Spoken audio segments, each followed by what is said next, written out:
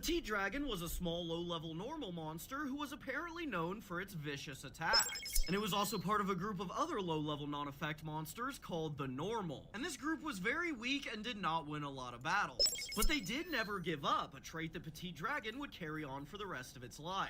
Now at some point, Petite Dragon would be captured by Wynn the Wind Charmer, who trained it as one of her familiars alongside this small rabbit creature. And the two had grown power together, with Petite Dragon eventually becoming large enough to wrap itself around Wynn and allow her to fly. And Petite would eventually even grow into a full-size dragon, who is now known as Ranryu, and this is where the story gets crazy. While the relationship between Ranryu and Wynn might have started off pretty wholesome, eventually it got pretty bad, with the Charmer pushing Ranryu too far, causing him to turn into forms that looked more demonic than dragon. And it's at this point that the familiars under the Charmer's control would actually become unpossessed and leave them for good, which is why in the modern cards, Wynn can only be seen with her little mouse creature and is no longer in control of Ranryu. Now having freed itself from its master, Ranryu set its sight on becoming more powerful on its own, causing it to seek out the legendary plant Firegrass, which is said to give fire-breathing abilities to anyone who eats it, which to a wind-mastering dragon like Ranryu, who can't breathe fire, sounded pretty appealing. But consuming this plant would have dire consequences, as it transformed Ranryu into the Dark Fire Dragon, a dragon whose mastery of the fire element eventually caused it to be a part of the Five-Headed Dragon. And there it is there, part of the most powerful dragon creature to ever exist. But if you know anything about the Five-Headed Dragon, you know that it was eventually slain by the Dragon Master Knight, who took the spirit of Ranryu and sealed it into the legendary sword Salamandra, which is the sword wielded by the Flame Swordsman. And you'd think this would be a sad ending to the story of Ranryu, but it turns out the Flame Swordsman is a really cool owner and even fuses his body with Ranryu to create one of the strongest warriors ever, the ultimate Flame Swordsman. But it gets even better than that, because the Flame Swordsman even allows Ranryu to leave the blade and fight on its own as a creature known as the Fighting Flame Dragon, who even has its own sword. The crazy story of Petite Dragon. It's so interesting. If you ever want to see very direct, obvious power creep in a card game, look no further than the healing spells in Yu-Gi-Oh! So the first ever super simple direct healing spell in Yu-Gi-Oh! Was Muyon Curry, and it says choose one player, that player gains 200 life points. Which is funny because it lets you heal the opponent, but the way that it's worded kind of implies that Yu-Gi-Oh! Is planning this card to be used in a duel where there's more than 2 people. But anyways, Muyon Curry was absolutely horrible. Obviously, it only restores like 1% of your life points, so then they came out with Blue Medicine, which heals double the amount at 400. And that was obviously still terrible, so then they came out with Red Medicine, which heals for 500. Which was still completely terrible, so then they came out with Goblin's Secret Remedy, which restored 600. And I think you get it at this point, the card wasn't played, so then they came out with Soul of the Pure, which restored 800. All the way up to Deanne Keto, the Cure Master, which restores 1000, and this card is horrible. But it's still cool to see because I feel like no other card game has this direct power creep in its cards. Like, none of these cards had different costs to activate or different side effects or anything like that. They only increased in the amount of life points they healed, to the point where we have a card that's 5 times better than the original Muyon Curry. If you ever want to see very direct, obvious... Interesting. Let's watch one more.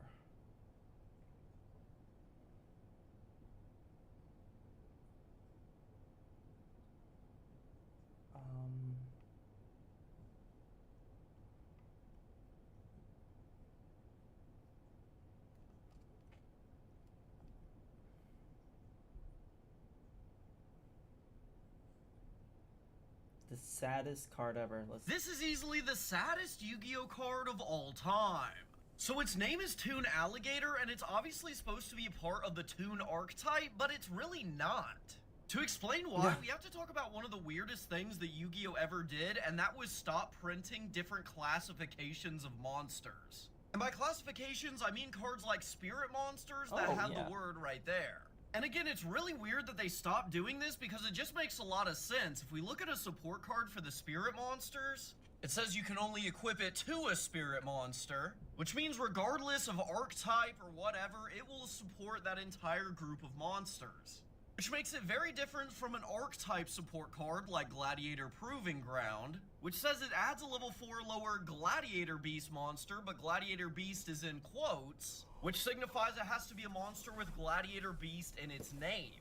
And again, it's weird that they do this because it forces archetypes to have the same word in every single one of the card's name, when this honestly just makes more sense. But anyway, getting back to Toon Alligator, this is why it's so sad.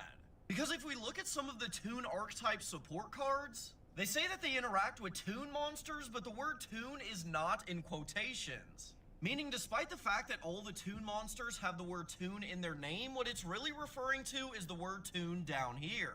And if we look at Toon Alligator, despite it having the word Toon in its name, which would make it part of the Toon archetype in modern Yu-Gi-Oh!, it doesn't have the word Toon where it really needs it.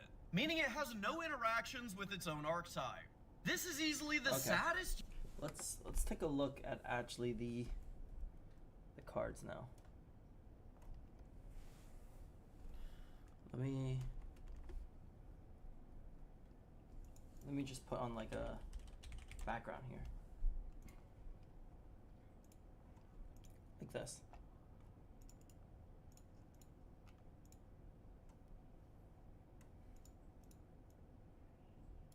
Yeah, just like this.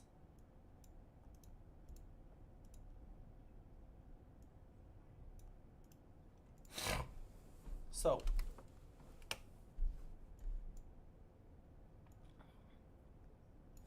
we're cracking open this box.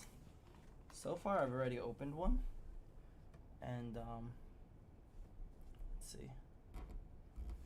Let me flip this camera.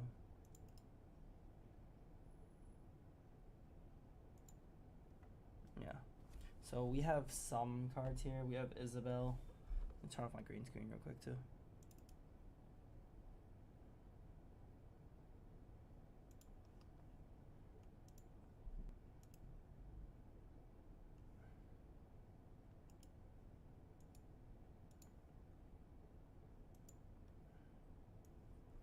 Okay, we have Isabel, Spaghetti Dinner, Sabington Brother.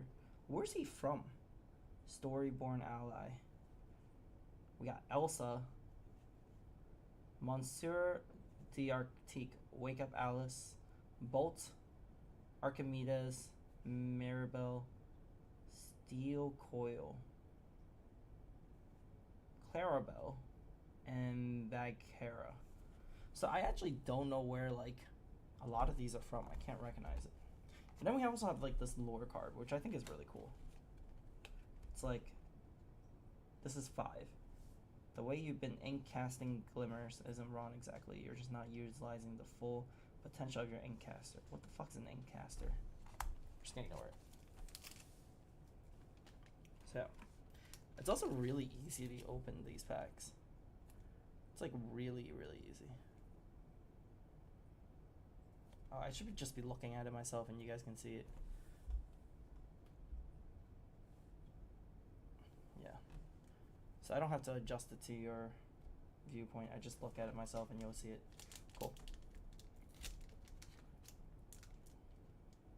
Wait, if you look at it, right, Bolt actually has like armor on. How is Bolt not just the most OP? Oh wait, he's a regular dog. Spoilers alert, sorry. If you actually watch the movie, Bolt's just the dog. He's just him. So we're looking for like really rare cards. I don't know what we're looking for. Unconventional Tool. Honey Maiden. To Luis. So cute. Gwenge? Where's he from? I wish it also says like where they're from.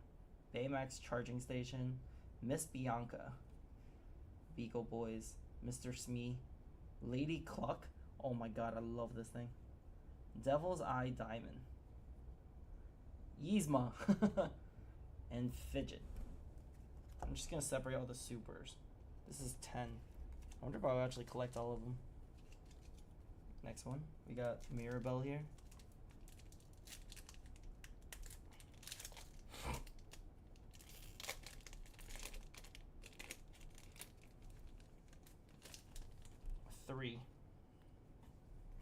Oh, the back of these cards are so nice.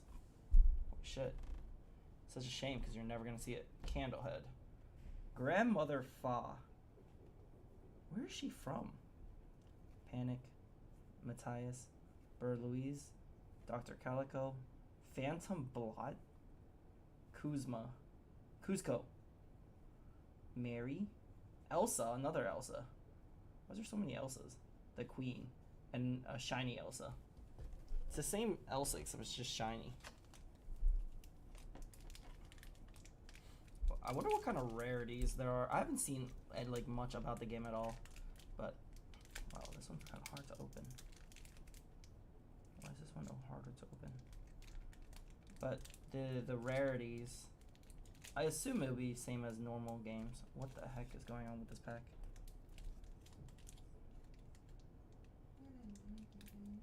Huh? 咩用自己啊？我影緊啲卡啊嘛，想。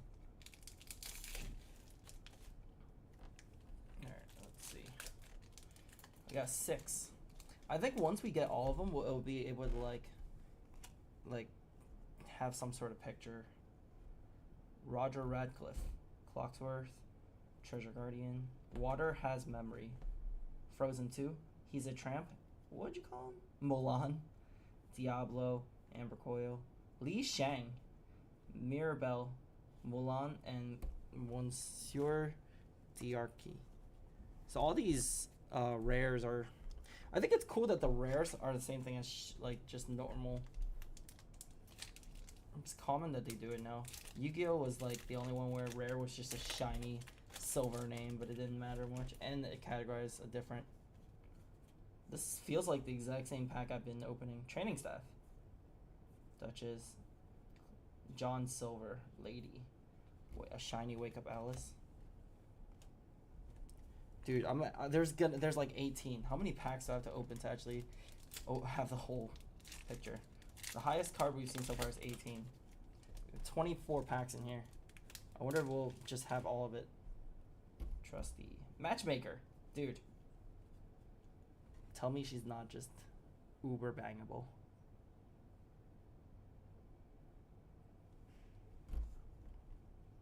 Tekka, Moana, Yzma, Hey Hey.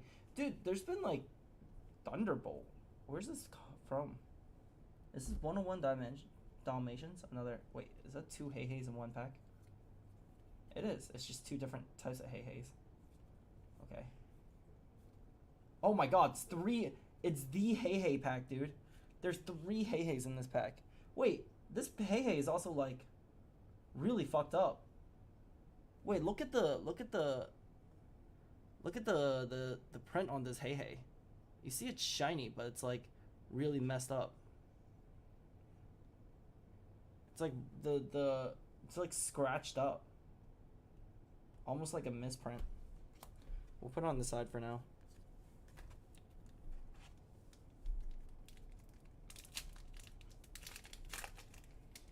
Continue. Roger Radcliffe. So far, I'm like basically seeing I'm either getting really unlucky. Oh, Yokai. I'm getting really unlucky, or I'm just pulling the same thing. Roger Radcliffe. There hasn't been anything other than just these basic rares so far. I haven't looked up anything about this so far. Canine Crunchies. Another Stabbington brother. Yzma as a kitten. Pepper, Hero. Wow, this pack is actually completely different from what I've usually pulled. Mufasa. Kanai. Minnie Mouse, Pog. Chenabog. Okay, I've still yet to pull like anything that's shinier than normal. So much to give. Everything looks kind of the same. Wendy Darling. Pirate Queen. Another Mufasa. Anastasia. Yeah, once again, look. The foil was all messed up on these.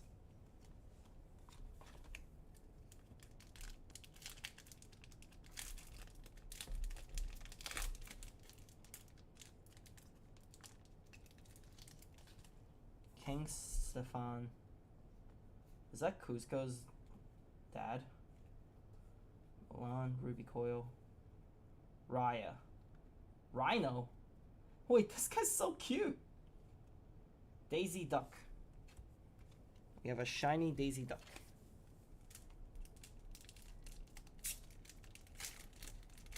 Dude, the art in this is really nice. The cards don't feel as nice as like One Piece cards. Bolt, again. Mother Gothel. Whenever one of your characters challenge, you may move 1 damage counter from a chosen character to body card. Li Shang. Ooh. Water has memory. We haven't pulled anything shiny yet. It's been like 15 packs or so. Trusty. Kakamora. Madame Medusa. I don't recognize a lot of these. Wait, he's Iago. Wendy Darling as a shiny. Oh, 20. Look at this. 20 is just like this. So interesting to look at. We'll put it all together later.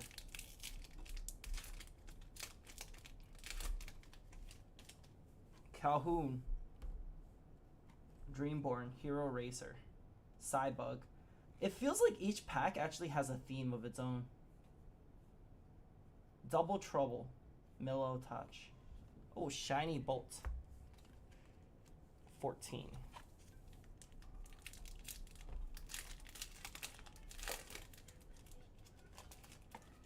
We have so many canine crunchies. Moana.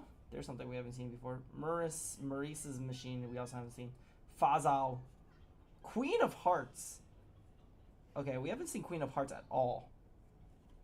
So, maybe Queen of Hearts is special? I don't know. We haven't seen, like, a regular version. Very pretty, though. King Stefan. These are all cards we've seen. Oh, Giant Cobra we haven't seen. Gizmo Duck we also haven't seen. Kronk. I think the thing that I pulled the most so far is Canine Crunchies. Clocksworth. Clocksworth as a pirate.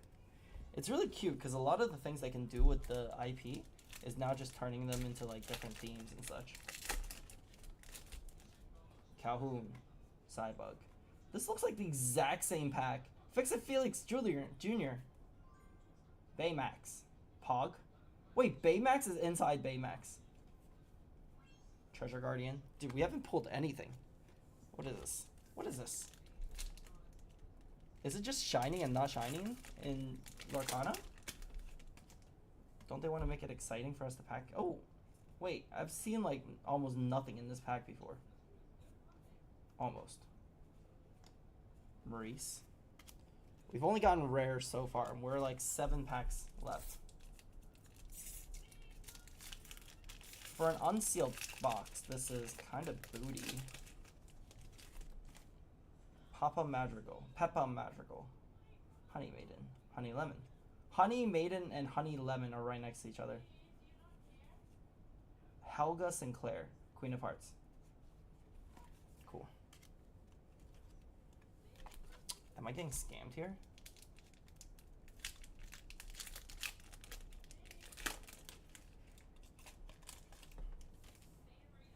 Susie, Card Soldier, Pain, 2 Louise, Baymax, TikTok, Cusco, Matchmaker. We got the shiny Matchmaker, dude.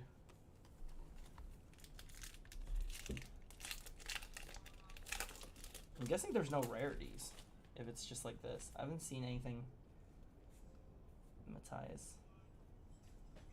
I think I've seen everything now. Ooh, Jasmine. We haven't gotten Jasmine or the Glass Slipper. The Queen. Alright, we got 4 packs left. Are we gonna pull anything? Feels no. So much to give. This is my family. Emerald Coil. Mushu. Okay, cool.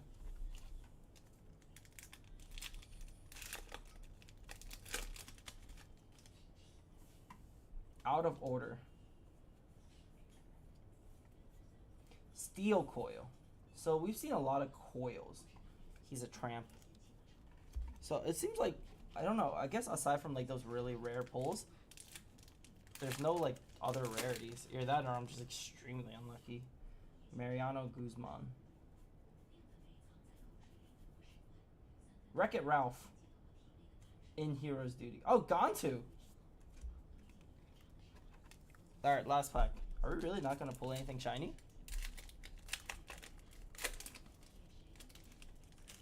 Susie. Payne. 2 Louise. Baymax.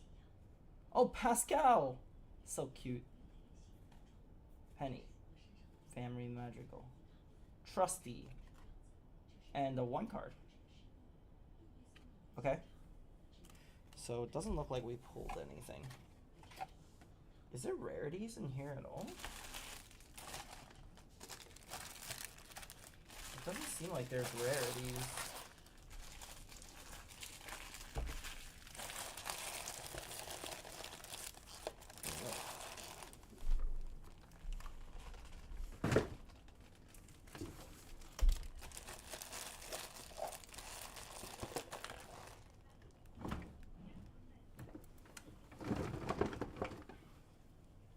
Alright. Before we take a deep dive look into these cards, let's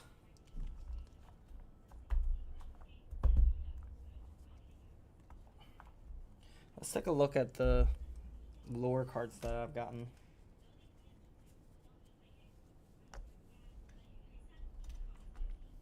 My desk is kind of dirty.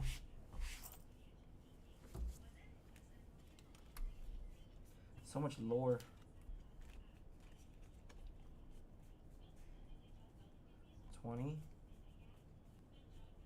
Sure hope 1 was already enough. Okay, so 1, 2, 3, 2 3s. Do I have a 4, 4, 5, 6, 6, 5, 7. Oh no, I feel like I don't have enough to complete this. 9, 10, 11. I sure hope I do though. 10, 11, 12, 13, 14, 15, 16, 17, 18, 19, 20. So we do. Okay. I guess in one box we have to be guaranteed to get it all, right? Alright, let's throw out the dupes a little bit. 10, 6, 5, 3.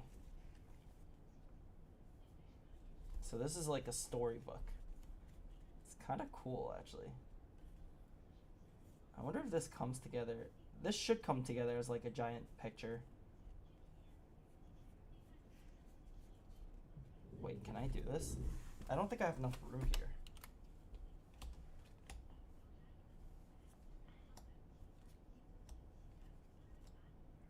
Oh, it's a 4x4. No? Not a 4x4? Wait a second, this doesn't make sense. Okay, so 1 is not used.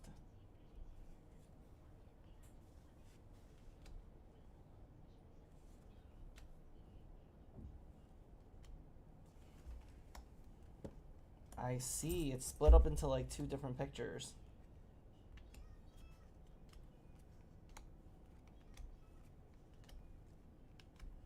Wait, this is so cool.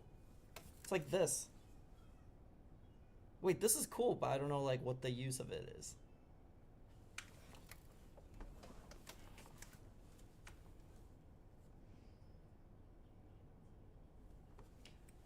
So if we stick all this together, I feel like I could make it into like a way where it would just stay attached.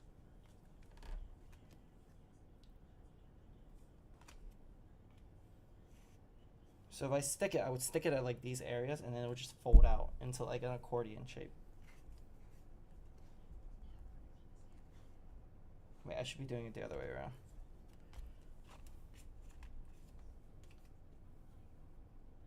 Wait, no, that doesn't make sense.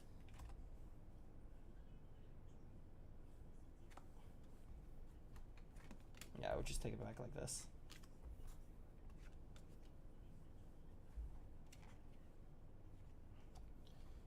Five, 6, 7, 8, 9, 10, 11. I wonder if somebody's like, I'm sure there's so much of this, but I don't know if I'll be able to collect it all. 8, 9. So this all wraps together like a little storybook, just like this. It's kind of a cool idea. So shouldn't it be like this? 1, 2, and then 3, 4, and then 5, 6, 7, 8, 9, 10, 11, 12, 13, 14, 15, 16. Let's see if this works. And then 17, 18, and 19 in the back of the book. Dude, that's cool as hell. This is the front of the book. What's up, Vicky? We open it, and then it's like this. And we can flip it over. Wait, that's so cool. But I would need to get 2 sets. All right, we'll keep this like this for now. So let me look up something real quick. Let's look up Disney Lorcana. No, it's a trading card game. Lorcana rarity. Common, uncommon. Oh wait, so there. Oh, the symbol's on the bottom.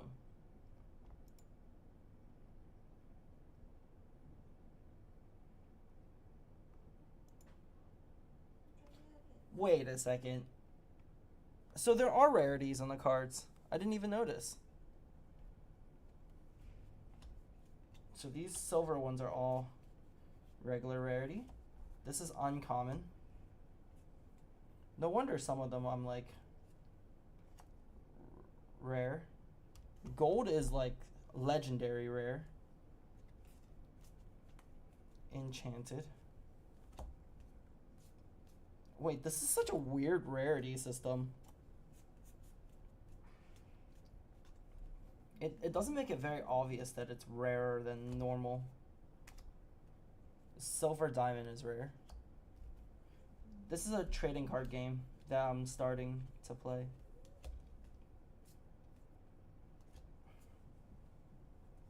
Restoring the crown. Okay. So we split these up by the rarities. Wow, it really is. Wait, the whole box I've gotten 1 legendary. Oh wait, I just noticed he's popping out. Wait, he is different. The legendary is actually different from normal.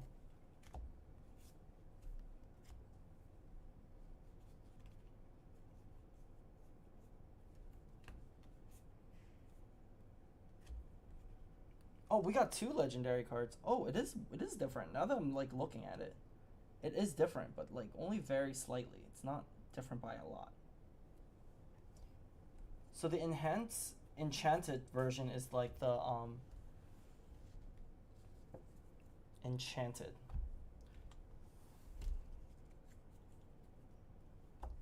So if we got a foil enchanted, I'm guessing that's like the rarest thing.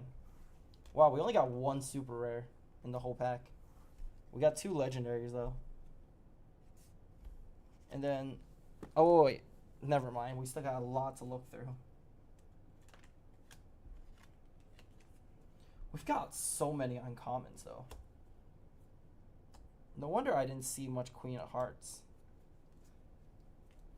Oh, we got an enchanted Queen of Hearts. I did notice these symbols earlier, but I wasn't sure what it meant completely. So we'll separate it into rares. We'll separate it by rarity first, and then we'll look at it later.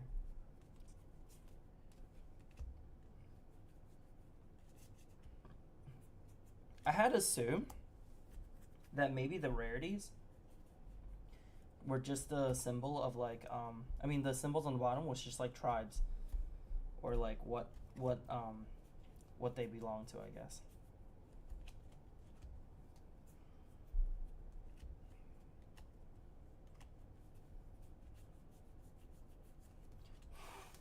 We almost have as much uncommons as we do like just commons.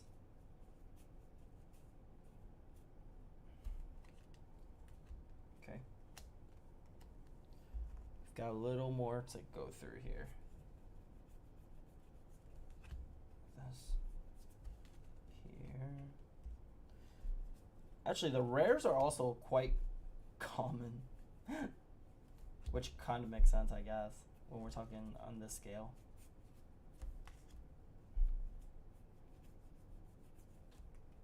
And the commons are always stacked together too, which is... Oh, Minnie Mouse is a legendary. I did notice I only had one Minnie Mouse. What, Clarabelle? We do have one Clarabelle that's foiled. So I'm guessing a foiled legendary would be worth like almost double of an unfoiled legendary.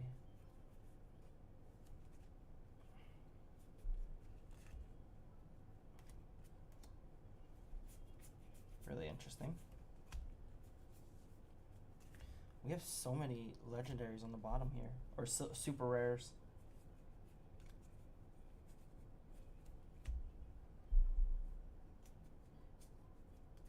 Oh, the queen. Oh, we also we have a foiled queen. We have a foiled queen. I wonder if the enchanted cards are like. I wonder if the enchanted cards are like the secret rares of the set, right?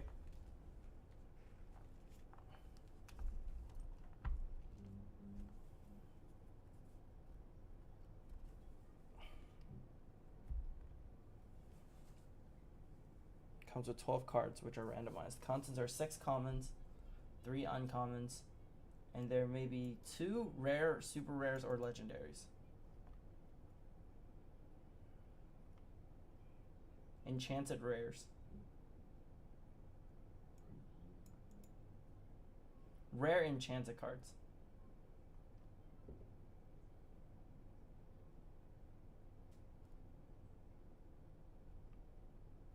Promo cards.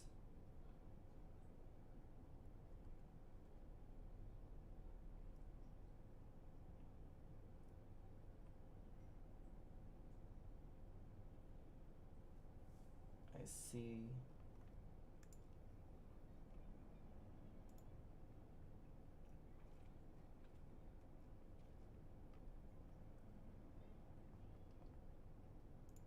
Oh, so he has a regular version and an enchanted version. Oh, I see. Do you know what you do during the stream most of the times? What do I do? I ask a lot of questions. Wait, let's look through the let's look through these rarities here. I also want to look at the value. So in this whole box, we got 4 legendaries. Well, 4 regular legendaries. I'm pretty sure I had 1 or 2 that were rare. All right, so these are the foiled cards. So we got 3 foiled commons. We have a legendary foiled. We have a foiled queen. Fansworth.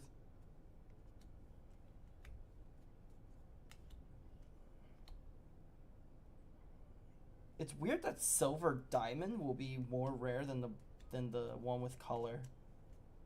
I had noticed actually that I had like a legendary shiny. Nice. Make other people jealous. How? Okay. So this is what we're working with here. We have some foiled. Queen of Hearts foiled. And then we have the Queen foiled on a gold one. Let's check this out. So the Queen. Lorcana. Let's look at shopping. This one. So just the regular one is $80. Interesting.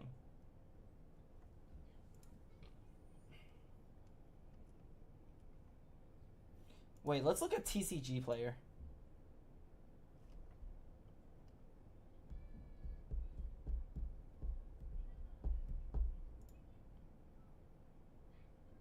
Let's see. Shop now. Archazia Island. Shop the set. Let's see what's like the best, the highest priced. Oh, I'm guessing. Oh, it's a promo. What the hell? Wait, what? I only want to look at. Oh wait, not as right. See, this one. Let me just make my cam smaller now.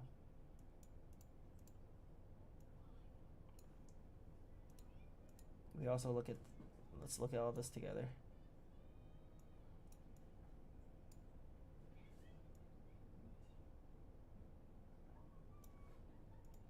Alright, the Enchanted, this is 323. Wait, I didn't even get one of these cards at all, like in general. I don't think I saw this card at all. We found 2 of these cards. So any Enchanted card is guaranteed to have to be at least $70. It seems. There's actually quite a bit of them.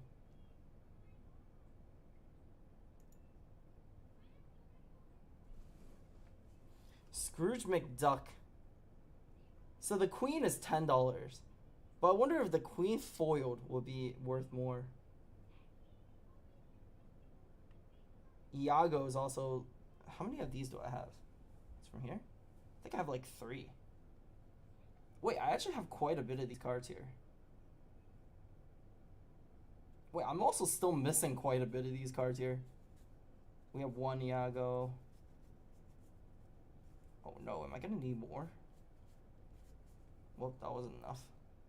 What's the use of them? It's a playing card game. We'll watch a video together next on how the game works.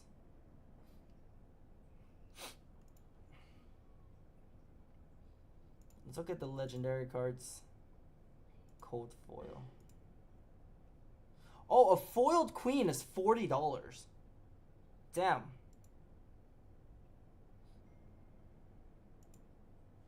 Wait, so if 4X's, that's crazy. Oh, never mind. Near mint cold foiled.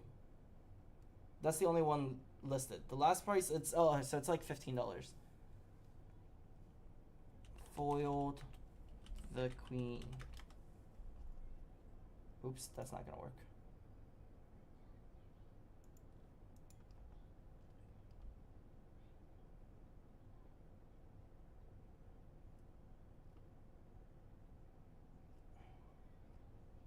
I actually just, alright. We see here for $187. The Queen, Jealous Beauty. The Queen, Jealous Beauty. Foiled. This one's $100 here. But I don't think it's foiled. So we're looking at around 200 HKD. So around 20 something dollars, I guess. Why is this card so expensive? $1,800 is crazy.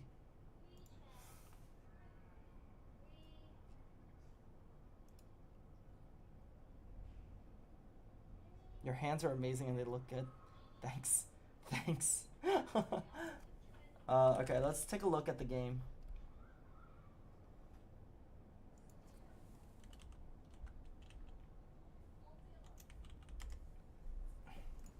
I'm playing big. I started Disney's this video, trading so card game Lorcana is officially out, so you can now sit down with friends to crack open your starter decks and get playing.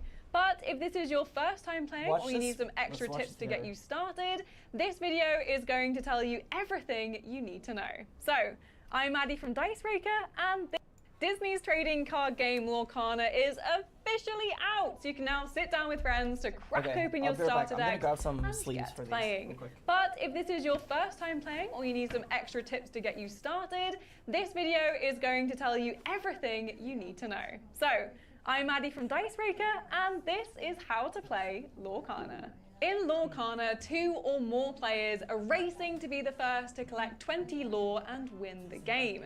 Through the help of iconic Disney characters, the classic songs they sing, and a few helpful items that they'll wield along the way.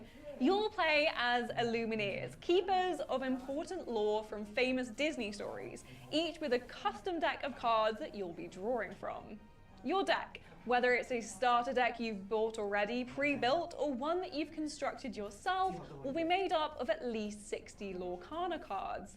You can never have more than 4 copies of a card with the same name in your deck. So, no matter how much you love Pongo, you'll own as Illumineers, keepers of important lore from famous Disney stories, each with a custom deck of cards that you'll be drawing from. Your deck, whether it's a starter deck you've bought already, pre-built, or one that you've constructed yourself, will be made up of at least 60 Lorcana cards. You can never have more than 4 copies of a card with the same name in your deck. So, no matter how much you love Pongo, you'll only ever have a max of 4 copies in one deck. Bear in mind that there may be multiple cards that reference one character but have different names. That means if you have 4 copies of Aurora Dreaming Guardian, you can still have up to 4 Aurora Briar Rose cards as well, as the names of the cards are still different from each other. The other restriction you'll need to bear in mind is that a deck can only be made up of 1 or 2 colors of ink maximum. There are 6 colors of ink in Lorcana: Amber, Amethyst, Emerald, Ruby, Sapphire, and Steel. Each color of ink will provide access to different tools and specialities while also having other limitations. You'll need to find the ink color or combination of the two that best suits your playstyle. These starter decks that release with the launch of the game give us a few hints as to each ink's color's playstyle. The Ruby and Emerald deck mixes the aggressive and damage-focused play of Ruby with the controlling and denial-focused abilities of Emerald, for example. But the Steel and Sapphire deck is more focused on getting extra ink in your inkwell and playing big, expensive characters. No one color is limited to just one playstyle, and by mixing that ink color with another, you'll unlock brand new strategies and synergies that might not be possible with other combinations of ink. The best way to find your preferred colors of ink is to try out different decks and see which playstyle suits you best. Before we get really stuck into how to play, it's important to take a look at the different elements you need to understand on your Lorcana cards. There are 4 different types of card in Lorcana, each with their own specific rules. Let's begin with the card type you're going to play a lot of, the character card. Here we have a character called Aurora Dreaming Guardian, who has a lot for us to look at. All cards have a cost. It tells us how much ink you have to pay to play the card. 4 ink. Then we have the inkwell icon, which lets us know it can be placed in our inkwell, using it as ink to play other cards. Cards that can't be used as ink don't have this golden frill around their cost and are instead surrounded by a generic hexagon. Then we see the name of the character and their version name underneath that. For example, this Dreaming Guardian version of Aurora is a different card to Aurora Briar Rose. Then we see the classification of the card. This Aurora is classified as Bloodborne, Hero, and Princess. These are keywords that can be referenced by other cards, like for example, if this card is a villain. Next, you'll see this little symbol which indicates the card's ink type out of these 6 types we mentioned earlier. So we see the purple Amber, here. Emerald, Sapphire, Amethyst, Ruby, and Steel. Aurora's ink type is Sapphire. A big chunk of the card is devoted to the character's abilities and effects. These are the special rules that apply to that card. On a character, this will usually have a story-based name, like Aurora's Protective Embrace. Your other characters gain Ward. Some abilities are common in the game and are bolded. For example, Aurora's rule text references the Shift ability and the Ward ability. Pay attention to these bolded keywords as they'll show up a lot.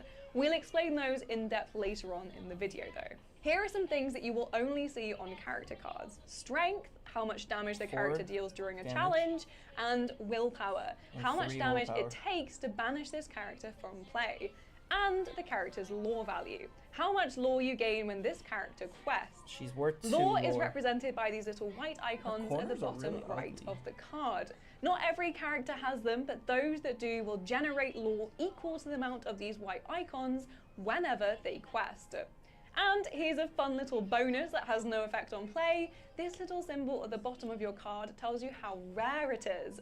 It shows you how likely you are to find that card in a booster pack, and will likely give you an idea of how difficult it will be to find those cards. So I want 4 when you're queens deck if I want to building. play a queen Now deck. that we've explained the sections of a character card, let's quickly touch on the 3 other card types you'll be playing. A lot of them Villain, have the same queen, parts we've sorcerer, already mentioned on character storyborn cards, hero, but ally, you ally. should know the subtle differences Queen, between queen. them. First, There's so item many cards. queens here, but I don't Item see, like, cards any of enter them are play just like a princesses. character card and stay on your board between turns. They Princess. usually have an effect on them that can be triggered multiple times throughout a game. Stolen Scimitar, for example, can be activated to give a character extra strength for the rest of the turn. Coconut Basket here has an effect that triggers automatically whenever you play a character. Then we have action cards. Action cards don't stay on the board when you play them. Instead, you resolve their effects and then immediately discard them. Ransack, for example, will have you draw 2 cards and discard 2 cards. Then, Whenever this once its character effect quests, is if resolved, you have you a place the character named Anna Ransack in in the play, discard gain 1 pile lore. as well. And finally, you have the song cards. Song cards are very similar to action cards, but they have an extra special way to play them. These cards are played right away, just like you would with an action card. In this case, Be Our Guest would cost you 2 ink and then allow you to search for a character card Let on me the top open one your of deck. these.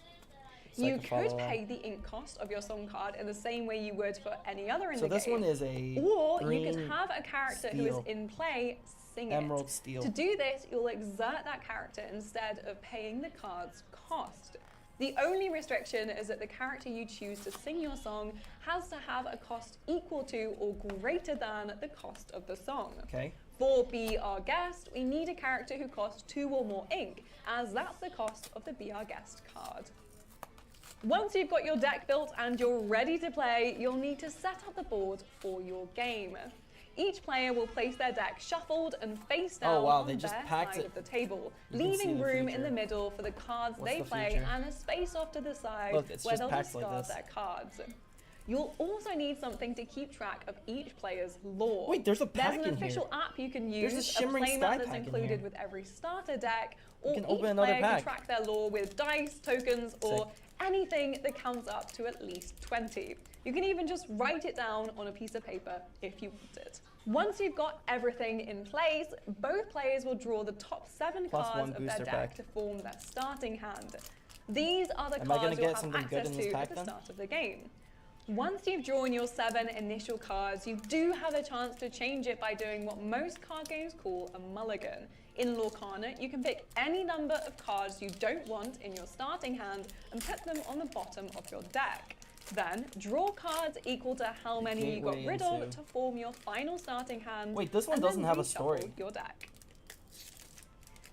When you're playing your first ever game, it might be difficult to know what makes a good Merlin the starting Turtle. hand. Just make sure you've got a few cards with the golden Zazu. frill around their cost that allows them to be played Can as I? ink, The and Queen, that the cards you're cruelest of holding all, aren't except she's too blue. expensive to play. Mickey Mouse. If they all cost loads Mother of Gothel. ink, you won't be able to Turbo. do anything on your Whoa. starting turns. It's a location Each game card. of I've Lorcana never seen takes this one place before. over a series of turns. You can technically play Radigan. Lorcana with a group of any number, each player with their Grumpy, own deck. Fix-a But Felix for the Jr. purpose of this video, we're going to shiny assume that you're normal. playing a standard one-on-one game against a single opponent. Don't worry though, if you want to play with more players, the rules will work exactly the same. You'll Let's put just these have here. more opponents' turns in between each of yours. Every We got turn is 2 made up rare of 4 cards. phases. 3 that And quickly one more pass of these. by We at got the one start of of your these. turn, named Ready, Set, and Draw, and 1 where you'll be doing most of the actual playing, called the main phase. At the start of your turn, you'll ready. This means that any What's my unreadied future? cards on your side of the table, which means any card that is 7 dwarfs rotated mine. 90 degrees to its side, goes back to their ready state. A card is ready when it's Interesting. upright and facing towards you. So Next, this is a you'll deck set. mat. In the set phase, any abilities on cards you control that happen at the start of your turn will what the now heck? take effect. This is also Wait, when it's you like should half. take note of any characters you control. Characters the- can only be used when they've been on the board since Cards the in start play, of your ink web. turn, because when they're played, it takes a while for their ink to dry. it's like half. So Look at unless this. they're here It's now, just like you a won't be half able mat. to use them this turn. I don't know if Next it's supposed up, to be the like this. draw phase is very simple. Quick Just start draw a rules. card from your deck. The first player on their very first turn skips this phase though. That stops them getting an advantage for going first. Once the very first turn is finished, you'll always draw a card in this phase from then on. Then we have the main phase. Now, this is where most of the action happens. I don't know what these During the tokens main are for. phase, you can play I'm a guessing this one card, is use for, a like, character ability, use tracking an your- item, quest, or challenge. That might sound like tracking a lot right your, now, but don't worry, we're going to lore? break it all down. First, let's talk I don't know about what the ink. tokens are for, Ink though. is your currency that you use to play cards in the game. The ink cost of every card you play is in the top left-hand corner. Around that cost, you'll see one of two things, either a plain really golden annoying. hexagon or this frilly golden circle. Wait on. A frilly golden circle denotes cards that can be played into your inkwell. At any point during your main phase, a max of once per turn, you can play one of your cards from your hands that bears that golden circle face down on your side of the table. These face down cards on your side of the table are what's known as your inkwell. What the fuck? You'll That's be a weird able to thing be use your saying, ink dude. in your inkwell to play Why do you cards say on that? your turn, and each of those face down cards represents one ink. Cards in your inkwell enter play ready and can be used as soon as you put them there. The first thing you'll probably want to do after that is play a card from your hand. Using the ink you laid down earlier, you can exert these to play the cost I'm not of surviving because I'm living, bro. Exerting is the act of turning Living a card life. 90 degrees so it sits horizontal on the table. It shows that a card has been used and is no longer ready. Character cards come in ready, so upright and vertical, but cannot be exerted yet this turn. Their ink isn't dry yet. Items, however, can be used straight away, so the stolen scimitar can be exerted on the same turn you play it to reap the benefits right away. Similarly, action cards will trigger the moment you play them. You resolve their effect and then place them in your discard. Fire the Cannons, for example, allows you to deal 2 damage to a character and then is discarded. Songs work in the same way, triggering their ability and then going to your discard pile. So play Mother Knows Best, return a chosen character to their player's hand, and then put the song card into your discard pile. Once you have your cards on the table, and if your character's ink is dry, which happens after one turn as a reminder, then you can move on to actions. First up is questing. This is how you gain lore and win the game. To send a character on a quest, turn them sideways to exert them, then count up their lore value. This is weird. Adding it Just to like your a lore half counter. mat. You can send multiple characters on a quest I mean, I've during seen your shit turn, mats, adding like, up all Yu-Gi-Oh's the is lore pretty they bad, collect, but but this is- only this takes if they're kinda- ready. this kinda takes Some the cake. characters have abilities that trigger when they go on a quest too, so make sure to activate those. For example, wanna just, like, when look at Moana the- quests, the other booster princesses pack from under this your one. control Ursula's can Return. then ready up. The other main action you can do is challenging. This is how you can get rid of other powerful characters an opponent controls. Exert a ready character and declare who they're challenging. You can pick from any of your opponent's controlled characters, but they must also be exerted. For example, Pascal is exerted from questing, so Aurora can challenge him. For this, you're checking their strength against the opposed willpower. Interesting. Aurora has 2 Weird as strength fuck, and Pascal Wiki. only has 1 Weird as willpower, fuck meaning to be saying Pascal that to will suffer somebody. 2 damage, taking him over his maximum of 1 and sending him to their discard pile. This is called being banished. However, the opposed character always hits back too, meaning Aurora will take 1 damage from Pascal as well. As she has 5 willpower though, it's not enough for her to leave the game just yet. But damage stays on cards between turns, so she's now a little weaker if someone wanted to come after her. You can keep track of all the damage a character takes by placing a token on them or what the marking hell? it with dice. This is different. And remember, Where's the you other can one? usually do only one of these main actions with a character. they can only either quest or challenge, not both. As once they're exerted from one, they so I guess each deck has like a different, or each set has like a different like special thing they're gonna do with it. You can also do all of the main phase actions in any order you choose. You might want to quest with one character before challenging another, or use an action to draw cards before deciding which card to put in Madrigal, the order is always up to you, and the order in which you activate certain abilities will sometimes decide how good your turn is. Learning how to sequence certain abilities and actions is an important part of playing trading card games like Lorcana. Once you finish all your actions, or you no longer wish to take any more, your turn ends and it moves to the next player to begin both phases from the top again. Play continues like this until one player reaches 20 lore and wins the game. So that's a full go in Lorcana. A game will likely start with simple cards as they're cheap to get out early on, but as you build up your inkwell, you'll start to bring out more characters with more text on them. A lot of characters have unique abilities that will tell you what they do on the card. Wait, there's one card here that's like different. There are a few keywords that crop up time and That's again. where it went. Rush means a character can challenge on the same go they're played. Don't worry about waiting for their ink to dry, they can come in ready. However, they still need to be exerted to do so and still cannot quest.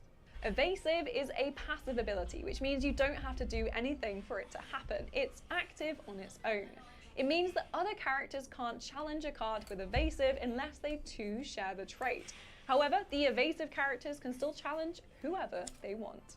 Next up is Challenger. These characters get an extra bonus to their strength, but only when actively challenging. So this if is they're the one defending themselves against someone else, they just use I guess I'll just put it in the same box, actually.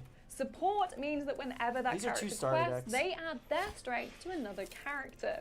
This means you could quest with Hey and then challenge with Pascal to add 1 extra to his strength, dealing 2 damage instead. Also keep all this Ward means a character cannot be chosen by characters unless it's a challenge, so some abilities that might normally target them are blocked. Characters with Bodyguard basically help protect your other characters. For example, if your opponent challenged Aurora, as long as Hercules is out and can be exerted, you can make the fight go to him instead. So suddenly their character is having to take his 3 damage instead of 1. Bodyguard characters can also enter exerted, so they're ready to help from the moment they join. Exerted. Singer means a character can sing songs that would normally be higher than their ink cost. Cinderella has a 4 ink cost, but she can sing for cards up to 5, bringing in more powerful songs for less. And finally, the Shift ability allows you to get more powerful characters out for less. The Floodborn version of Aurora normally costs 5 ink, but if you place it on top of another Aurora like Briar Rose, therefore shifting that one to the Dreaming Guardian form, you only have to pay 3, as indicated on the card. Remember, there's a lot of confusing new terms and concepts you'll need to remember when learning any card game, Lorcana included. Focus on the cards you have in your hand and on the table, and gradually introduce yourself to new concepts as you play. You might not be the best Lorcana player right away, but having a solid understanding of the foundations of the game will set you up for success. As the game continues to release new sets and evolve with different keywords and play styles, things will inevitably get a little more complicated. To stay up to date with everything Lorcana, make sure to subscribe to us right here on Dicebreaker's YouTube channel. I think it might actually be Click the bell icon to get notified whenever we put a new video live, and why not leave us a like and a comment with your favorite Lorcana card. Mine is Big Tinkerbell. So we could do that. There's heaps more to read about the game on dicebreaker.com as well, including a written version of our how to play, which you can quickly reference during your games. Alright, Thanks so much for watching, and we hope you have... Let's watch some swords. YouTube shorts. What the heck? Oh, I was about to say, he has everything sleeved. Crazy. Dude, I love that sound. The clack, clack, clack, clack, clack. So are all legendary cards deserve to be bindered? Clear sleeves? This guy's a monster. Okay. There we go. He made up for it. Dragon shield sleeves. Okay, clear sleeves and dragon shield sleeves are approved. Approved.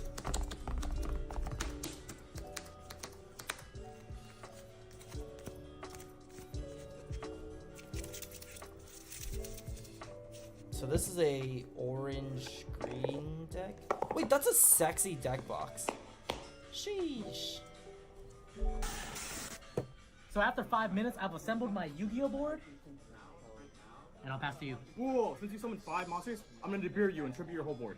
What? Nibiru, you know? Like the card that's been here since 2018. That is not Nibiru. Dude, it's the new artwork from Rarity Collection. Check it out. You're not tributing my field. Nibiru is a space rock, not whatever this is. Judge, what seems to be the problem here? He's not letting me nib him because he doesn't like the new art. I mean, he's got a point.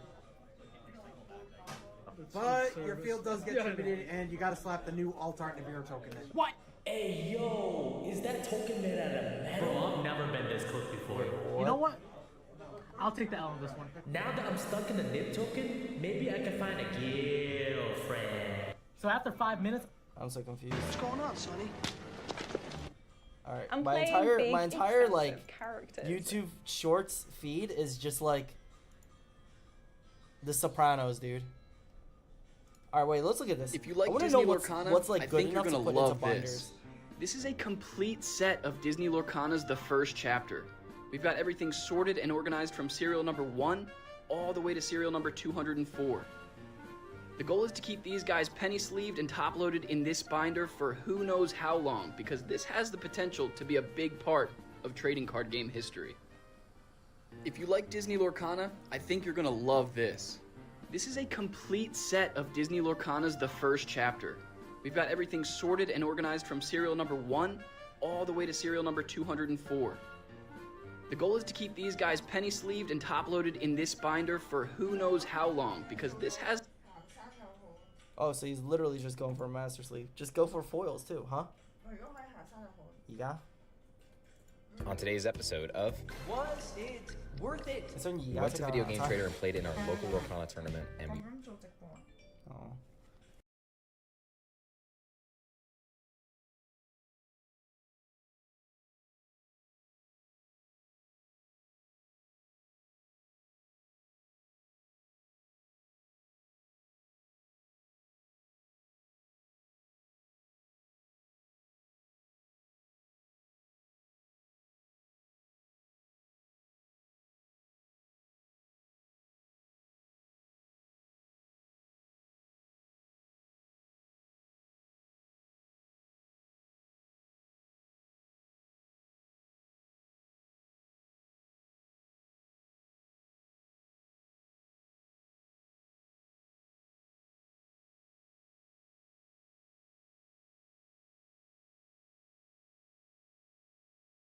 paid $10 for entry, and these were our 2 prize packs. So let's see if what we get in our packs is worth it. The new set, Shimmering Skies, is absolutely stunning. Love the artwork in this set. Looks like, ooh, Mother Gothel, not too bad. Legendary Anna, very nice for our first pack. Obviously, we want to try to hit some of the enchanted cards in this set. They look absolutely stunning, but any of the legendaries will suffice. There's a lot of good I really ones wanted in to this hit an set, enchanted especially card. the Mufasa Sad. and the Princeton. So getting down Sad. to the end of the pack here, Okay. we got a Wreck-It Ralph, Dennehy. On today's episode of Wait, so the legendaries are actually just really valuable. Come with me to...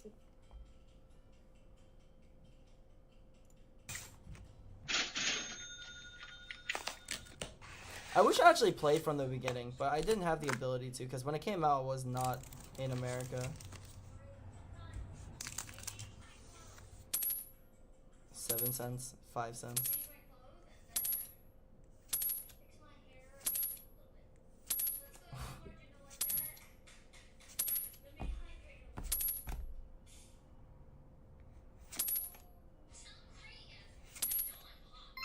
$30. Damn.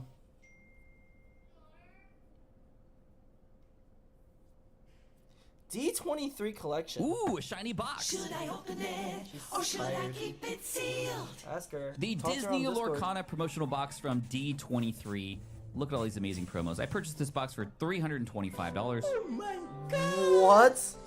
Wow! And each of these cards are going for a good price, but if you add them all up, they don't add up to the total cost of the box. See Ursula there was Bruno, Yeah, but now we it's don't like talk about them, $1,000, Cinderella, and of course so- Mickey. Now, the question is, what would happen if we graded these? Over 1 month later. Well, I'm not gonna make you wait. I did get them graded. Let's see what the results are.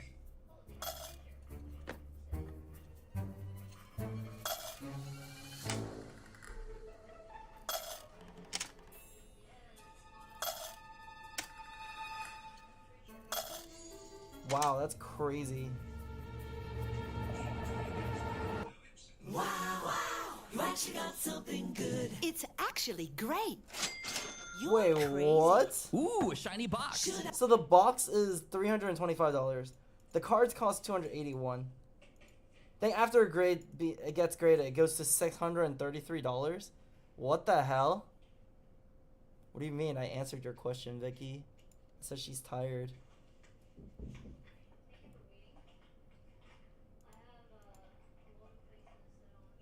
Clearly just not listening.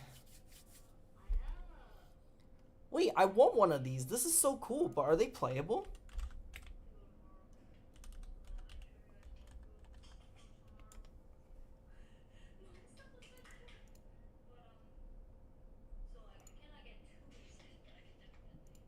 It's $1,000. $170 USD.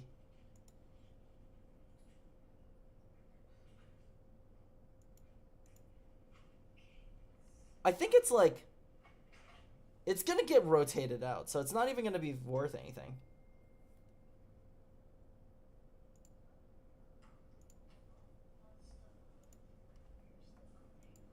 Let's look at this. Mickey Mouse, Brave Little Tailor. He's from the first set. The regular card is $2. But the D23 version is worth like $100. That's crazy.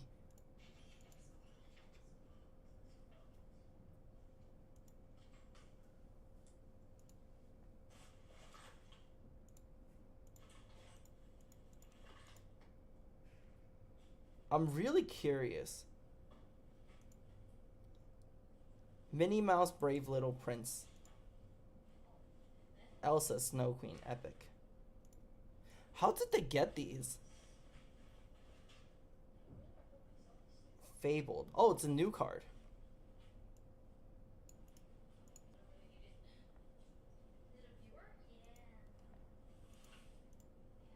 Wait, but... Wait, so these are from the new set, but why are they all... Interesting. Fabled set. Show filtered. Promos. I want to know how to get some of these promos that are just worth so much. Alright, so top 8 championship. Buy a box promo. So a lot of them are top 8 promos. Basically, a lot of the most expensive cards are just like, if you do well in tournaments and you get invited to tournaments, then you could get these more expensive cards. Kind of exciting. I want to know, there's this one Elsa card that's super expensive. I want to know how people got it.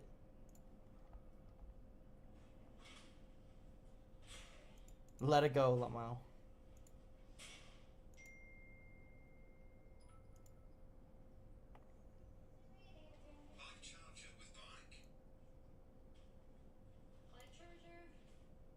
Oh, I see. So it's just like a rarity thing. Damn, I would have wanted one, actually. I'm not gonna lie. Like, when I first saw this, I should have bought it. People are selling it for, like, scalped prices like crazy. Jeez. First chapter, Enchanted Elsa.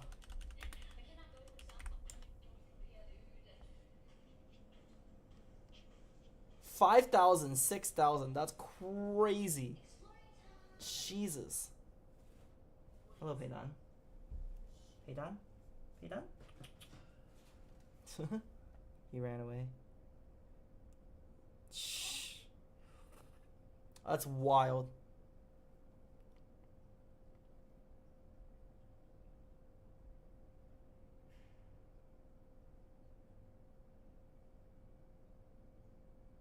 I should pick up one.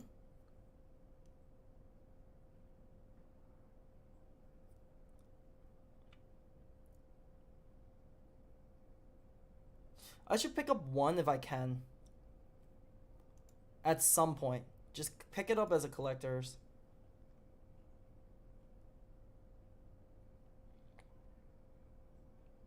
So new Jafar cards. Wait, so many Aladdin cards. I think if I were to play, I would play Amethyst. 好呀，我答吧。我話你攰咯。我答咗2次喎。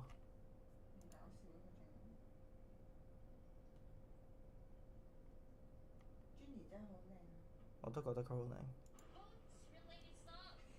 Arcazelia's Island. We didn't pull any enchanted. That's so disappointing.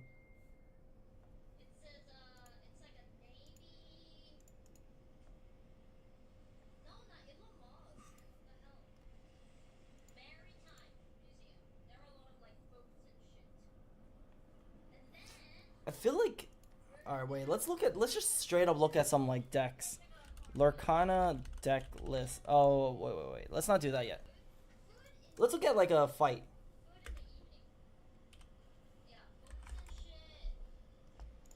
So going through their own Disney Lorcana challenge. Once we've finished, please make sure you go and show some support to the Las Vegas stream. I'm sure there's going to be some incredible Lorcana going on over there. Shout out to all the players, all the casters, all the staff.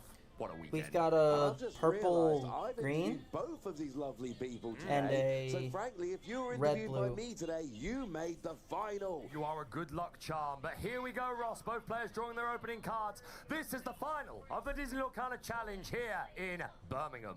We've got Federico on Ruby Sapphire. We've got Jonathan on Amethyst Emerald. We're assuming that Federico is going first here. And, I mean, well, an ink and a popsicle would be quite nice. That's what we usually see, right? Yeah, ink and a popsicle. Yeah, that tends to be the way the Ruby Sapphire players like to go. And let's not forget, of course, the player Those that is mats going are so first cool. does have to mulligan first. That is one of your kind of like your silver lining to going second, that you get to make your mulligan decision after you know how many cards your opponent is mulliganing, which maybe gives you an idea of how greedy you want to be with your own mulligan.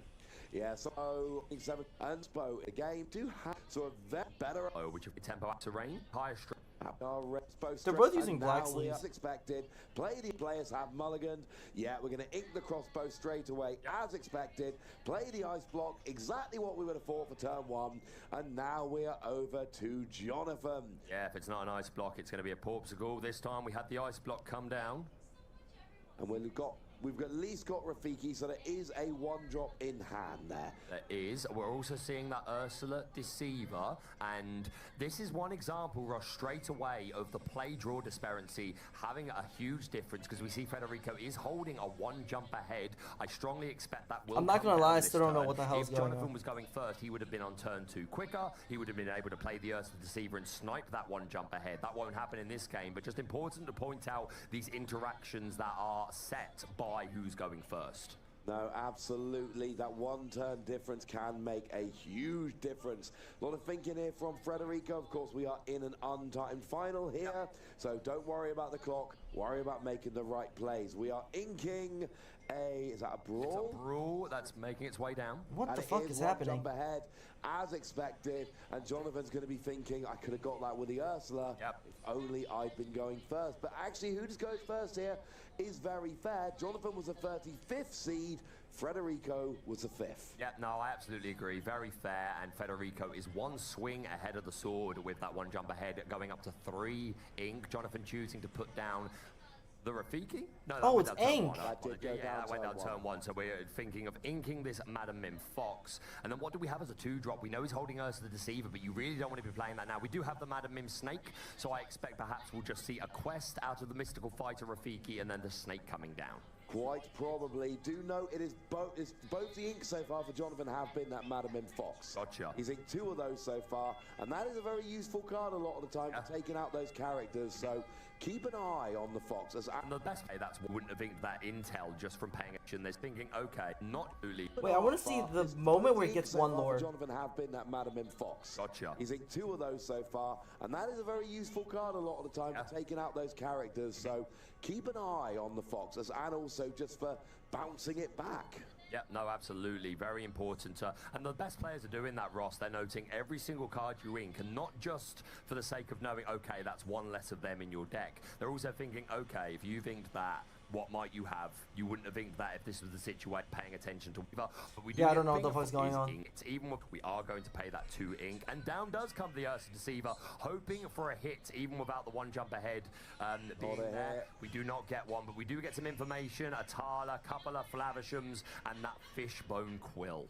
Yeah, and the good news is that Frederico will be on 4 ink this turn. Block that for this match. I still don't know what's going on, dude. Let's jump ahead a little bit. Oh, absolutely. So where, like... Dragon in the hand there. Wait, he got pummeled in this first round. Control the board. It's time. Start questing. Elsa comes down and is actually able to exert the dragon. What is questing? To take out the dragon? I mean, we would have to go into the dragon with both of these characters to do so. We are going to go into the Daring Visitor with the Elsa, who...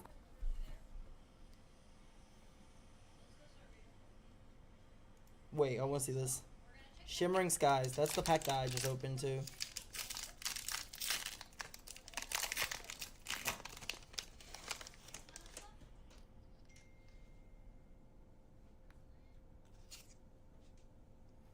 I opened these too.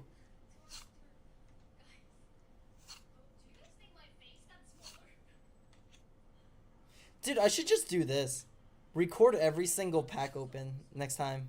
And then I could post it once a day.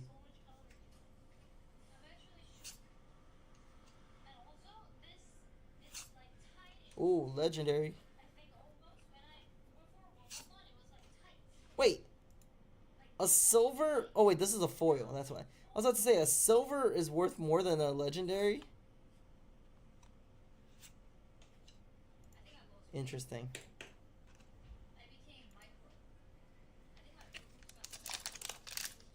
What's Lorcana Scanner at?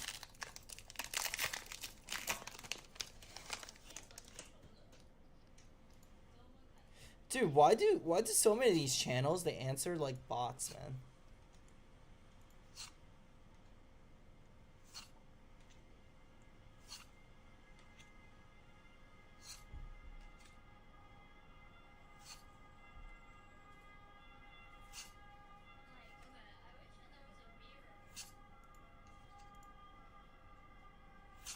Lore Scanna.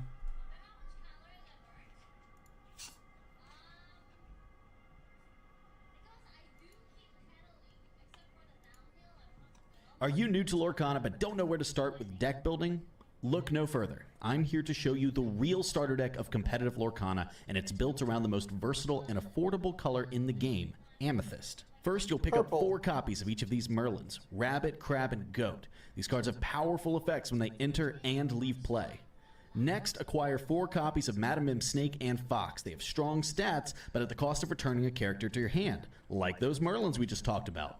Every deck needs draw power, so get playsets of these 1-cost draw characters and...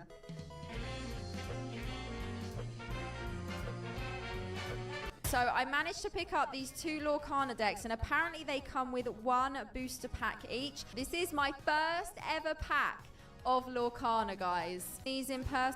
Hollow there. Same thing again. We just spotted them, so I couldn't film. We have got this Simba. That looks beautiful. Wait, Simba looks know the cool as hell. That's rarities or enchanted. anything about these yet, but that Simba looks... I'm saying that looks better, potentially. So I managed to pick up these 2 Lorcana decks, and apparently they...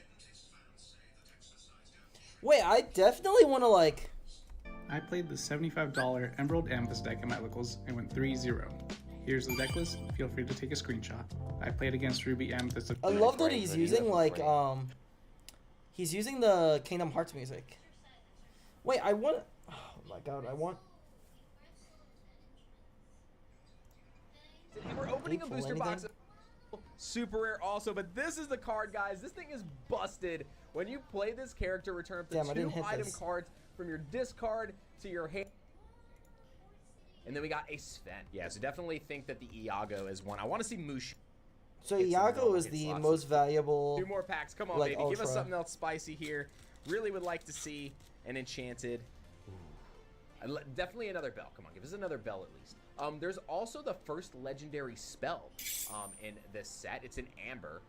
There is a legendary spell that they printed in this new set. So that's the first one that we've gotten. That was a spell legendary. Aladdin. We got the Queen of Hearts, so another super rare. And another Diablo. Man, those print lines were rough, guys. All right, so far the pull rates are exactly the same as they have been. 3 to 4 legendaries with that foil one we got, and then we have 13 super rares, so pretty much the same. Let me know if you guys have opened up any product too. Let me know if you've had any luck out of the troves or anything else.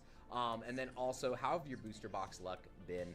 And if you pulled any of the crazy legendaries. Madame Medusa, here we go, guys. We got Isabella Madrigal, Kronk, and finishing off with a Fix-It Felix Jr. That's going to do it for me, folks. If you want to watch more Lorcana content, click one of the 2 videos here. Hit the subscribe button, and I'll see you all in the next video or the next live. Yeah, and enjoy the newest set of I don't Disney really get Lorcana. it. The legendaries don't really look like legendaries. They just look Here's Connor the James same. Fletcher. Okay, mister, one last box. A box of Lorcana into the England. It's one in every... There you go. All right. Wait, what? Telekinesis. Well, the enchanters Free look flood. like crazy. You could live to 900. Oh, there you go. All right, that's what Connor was looking for. Ursula, are you sure it's one every 2 cases and not one per case? Nice, man. He's pulling... You have my respect. Let's check this out. We'll watch this video and then maybe we'll go to TFT. Strengths and weaknesses to help you in picking which 2 colors to build your deck with. Starting with Amber. Amber is all about characters and healing. Hades, King of Olympus, gains lore based on the amount of villain characters you have on the board. Stitch, Carefree Surfer, lets you draw 2 cards if there are already 2 or more other characters in play on your side of the board. Stitch Rockstar lets you exert a 2-cost or less card that was just played on your side to draw a card, which Amber can get out cheap characters quick. They have the most So they're 1 like the and zoo. 2-cost characters with 8, and 7 of those are inkable. Add in cards like Just in Time, which allows you to play a 5 or less character for only 3 cost, or the item card Lantern, which when exerted lets you pay 1 less ink for the next character you play, and you can get plenty of characters on board quick. Also, Be Our Guest lets you look at the top 4 cards in your deck and reveal a character to add to your hand. Part of Your World lets you return a character from your discard to your hand. This is the same as Hades, Lord of the Underworld. Again, all of these emphasizing characters. Amber also boasts a variety of healing cards. Rapunzel is able to remove 3 damage from one of your characters and get to draw a card for each damage removed this way. Hakuna Matata lets you remove up to 3 damage from each of your characters. Item card Dinglehopper lets you exert the card to remove a damage from a character, and Healing Glow lets you remove up to 2 damage from a character. Overall, I believe Amber is a very good ink color. If the other color you pick to go with in your deck struggles with early board presence or would just benefit from having lots of characters on board early, this is a great color choice. Second, we have Amethyst. Amethyst, let's go. Draw power. And control. The most powerful thing Amethyst can help with is draw power. The Queen Wicked and Vain lets you exert herself to draw a card. Friends on the other side lets you draw 2 cards. Maleficent Sorceress lets you draw a card. But the cards I'm seeing here are not very like Magic draw. Mirror for 4 ink can let you draw a card. With all this draw power, Amethyst also has a nice way of controlling what you are going to be drawing. Ursula's Cauldron, when exerted, lets you look at the top 2 cards of your deck and put one on the top and the other on the bottom. The 1-cost Song Reflection lets you look at the top 3 cards of your deck, putting them back on the top in any order you'd like. Yzma Alchemist, when questing, lets you look at the top card of your deck and leave it there or put it on the bottom of the deck. Elsa Spirit, choose a character that will not ready at the start. Emerald really stresses questing I need to know what questing is. And action cards. Emerald really stresses questing, having the most 3 base lore cards and most 2 base lore cards. while also punishing opposing characters for challenging your exerted cards that you just sent on a quest. Cruella de Vil, miserable as usual, lets you return the character that challenged her and banished her back to the other player's hand. Wait, that's hilarious. Cusco, Temperamental Emperor, and Cheshire Cat, not all there, when challenged and banished, lets you banish the challenging character. Genie on the Job, when played, lets you return a chosen character to their player's hand. The 3-cost song Mother Knows Best lets you return a chosen character to the player's hand. Emerald's other importance is action cards. Genie Powers Unleashed, one of those 3 lore cards, lets you play an action that costs 5 or less for free when they're questing. The item card Dr. Facilier's cards lets you exert to pay 1 less ink for the next action card you play. Do It Again lets you return an action card from your discard pile to your hand, while Lady Tremaine Wicked Stepmother lets you do this when she is played. Items When you glimmers, play an stay action in card, play. Mickey Mouse Artful Rogue lets you choose an opposing character and not let them Actions, quest during their songs. next turn. Emerald has a few Locations. good actions right now, like Steal from the Rich, which when played, each of your characters quest this turn, How much each ink to opponent cost cards loses to 1 play? lore. With Ink how much well questing you should be doing with Emerald, this could be a big payoff. Stampede lets you Can deal be 2 played in damage your to an ink. already damaged character, and Vicious that the Betrayal outer? gives a character 2 additional strength, or 3 Okay. if the chosen character So most is a villain. characters can be played I as assume ink. as we get future So I'm chapters, guessing it's like, Emerald will get better this could be item inked, cards. this could be inked, these Emerald could be is inked. great in the All early these to could mid be game inked. with their Any early quests actions and punishing and/or characters items that cannot challenge be your inked, but cards, most but characters lacks a can great be. payoff in the No, end I gotta game. get. Ruby's highlights are big cards and removal. Ruby is tied for the most 5-cost or more cards with 14, and 9 Guys, of I those are swear it's 6-cost not or what it more, sounds and like. that is the most of all the ink colors. These big cards are great late game, including the hero of this chapter, Mickey Mouse Brave Little Tailor, having 4 lore, the highest base lore, and evasive, so he can only be challenged by other evasive characters.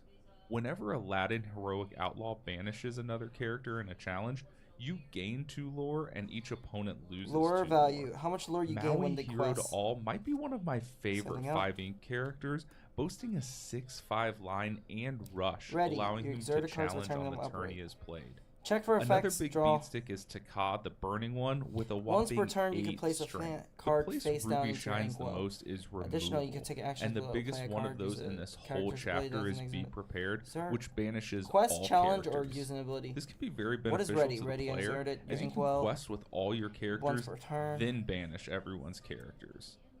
Dragonfire for 5 ink will let you banish any Okay. character, and the big bad Maleficent Monstrous Dragon can banish a character when they're played. Ruby struggles in the early to mid game because of such expensive cards, but if you can make it to turn 7 and wipe the board with Be Prepared, Ruby is a great late game color. Sapphire is the main ramp color, while also highlighting item cards. This color really pushes getting cards in your inkwell Each as card has fast an as ink cost possible. and an upper top. Fishbone Quill, when do exerted, anything with lets it you until your put next turn. any You may wait card for their from your ink to dry. hand That's into your kinda cool. inkwell face down. Grandma Tala, Items and Storyteller, locations when can be used banished, right away. lets you put her into your inkwell Songs face are down kind and of exert action it. cards, but they're One jump suspicious. ahead lets you put the top card of your deck Shift. into your inkwell face down and exert it. Mickey Mouse Detective lets you do the same thing when he is played. One of Sapphire's payouts for all this ink is Belle, Strange but Special. Lets you put a card from your hand into your inkwell face down, like others mentioned, but quests for 5 lore when there are 10 or more cards in your inkwell. Oh, I Sapphire's see. removal cards also involve the opponent's inkwell, with Hades Infernal Schemer removing an opponent's character and putting them in that player's inkwell when Oh, played, okay, I get and it. Let It Go doing the same thing as a 5-cost song. Sapphire also has the most cards Oh, that I interact understand with now. items. Tamatoa So Shiny is base 1 lore, but gains 1 lore for each item you have in play. If it's not Baroque, lets you return an item from your discard to your hand. Ariel Who's It Collector lets you ready her when you play an item. Oh, so Belle they could Inventive destroy a Engineer location. lets you pay 1 less ink for the next item you play when she quests.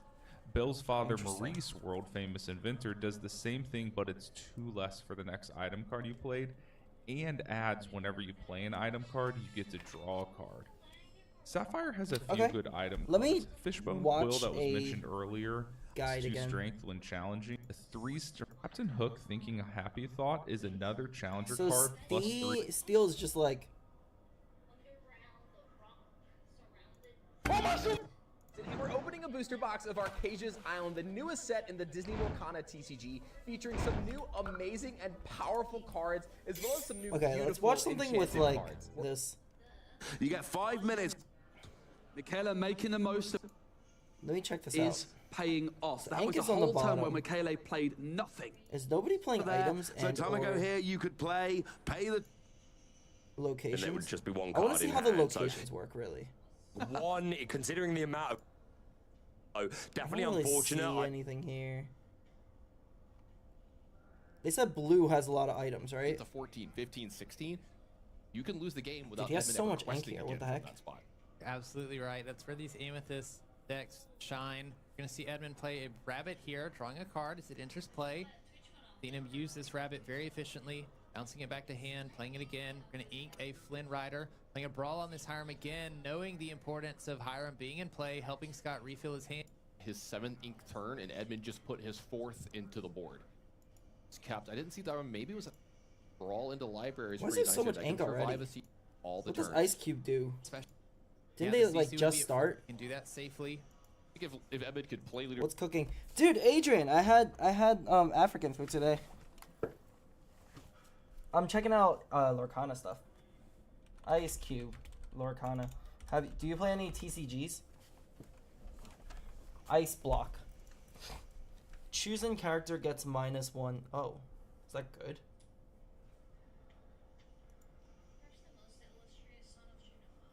Wait, is that strength or?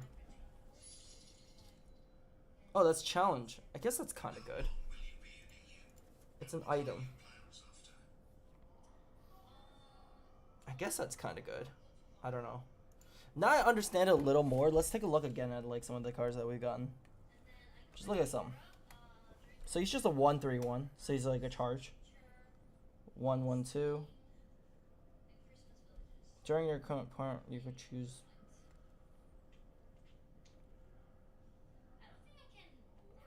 Wait, this guy's OP.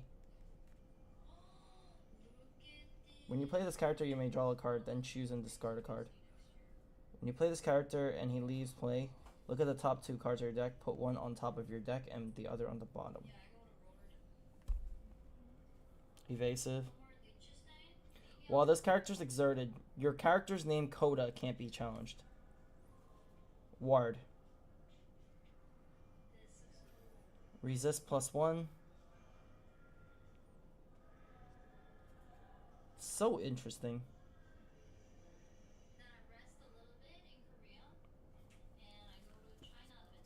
Very interesting. Okay, I guess I have to play this to really get a feel of how to do this more. Maybe me and Trista will try this tomorrow. Alright, let's do something else for now. Let's hop onto TFT.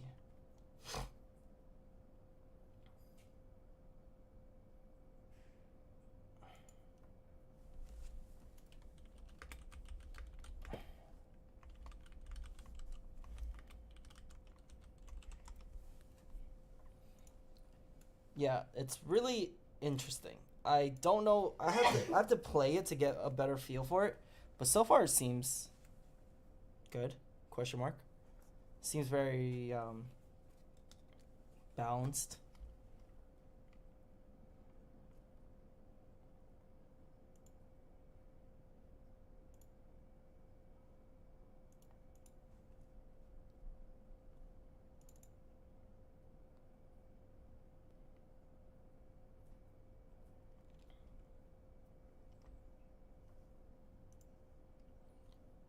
Alright, let's hop on to TFT.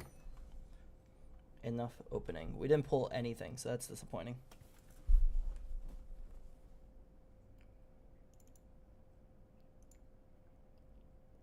I was thinking about flipping this to green, because green is easier to filter out. Yeah, all good, dude. Yeah, anyway, I was saying I was opening Lorcana cards, and I had African food today. It was so good. First time. I had a goosey soup and jollof rice with chicken and beans. And I got fufu to go with the goosey too. It was really good. I admittingly wasn't too hot about the fufu. The like little bit of fermentation flavor wasn't for me, but the jollof rice was really good. Like cause the fufu just doesn't have flavor, right? It was just like, it's just a chew, right? So, admittingly wasn't too hot about it, but it was really good. Everything was really good.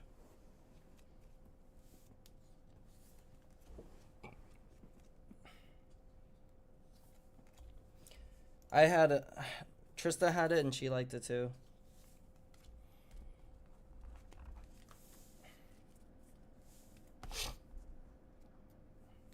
Dude, that's so nice. I think the problem with me trying to make it in Hong Kong is that like I don't know where I could actually find a goosey. Like there's no goosey in Hong Kong. Like there's not really like supermarkets here that would sell it.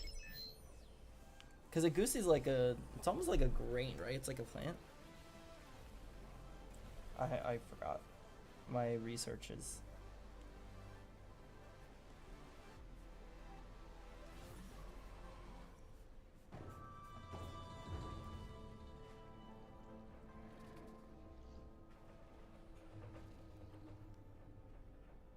Not supposed to chew, that's what babies do. Oh. Like chew the fufu, you're just supposed to swallow it? Oh right, that's what it's called. It's called a swallow.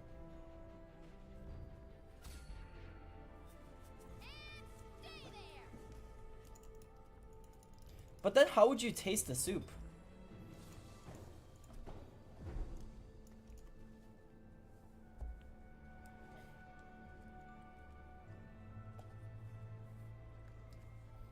I really like the jollof rice though. The beans were really good. We got 2 queens that you can't even see. Alright, project for tomorrow, we're gonna flip this green screen and turn it into this blue screen and turn it into green screen.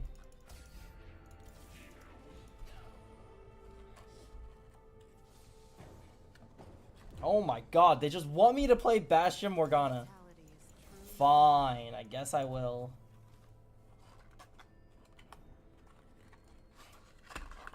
I never win with Bastion Morgana though, admittingly.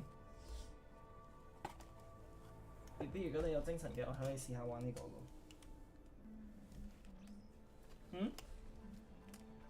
Okay. More health. Dude, holy shit. Hell yeah. It's gonna be on the 30th.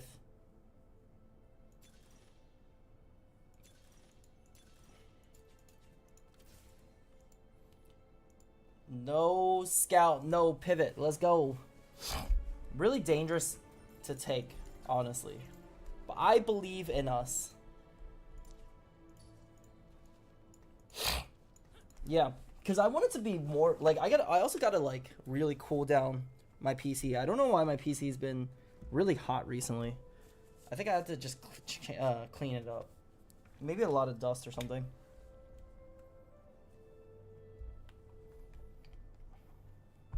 Man, these Lorcana cards are so nice, but I still think the best card quality I've ever felt was like the One Piece cards are kind of nice. There's one card game that card quality was so nice, but I forget which one it was.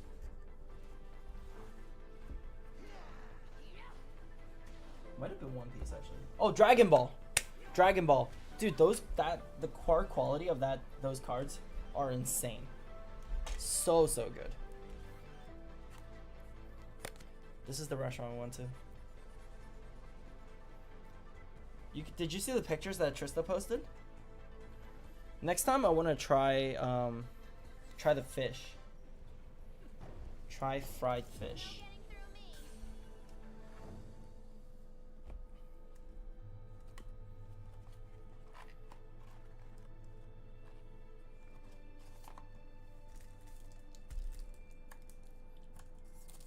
Everything was really reasonably priced too.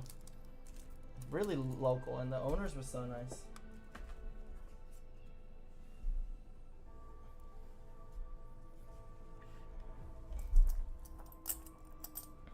Yeah, she posted a picture of the jollof rice and the goosey with the fufu. Trista, what did you like the most? Yeah, she likes the rice the most.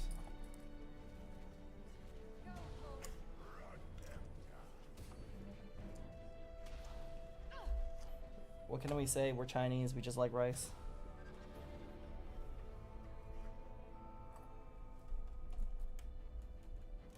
My earrings got kind of pushed in. Our goal is Emerald 3. We do small goals. Really? Oh shit. Alright, fine. Wait. Yeah, this works. We'll just put a second Morgana in.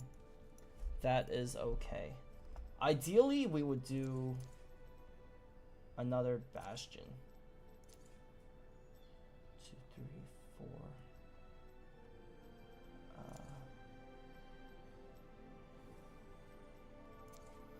It's kind of rough that we have no scout, no pivot. Everything should work out. This is everything we're looking for here.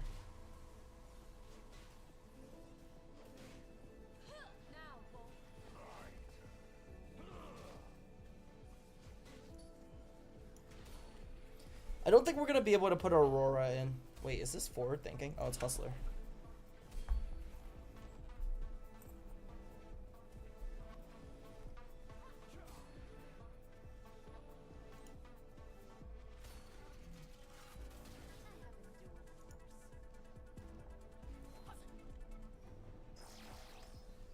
Bakugan kind of counts.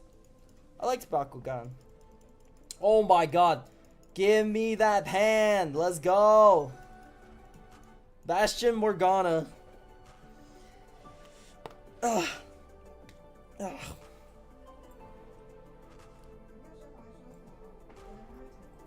Oh yeah. 研究下咁你，或者問下 Jenny 佢用邊個，跟住用佢嗰個。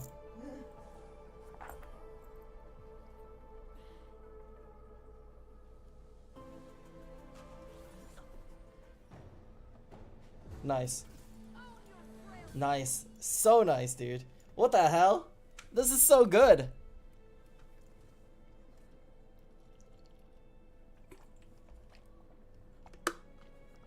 Five more days until the 24-hour stream. 5 more days.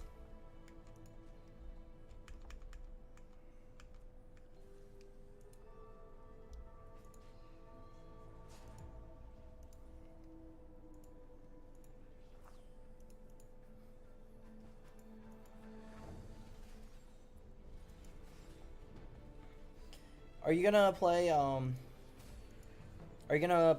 Ring when it comes out? Wait, this guy's also going.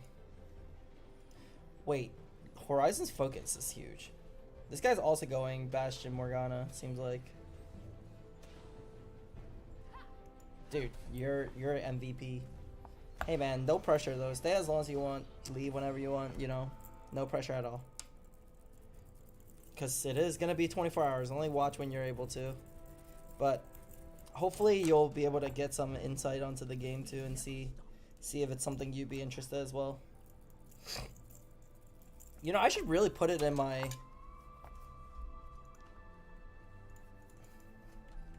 TFT Elden Ring 24-hour stream on the 30th. Oh, it's okay. How do people have money for games? Well, Game Pass and stuff like that really helps. Game Pass, PS Plus, where they just give you a huge like amount of games for a really low cost. It's like $5 and you're able to get a lot of games. So those usually help with a lot of costs, I would say. Oh yeah. 我而家其實講真，我而家熱到頭痛。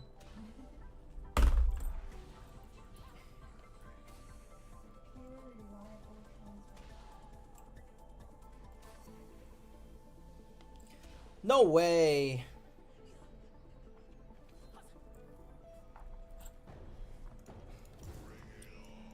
So what I saw was Poppy has to be 2-starred, so she can just throw the shield and one-tap a carry.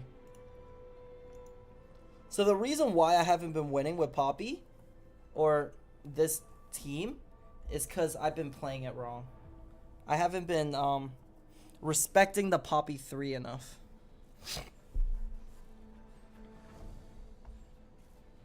Or, you know what you could do, Adrian? Also, you could just find some friends, or, family members in your house who will also buy the game.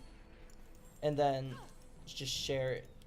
Just, you know, you guys are in the same household and you're in the same family. So you guys should all just share it.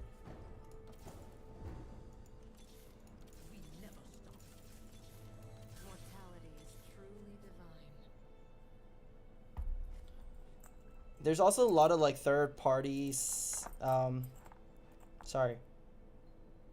There's also a lot of people who might be willing to let you borrow their account in order for you to try out a game.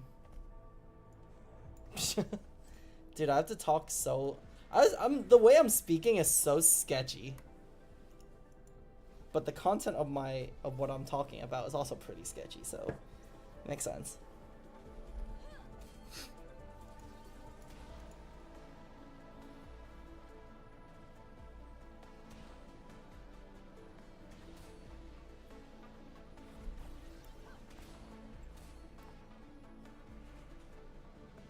I really don't get how people are win streaking through these.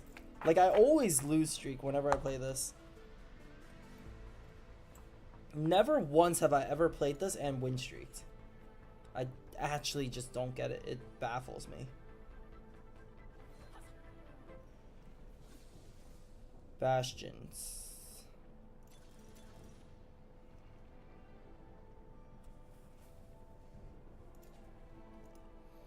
I mean, it helps with this, right?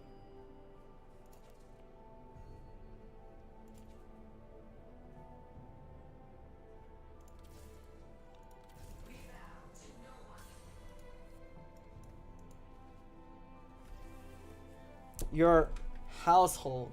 You know, sometimes your friends also live in your household. You know what I'm saying? You get what I'm saying? You catching what I'm throwing down? You know, sometimes you have friends that live with you, so they're also part of your household, right? So you can add them into your Steam family because they're all in your household. Like, I don't think I could be. I think I need to be. Like, I think that's good enough. I think you're catching on. You feel me? You feeling what I'm throwing down? Do you feel it now, Mr. Krabs?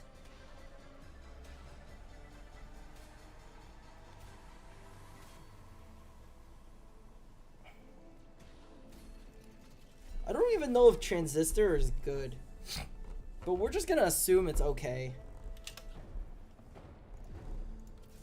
I need a slow roll now. Everybody's leveling up quick. I don't even think it's locked in. I just need to, like... True. Wait, why is WoW still on a subscription? That's crazy. Imagine being still in a monthly subscription to play a game in 2025. What? You should have canceled it a long time ago. I canceled, like... I canceled my not my Netflix, my Disney Plus already because I never used it. Solo leveling 1. Solo leveling 1 anime of the year? That's crazy. Don't know if I agree with that. Don't know if I disagree with that. Don't know how I feel about that, honestly.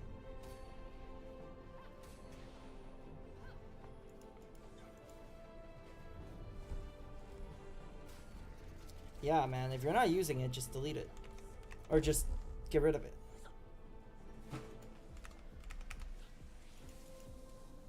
Oh my god, I won that against that guy. Wait, I'm not bleeding the most. Oh, okay. I won against that guy. Now I can't take first pick. Okay, it's fine. I still got what I want. So, We are chilling.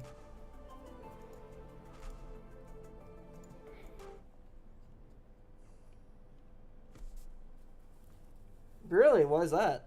Like Amazon Prime? There's quite a bit to watch on Amazon Prime. Like, The Boys.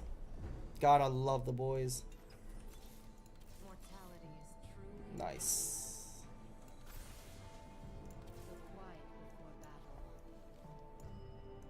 This is our win streaking now.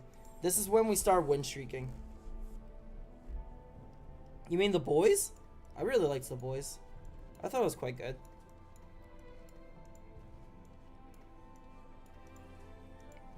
What is this? Hollow bow. I guess we could run Jin.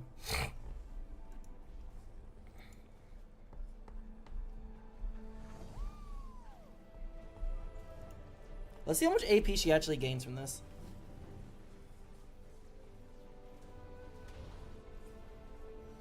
Oh, you mean solo leveling? Dude, this... Yeah, that's true. Me too. The webtoon was so much better. That's actual straight facts. The webtoon and solo leveling was so much better.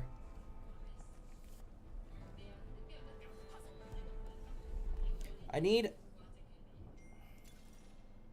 Forward thinking would actually just be so good right now. What the fuck? I get forward thinking right when I need the gold for something. That's crazy.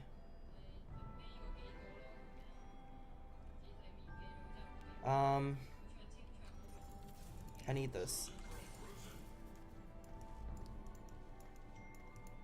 But the animation looks so good though. Have you seen the animation for this season? It's actually just so beautiful.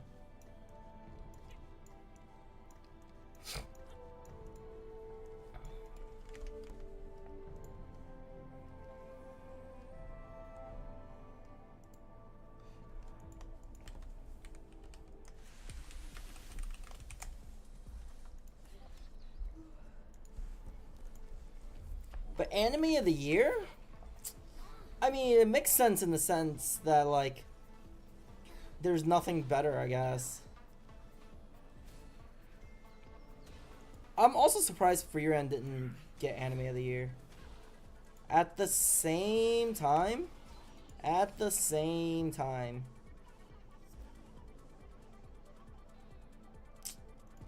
mean, solo leveling was really, really crazy popular, so. Too bad. Too bad. Sucks to suck, I guess.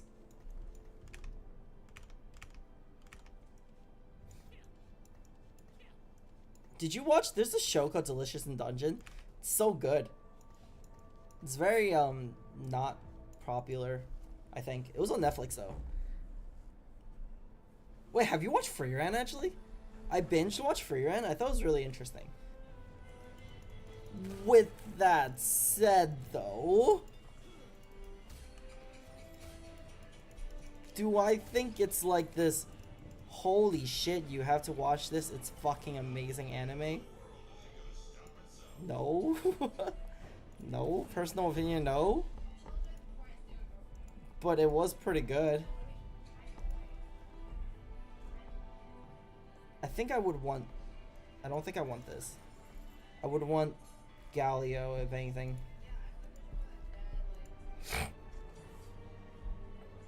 Yeah, I liked Free Ren, but I just don't think it was like this holy shit, fucking amazing, 10 out of 10, have to watch anime.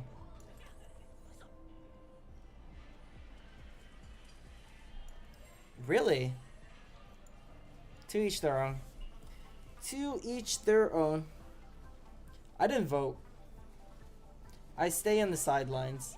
I stay in the sidelines and I just watch people complain about the results.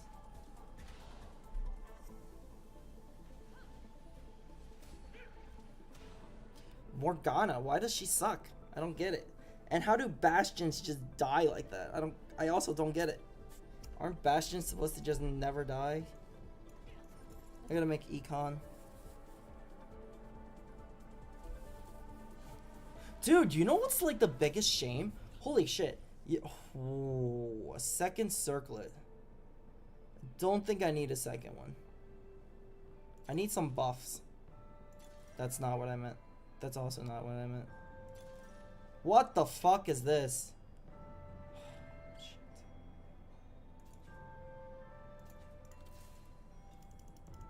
Damn. Sometimes you just get forced to make choices you really don't want to. That's crazy. I guess it's not that bad. Could be worse. Could be much worse.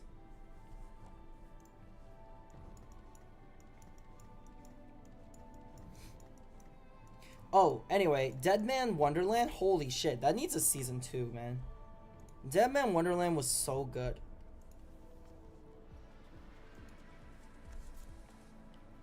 The one where they could, like, control blood.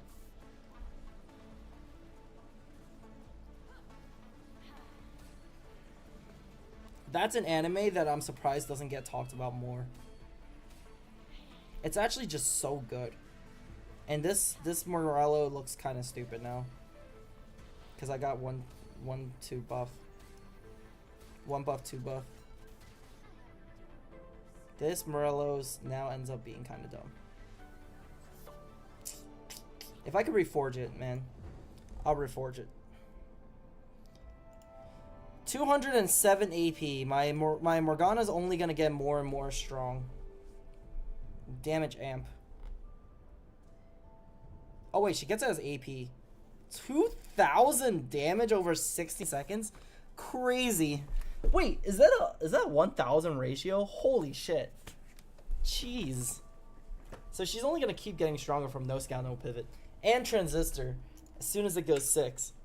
Wait, so she gets 100% bonus at the beginning of battle.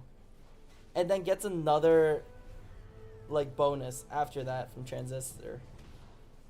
That's kind of OP.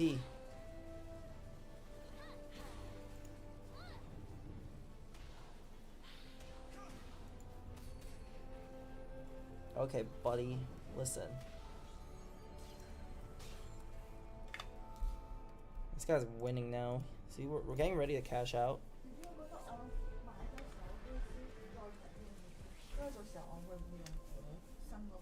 整 server。server 你係整咗之後就喺度㗎，你唔使理佢買咗喺邊度定擺咗喺邊度。server 唔係 connected 去你個電話㗎嘛。咁我用個 app 我會寫啲嘢。咁你咪轉咯，你之後再轉咯，即係你係 log in 啫嘛，你 redirecting 啫嘛。唔知啊，我就係見到。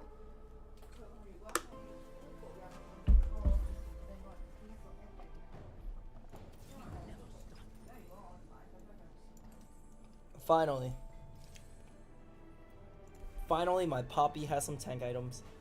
After this fight, is it? I'm gonna get... Wait, why have I not gotten it back yet? It was at the... Where was it? End of stage 3. So 1, 2, 3, 4... So at the end of this fight, I'm gonna get my gold back. I need to put another Bastion in. Maybe we go straight to 8. I'm sure I could find 2... things worth putting in.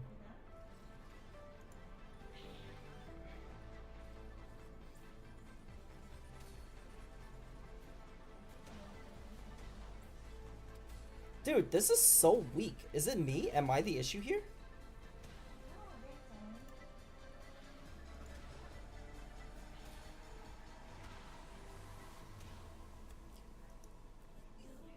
I think I need to re-roll and get like at least 2-star, 3-star at least. I'm gonna get a lot of gold right now. I'm getting 128 gold. So I'm gonna have around 160 gold.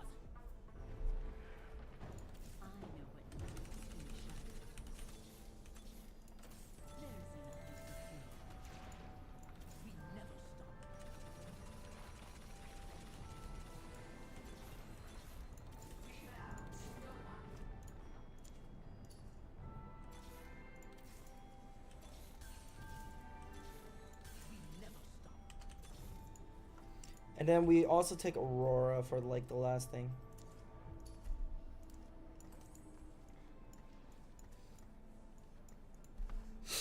This works, I guess. I should be stronger now. If I don't win this, it's gonna be crazy.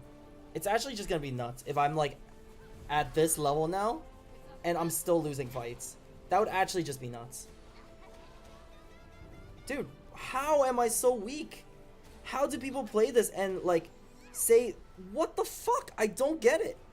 Still 7,000 damage. She literally just got an extra, like, she just got extra AP from that. She got extra AP from Bastion 6. Plus a lot more MR. How am I still losing? Plus another Dynamo. I'm so confused. How's this comp supposed to work, dude? Why am I old? I've never won with this, ever. I've only ever come top 4 with this. People say, like, Bastion... Getting Bastion emblem is like Giga first, but sounds good, dude. No pressure.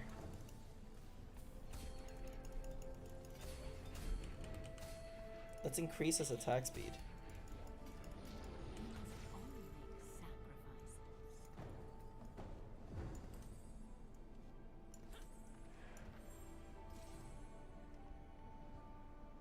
I want to re-roll this. That works. Oh fuck, I didn't realize I was rolling so much gold. I was looking at the items mostly. Well, might as well go all the way. Shit.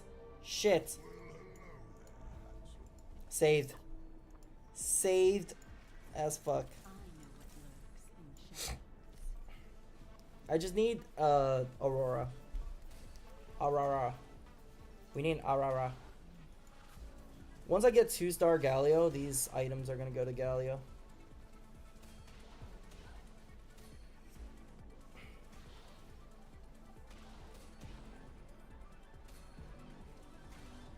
Dude, this shit sucks, man. I don't get it. Is it me? Am I the problem here?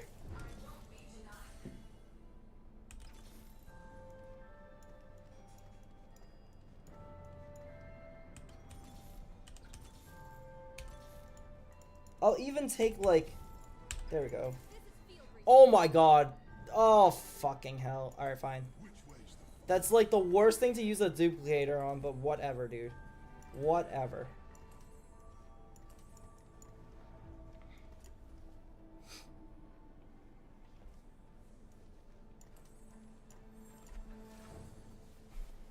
I think I'm, like, forced to do that. Or else I'm just gonna bleed out.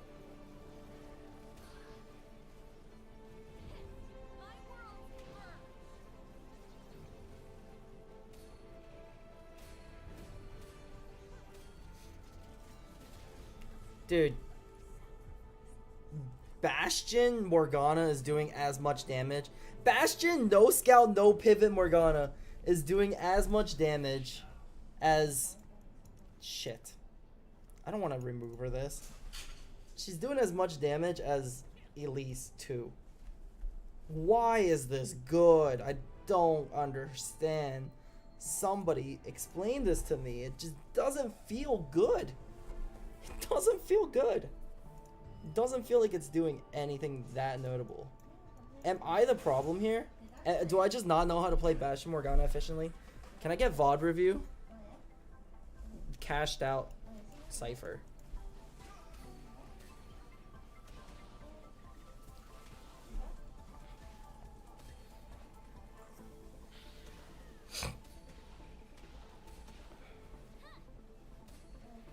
Wait, is this guy Ghost?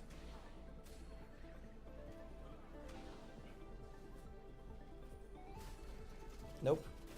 We beat the cashed out Cypher. 750 cash out doesn't seem that great. Should we take this Bruiser emblem? It's like, no, I'm kidding. If anything, we take... Like, if anything, we would take the Techie. But I think overall, maybe I should take Dragon Tooth. I need a stronger front line. Our goal is Emerald 3. Emerald 3. And maybe go 10. If we go 10, we put like Zaya in. We don't really have anything else to put in right now. Take this, buddy. There. Perfect. Alright, now we just chill and wait for my LP to come in. Save my removers. We put it... Wait, I could actually put it on Sejuani. That's actually not a bad choice. That's actually not bad. She gets more attack speed and crit chance.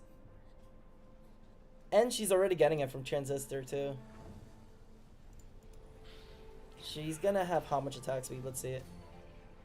After it ends. 1.09. That's not bad. Look, she's actually ultiing a lot. She's getting more ulti out of it. Wait, Hollow Bow? Holy shit. Hollow Bow Sejuani is the meta. Dude, this is it. Hollow Bow Sejuani. This is how we win. We beat Big Dog. Yeah, man, I get it. And then we just see a random Annie 3 and we just go last.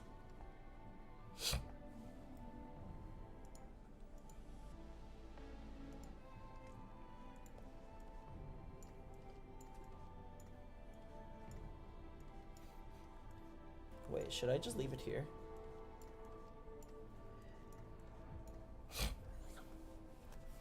Positioning. Oh no. Sejuani's not gonna hit anybody. Oh, now she might. Oh my god, she still missed the Annie. But she hit the Yumi, which is nice. Oh, nice. We got one more ulti out of Sejuani before she dies. Sick. Sick, sick, nasty. Nice. Now it's strong.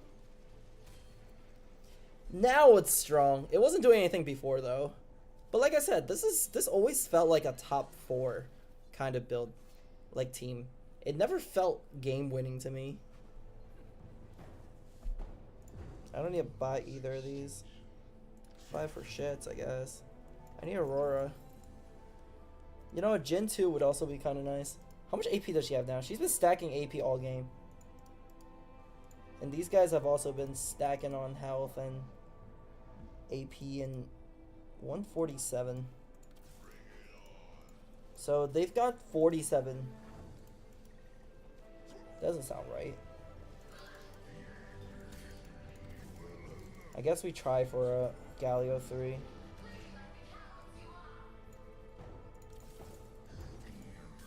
You know, that was pretty good. Rabadon's is not bad. But I'm feeling like Sojin's probably more valuable in this. Fuck it, we take Rabadon's. Enough with the crap. Random Urgot 2 is a vibe. This guy's taking my Galios. Oh. Yo, can you get off my Auroras? Thanks. You're telling me my 4 Dynamo Aurora cast slower than his Aurora 1 with Anima Squad?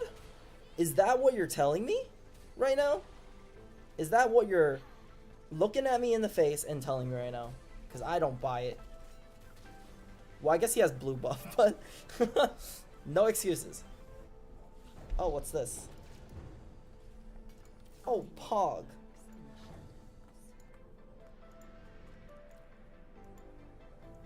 What's this in the music? Music. David Tennant wanted to be Mr. Fantastic.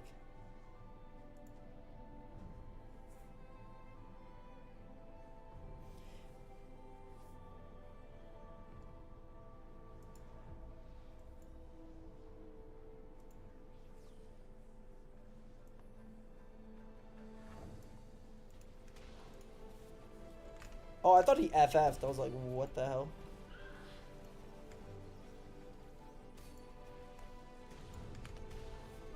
What is going on?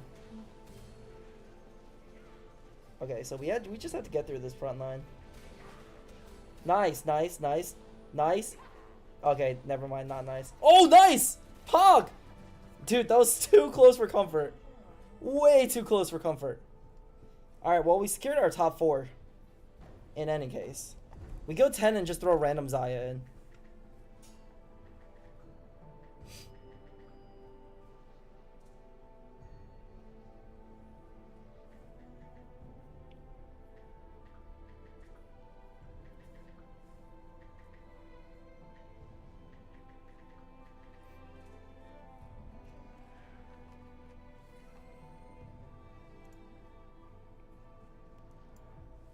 Hello, Peyton. 나디부터 언제 그걸 잡는다고? 그걸 잡는다, 그거.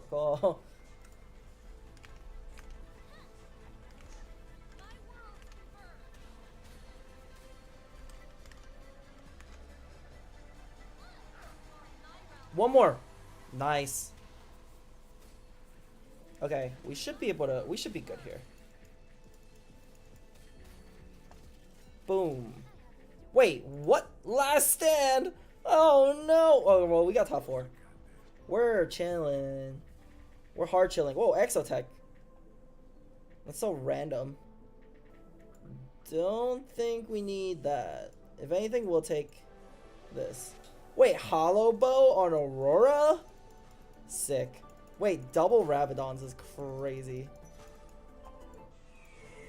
5 gold and double Rabadons on Aurora? Let's go. She's just gonna nuke everybody. I don't have anything else. They're all gonna lose soon, so.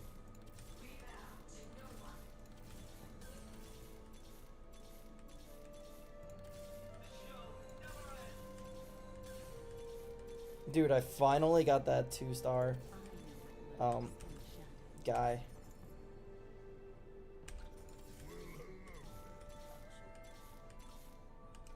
I haven't seen a second Aurora. That's crazy. 3-star Galio will be kind of nice. Just a random 3-star Galio.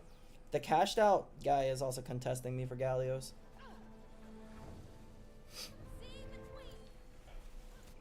The Dynamo guy I almost lost to is I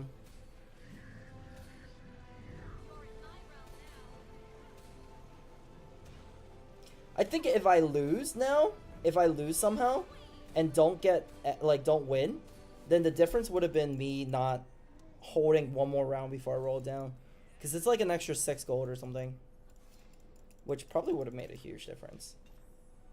Oh shit, that's huge.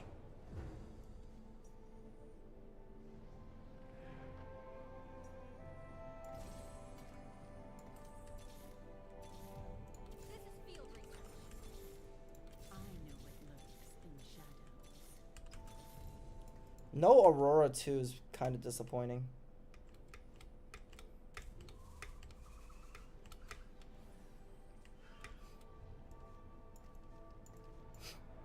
Yeah, get that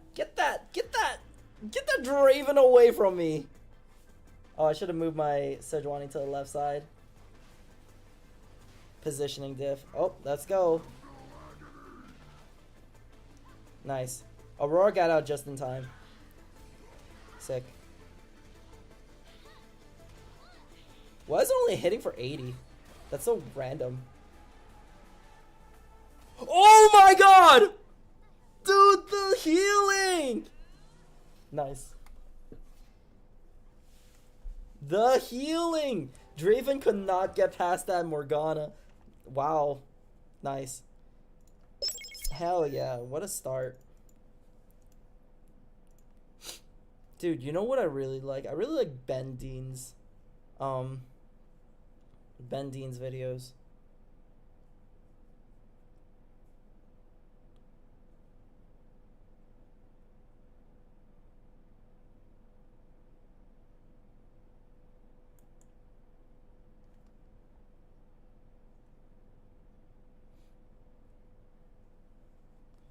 What is going on anymore? I don't even know what's going on anymore with, like, One Piece.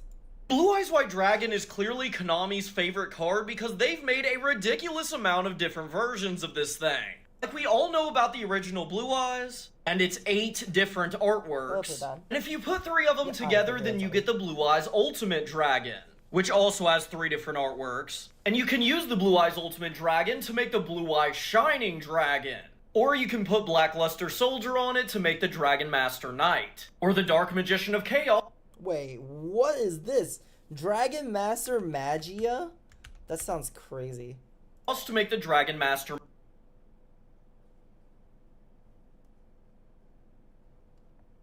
Wait, what are you talking about? Manual for me. Or the manga. For what? Or if you only have 2 Blue Eyes White Dragons, then you can make the Twin Burst Dragon. And then there's Blue Eyes Alternative White Dragon. Yeah, dude. Which can be used to make the Alternative Ultimate Dragon. Or there's the Dragon Spirit of White, which can make the Blue Eyes Spirit Dragon, which can make the Blue Eyes Ultimate Spirit Dragon. But what about the Paladin of White Dragon, which is riding this weird adolescent Blue Eyes? Well, that actually grows up to be the Blue Eyes Chaos Dragon. And we have the Blue Eyes Abyss Dragon, who goes on to become the Blue Eyes Chaos Max Dragon. What about a baby Blue Eyes? What about Blue Eyes Solid Dragon? Blue Eyes Tyrant Dragon? The Neo Blue Eyes Ultimate Dragon? Blue Eyes Jet Dragon? Deep Eyes White Dragon? What the fuck Heart is of the Blue Eyes, which is actually a reference to Grandpa's copy of Blue Eyes and his support for an Exodia deck? Malefic Blue Eyes White Dragon? And Blue Eyes Toon Dragon? There are just way too many Blue Eyes. True. True. I agree, Mr. Invisible Voice that nobody can see. Yeah, I've always, there's actually like a channel or like a forum that was just like how to watch One Piece in one order without all the fillers to get the plot without all the fillers. There's like a whole forum just for this or something. Do I just street demons? Oh my god, these hexes are kind of bad though.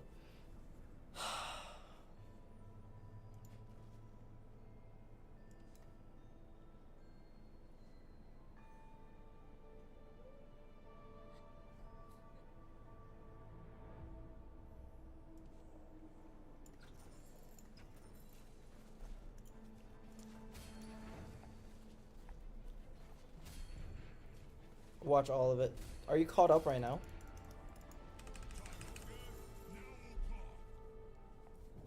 For a year is crazy. This is also really good. Branching out is really good because emblems are game winning nowadays.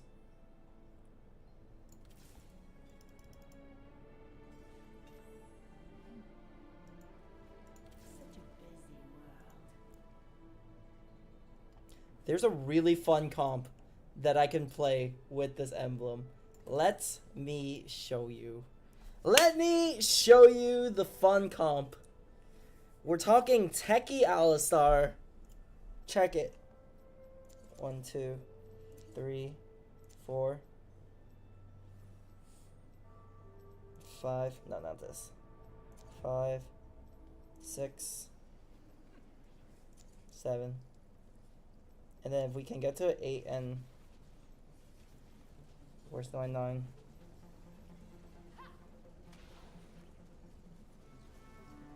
Where's my 9?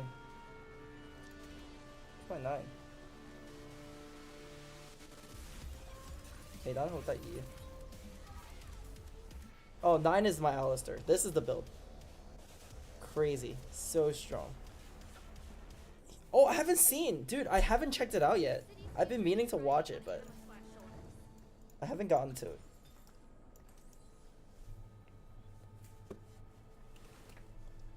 Did I just see that guy have 2-star Morgana already? And Young, Wild, and Free? Jeez, Morganas are contested to... Ooh. That's strong. What is this, Glass Cannon? Good for something. Branching out, he got Vanguard. Vanguard can also be really good. I gotta watch that. But I hear, like, the thing about the... To be hero? Wait, Tower of God. I haven't seen Tower of God, but I watched God of High School. You know what I really want? I want Hunter to be back. That's what I want. Blue Lock ended really peak though. Blue Lock was so good at the end.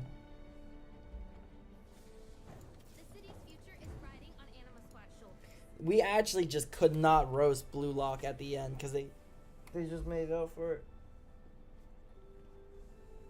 皮蛋自己出嚟好開心。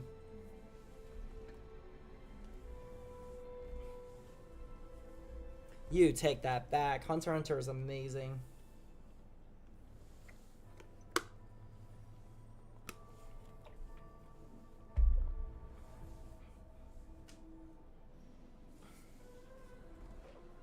Hunter x Hunter is actually incredible.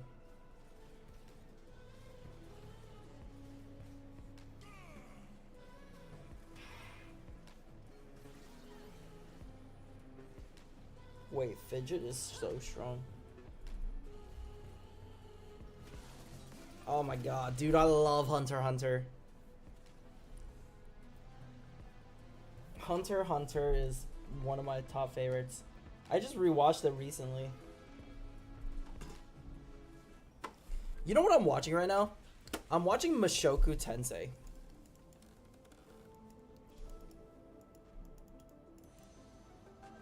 I need blue.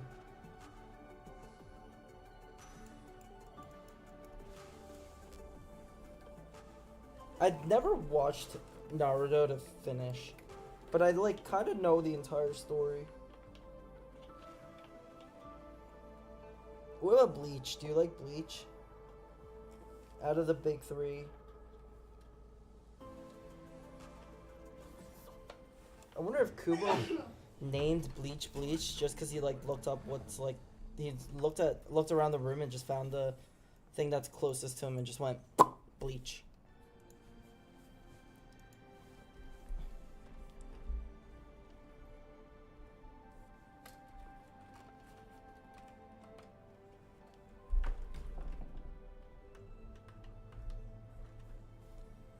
But yeah, I think Mushoku Tensei has been pretty interesting right now. But anytime I watch anime, I have to be doing something else. You're cooked? Why? Dopamine receptors are fried? Guys, watch this. Reduce damage by 20.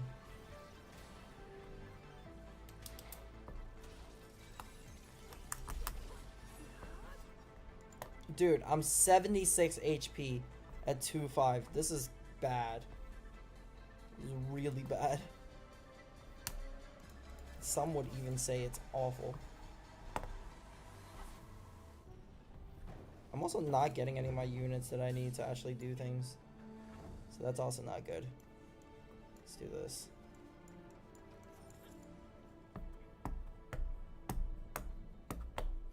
How are people hitting these? And I'm over here poor as hell. Everybody has a 2-star of something. Well, except this guy. This guy just went off. But I'm just over here. I just got my 2 stars Zyra. If I had it earlier, it would have went way better.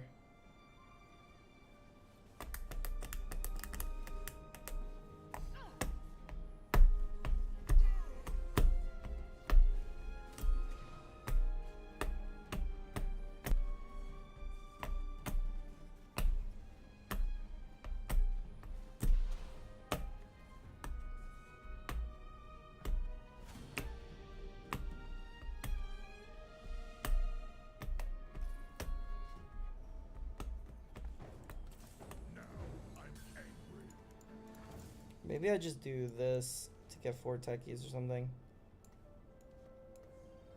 Wait a second, I could do this. And have a front line and a techie. I'm not gonna use Vagar. Maybe I could use Vagar actually. But I think the focus is just Alistar. If I could get 3-star Alistar, 3-star, 4 of these 1 cost, I think I'd be fine. I'm playing the long game anyway. Imagine me giving me 2 1-stars and neither of them are the ones I need. It's wild.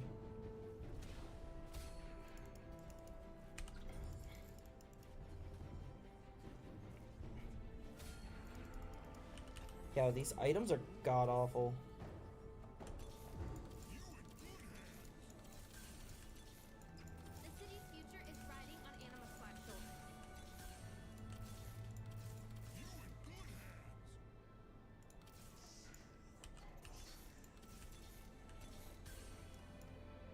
Not hitting is crazy. What the fuck?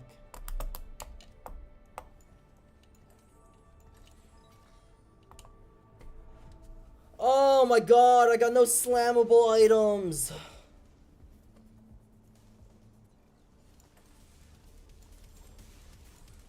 I guess that's my one slammable item.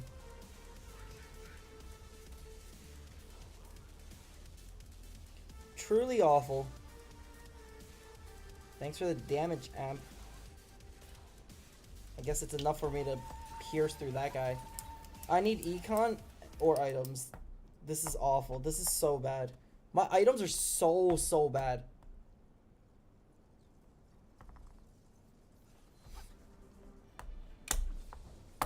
I find myself playing,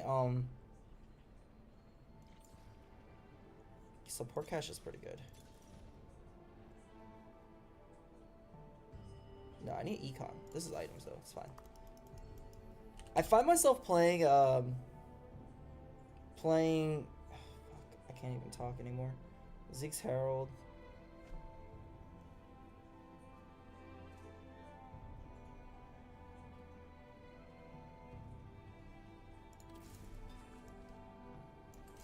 I find myself playing Lose Streak a lot. Like, most times when I'm playing, I'm always playing Lose Streak comps. Most of the time.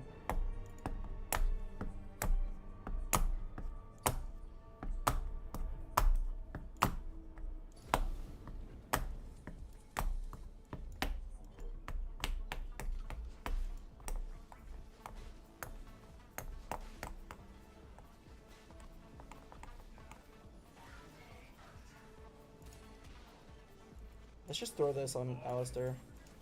So when he does his 671 damage, he can heal off of it. You know, wait, that's actually not bad. How much does it heal? I want to know. 151! Alright, understandable. It heals us somewhat. It heals some, though. That's better than nothing. The damage is what matters.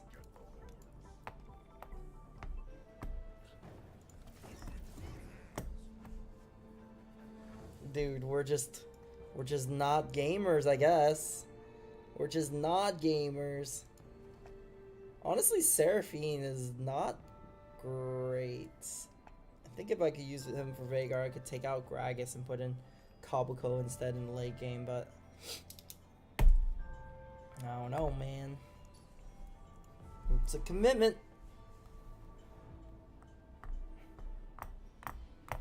There's honestly no reason not to do it. You can't tell if I'm winning. It's really hard to tell if you're winning in this game. Near impossible, to be honest. So just assume that I am not losing until you see me in like a 10 lose streak. I have no gold, and then I'm like all the way down here and one fight from losing. Then I'll be losing. But for now, you could just assume that I'm alright. I'm chilling.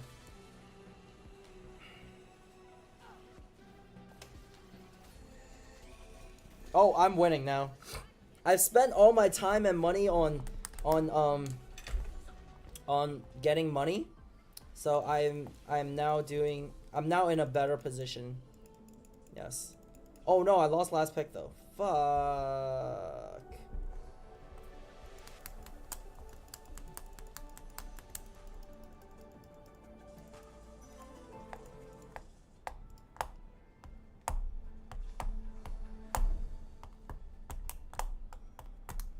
That's good though. Means you're now noticing what you would wanna play yourself. Question mark. This game's free. I mean, if you want to play TFT, it's literally free. You just gotta download an app. They have it on.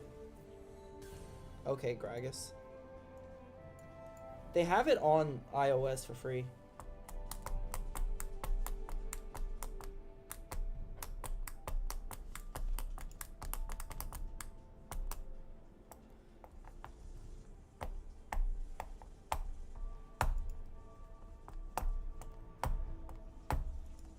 Wait, I should put Archangels on Alistair. Then he just takes like no damage. Wait, that's hilarious. I should do that for sure. We should try it. Then he just keeps getting escalating power. I need to take some components.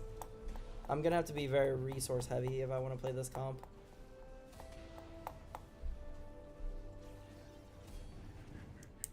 And he takes less and less damage. Wait, that's actually hilarious if I could pull that off. Oh my god. Wait, we need a Radiant Archangels. And then Alistair would just never die because he just keeps getting AP. Last Stand's really good. I'm not taking it though. Replication, Pyromaniac. Fuck. No. Trade Tracker would win me the game. Nah, I can't take it. Blue buff. Okay.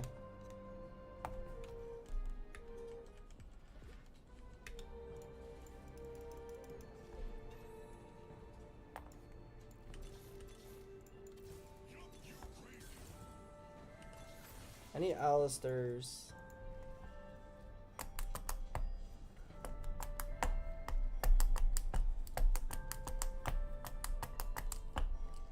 If that was a tier, I would have just won from there, honestly. But no tier for me. The only tier I have is the one rolling down my cheek.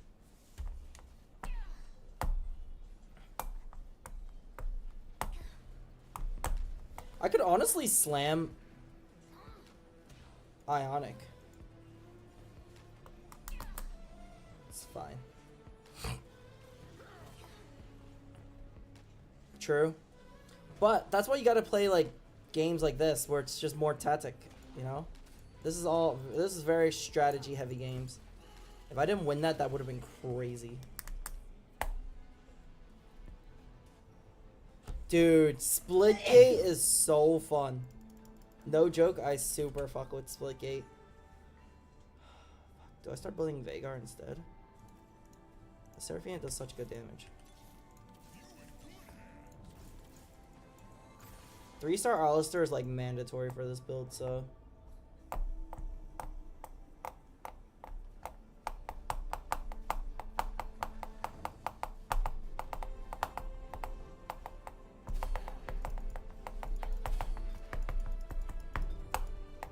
Where is my blue? Gold, I need blue. Yes!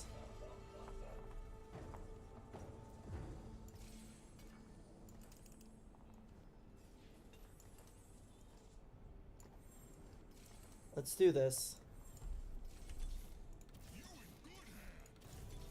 Now I'm literally just rolling for Alistairs. There we go. Hey, there we go.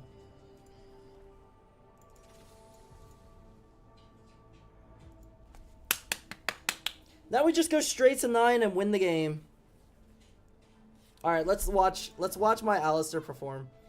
I want to see every time he gets AP, how much is it? 73. So throughout the round, he's just gonna keep getting AP. Now, oh, increases by 10. So now this is at 94.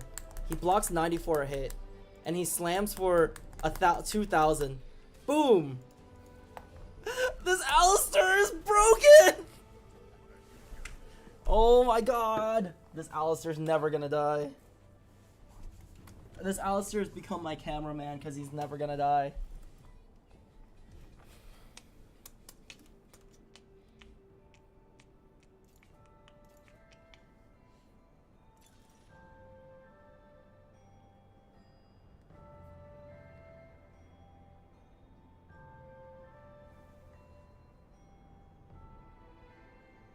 Does cloning facility clone items?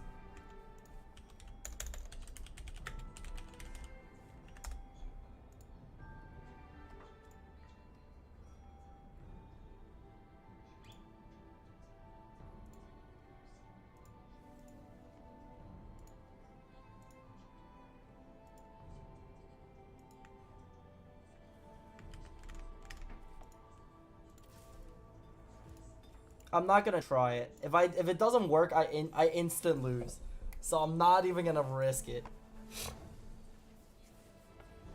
I was thinking about it, but Alright, it requires some more research. Cloning facility, TFT. Let's watch some videos. Victor is dominating. Okay, I don't. This is how. Victor is arguably the best. I need to watch a video on this. Right.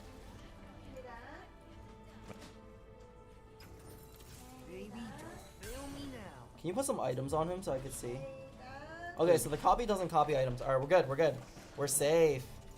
We saved ourselves. If it oh my god, dude, if it copied items, I mean if it didn't copy items and I took it, if it didn't take copy items and I took it, dude, it would have been an auto A. Come on, Kurjobina.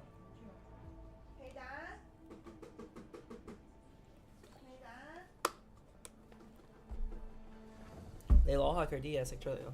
The fuck? This guy's level 8 and he hit the exact 5 cost he needs. That's crazy. But can he get past my Alistair? Dude, my Alistair actually just doesn't die. That's hilarious. Oh my god, blocking 100 damage! Wait, what? How did he just die? Wait a second. Wait a second. What just killed my Alistair? Was it him? 205 damage. Yeah, it was the. Okay, so do we go Bruiser 6 or do we go Techie 6? I think Bruiser 6 might be more useful. Okay, guys. 佢喺麻雀台㗎啦。佢坐咗喺度，咁得意嘅。Wait a second, I can re-roll this into any support items I want. What's the most broken support item?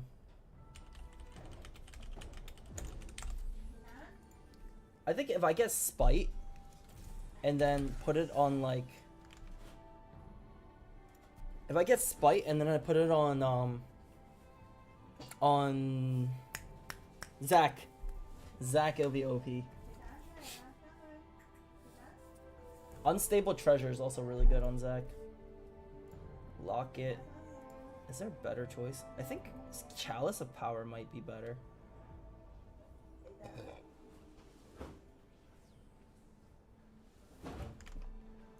Knight's Vow is also pretty good.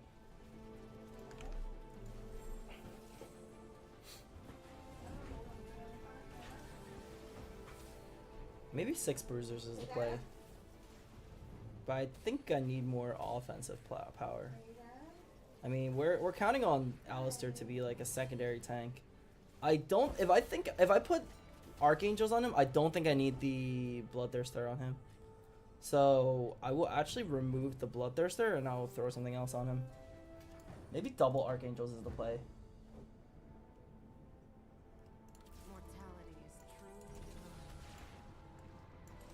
Let's remove it for now. This could be used by Viego, but I don't have a Viego right now. 捉到佢啦。自己喺後邊喺度玩。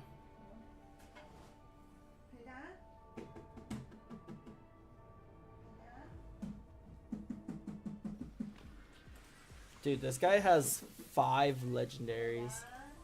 He rolled all his gold at level 8. Understandable, I guess. I think. I don't even know anymore.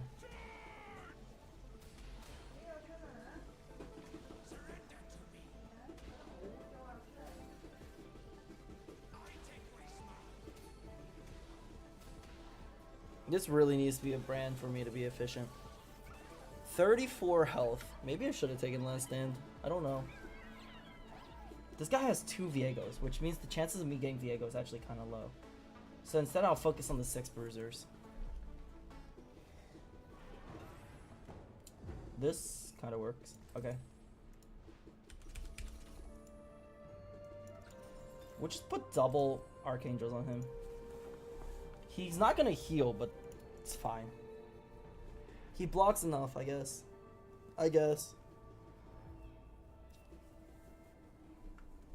What else do I need on her? I need a glove, and I need a, what is this? resources, nice. You know, I'll respect the... I'll take this for now. What is going on here? What is going on here? None of this is good for me. Maybe like this, and then I just wait for the other 2 items I need.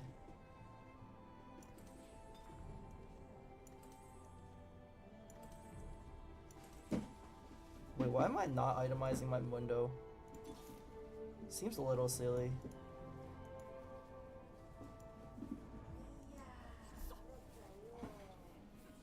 If I could get a 2-star brand, I'll replace the Seraphine with it.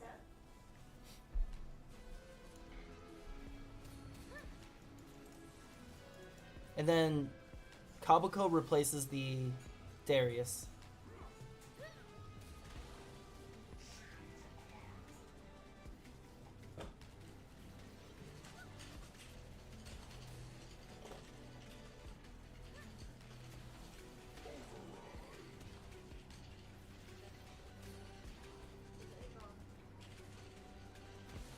Yeah, I don't have enough offensive power.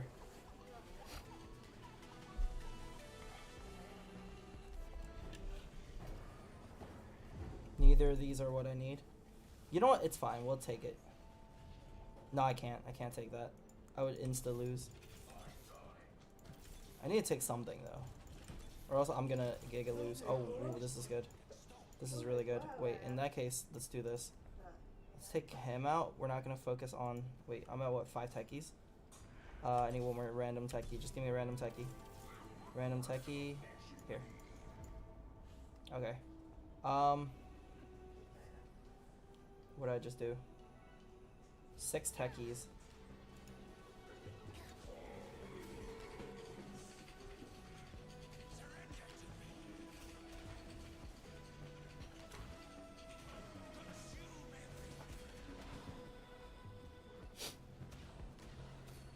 We'll reorganize after this round.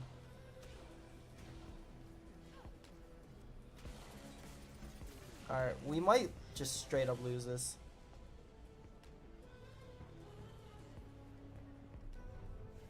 I need a brand.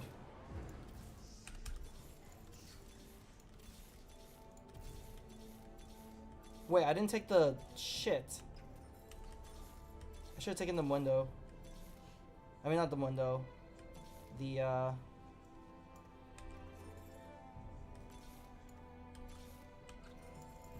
Kabuko instead of Gragas.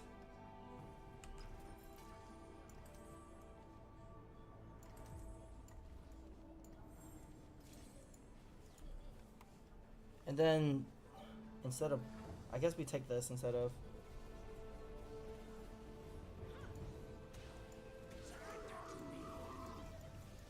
Yeah, I don't even know what I'm doing anymore. Some things got lost in translation. I think unequipping my oh shit. Damn it! Unequipping my Alice, like not getting a single tier all game is really rough. Even with Pandora's, dude. I had Pandora's and I got on 1 tier all game. It never rolled into a tier either. But at the end it came down to me not itemizing my carries efficiently, honestly. But I mean, not getting tier at all is fucking crazy. Drinking and chain smoking. Damn. Is that what they do in the UK? Sounds intense. I don't know what to say. Oh, I also missed the Cho'Gath. I don't know. Overall it's kind of bad. I should take out Cho'Gath, put in the 3-star window, put items on him, have Street Demon, re-itemize, put it on brand. Yeah, there's a lot I could have done. Overall, that was just me not having enough time to do everything. Like, if it honestly feels like when you need to do certain things, your rounds are so much shorter. Yeah. I didn't have a good grasp of what I wanted to do. I think in general, like, not knowing, like, not being clear on the direction you're going for is like the biggest reason why you lose. How much LP did I lose? I lost like 36, right? Wait, I only got 39 LP for a first? That's fucking crazy. What? That's insane. My top 4 is over 50%.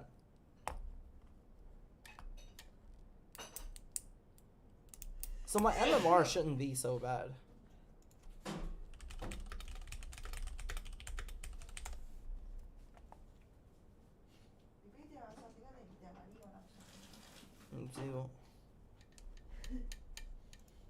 What the fuck is going on?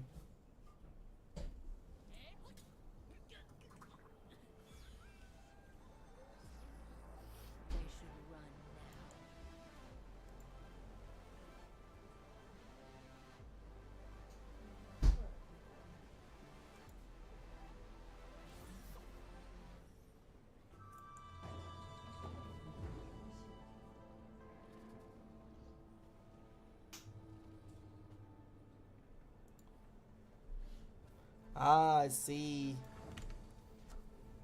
I just want to go drinking because I've been sober for a week and I need a treat. Damn. Oh my god, what the fuck? Wait a second, what the fuck just happened?係咩？你食咗個湯就有好多菜喺裏邊咯，計唔計？ Wait a second, this is insane. Damn, sucks to be your mate. Tell them to find someone. Were they together for a long time? Or were they only together for a good time?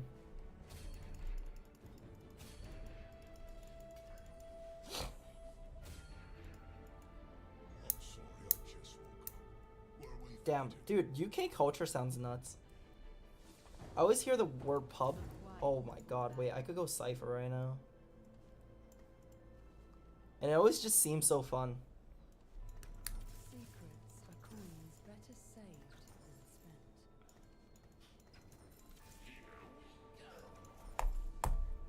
Damn. That sucks, man. Sucks. Sad to hear. I haven't seen a single Nidalee. What is going on? Or Kindred. If I don't see it by the end of this, I'm just gonna... What the fuck? Kingslayer. 2-1 cost 1.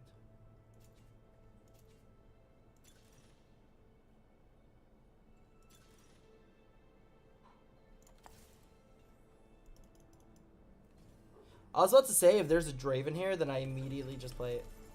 I guess I'm just taking it for the gold. 6, 9, 21. Damn, 22 gold off rip with a 2-star 1 cost. That's crazy.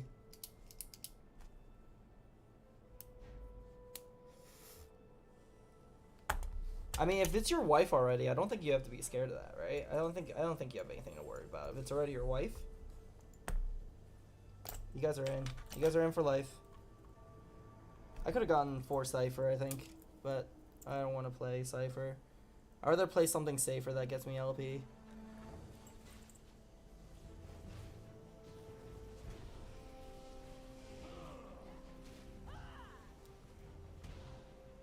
Dude, what is going on? Why is this guy so strong? Oh, he's actually using his 3 costs. I guess I am too, kind of.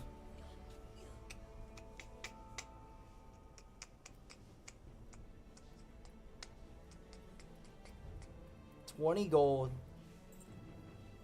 Was it worth it? I don't think so. Maybe I should have taken Kingslayer. Let's estimate this. 2 cost, 4, 4, 5, 6. That's only 9 gold. So 9 rounds would have made up for it. Even more if I lose. But I was gunning for like a random Draven. Because if it was Draven, that 100% would have just played Cypher. Immediately. What's the Bastion item? Yikes.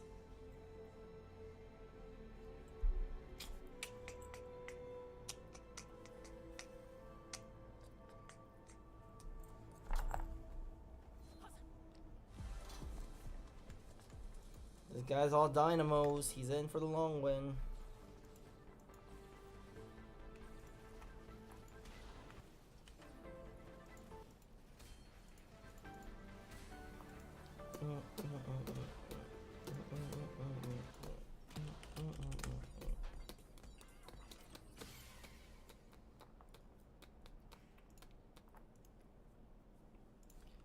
Tactics.gg. Why am I always lose streaking? Can I win streak for once, please? I didn't ask for this. I need a Nidalee, dude. Where the fuck's my Nidalee? But that's not waste gold rolling. I have other options. I don't need to force the Nidalee. Nidalee.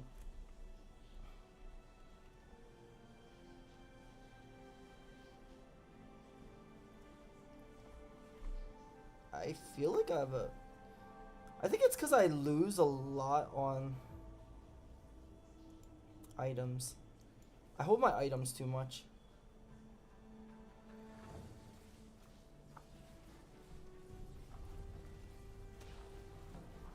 My execution scores, my econ score is so low. Why?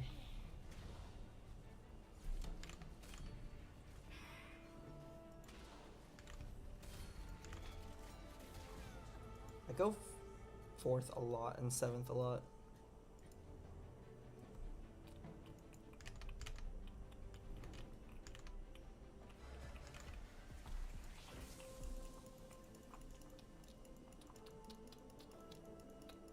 I want that lease.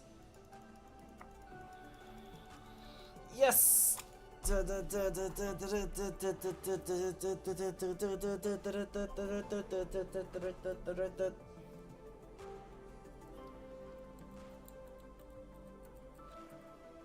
I think this patch is really good. It's really balanced. Nobody's really complaining about anything.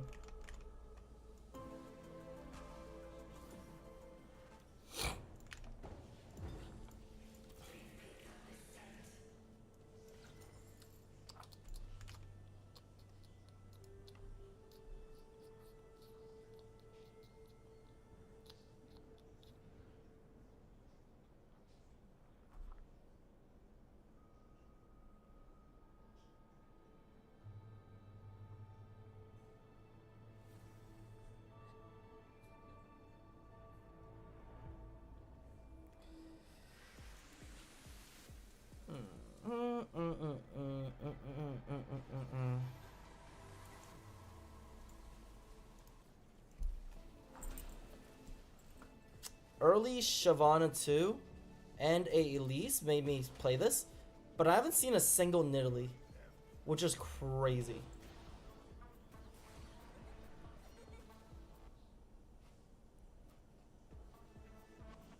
I feel like I somehow just lose streak every game. I don't know what's going on. Am I just too greedy for money? But my econ is a B. Oh wait, split. Oh, we got $2.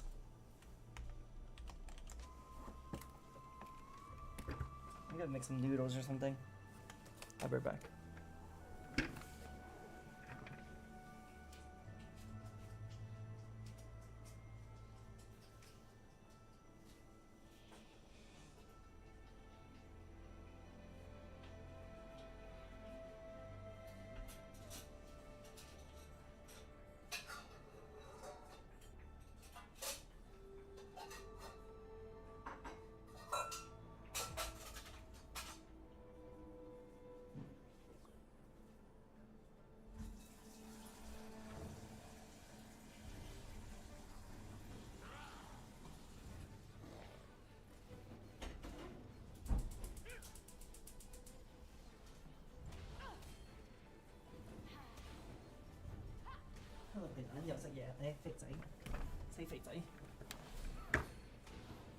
Oh, we lost.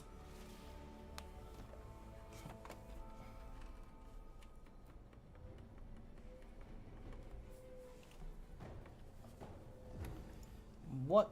Oh my god.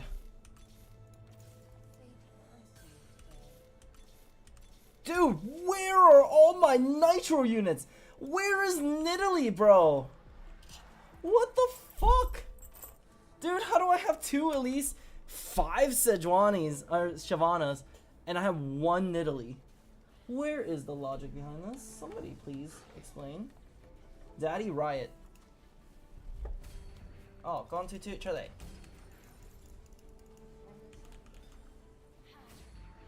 Det blir säkert mina. Huh? Mino. 幫我食少少好。唔係啊。Okay. Well, loose streaking isn't inherently bad, so to speak. It's not bad, so to say. It's just it's a tactic. You know? There's loose streak comps and there's win streak comps. Loose streaking just means you get more gold to use.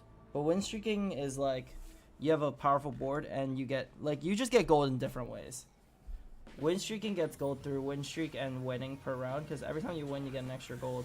Loose streaking wins from greedy, like you just don't buy any units, so you get your interest gold more.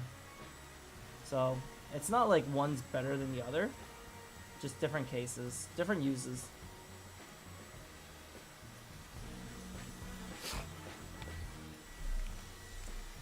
Our goal is Masters. Actually, we don't even want to go. We don't even care about Diamond. We care about Masters.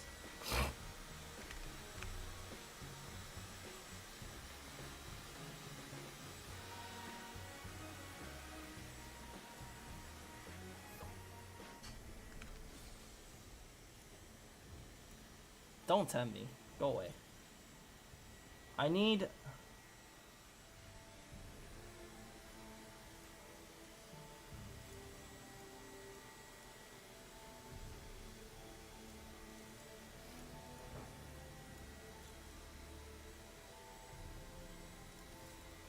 Dude, these are so bad.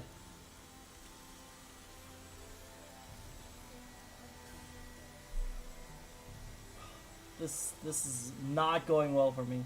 These augments are also really bad.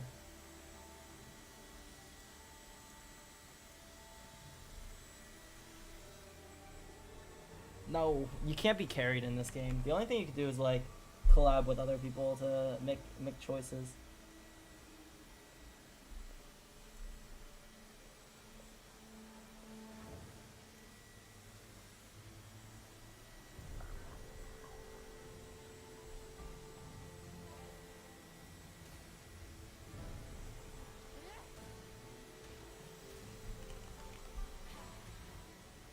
Yeah, you cannot get carried. It just doesn't work. It's okay though. We'll make it. So the interesting about TFT, right? The interesting thing is like a lot of this game also relies on how much you study. It sounds really weird to say it like that, but it's like low-key true.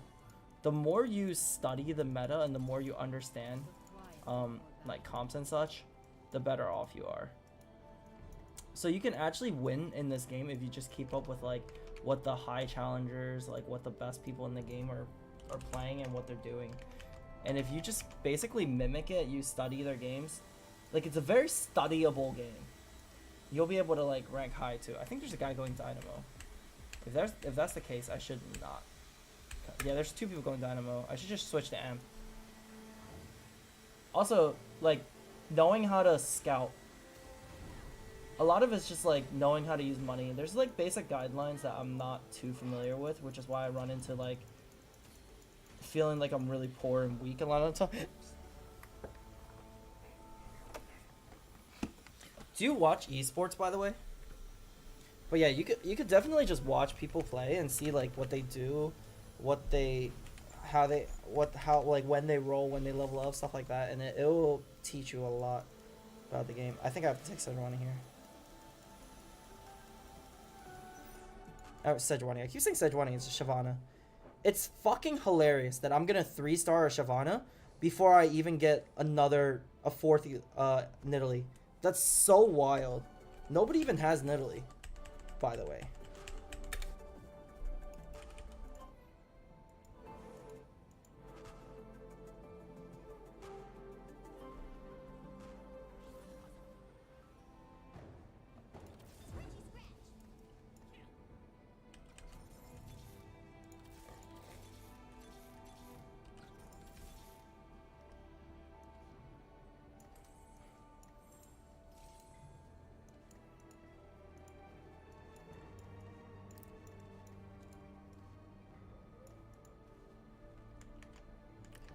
Not proper comps like when load.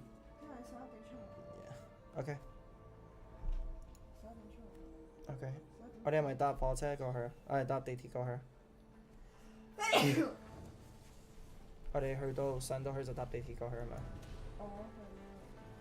因為我哋上一次搭地鐵同搭的士都差唔多，但係的士就200幾蚊。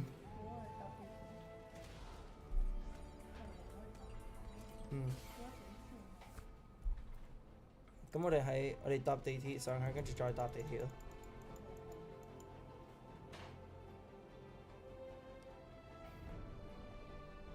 Oh yeah, it's really fun though watching those competitions. I enjoy watching those too. I'm not gonna lie, Ludwig is such a great content creator, dude. I really like watching his stuff. Ludwig, he's a YouTuber. If I go past 3-7 and I still don't have my 3 stars, I'm gonna have to just roll down and get it. Cause now I'm getting into the territory of like losing. Wait, Slayer Shaco is a top comp? There's no fucking way. There's actually no way. I don't believe that at all.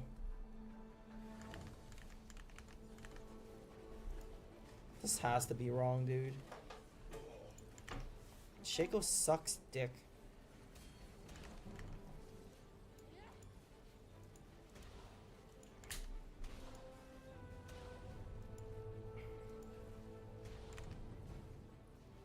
I don't get how I'm losing so hard in Nitros.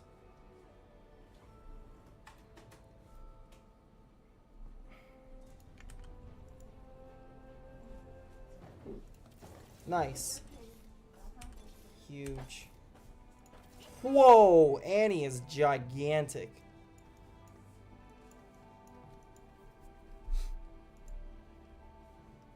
This is also really interesting here.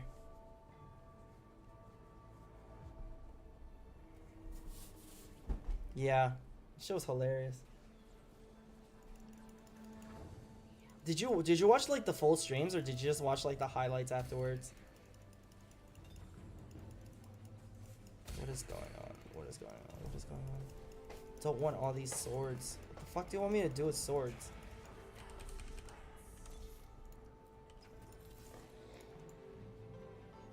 This is so rough. I had to sell an Annie for this. Just like that, we hit 3 1-stars. Or 3 3-stars. Oh wait, we could put this in. Nice. Huge. Actually huge. That's so fun. This should balance me out a little bit here. Not having that Annie kind of hurts, but can't be helped. I'm not rolling Elise 3, dude. These 3 stars are necessary, but Elise 3 is not.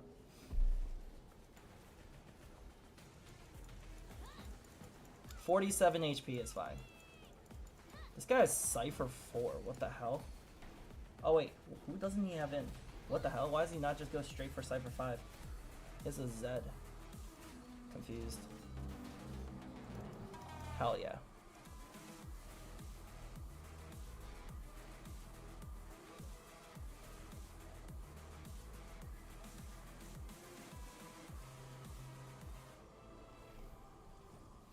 Climb the ladder, stand united.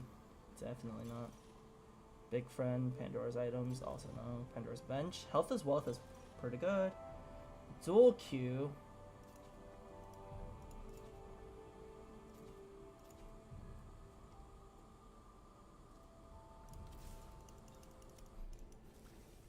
Oh my god, I got trolled. This is so troll.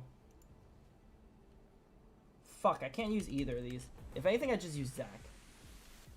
Even then, it's not that good. Guess. Better than nothing. What is this? What are these items right now? These are all so bad. Maybe I should have taken Pandora's items, honestly.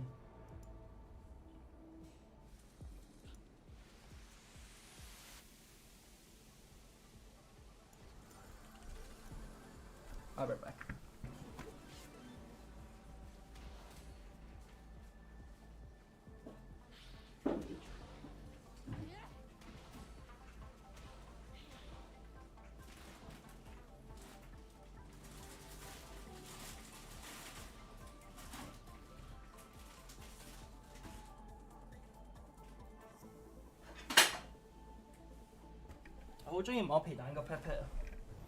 We lost? What the fuck?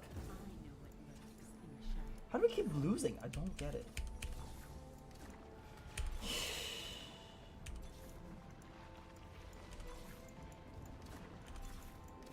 Nothing. Okay. Hey, I'll show you multi. I got pet.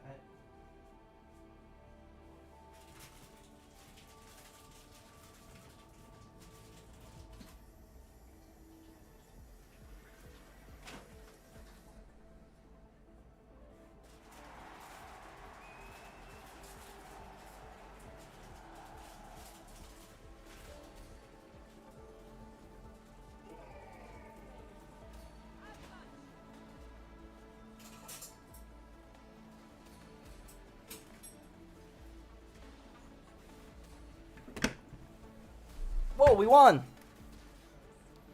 Whoa, the gold I'm starting to get is kind of a lot.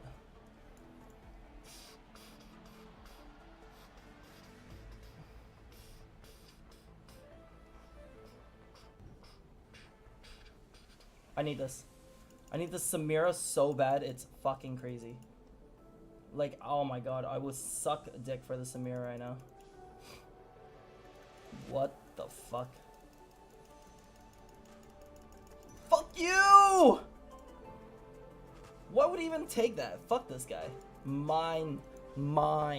Look at me. I'm the captain. Fuck this guy. Yeah, we yoinked that so bad. Alright, this should be good now. We should be stabilized a little bit now. This is huge. This guy right here is single-handedly gonna carry us back to, like, safe zone. He's our safe word for when we're feeling not confident. He's our safe place. Alright, here's the... What the hell just happened? Isn't that bruiser though? Same, dude. Same. Oh, he gets to verse me right after I yoinked his item.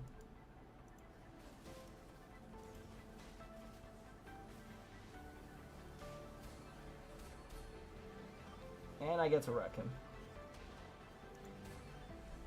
Yep, it's too bad. Life sucks. Sucks to be you.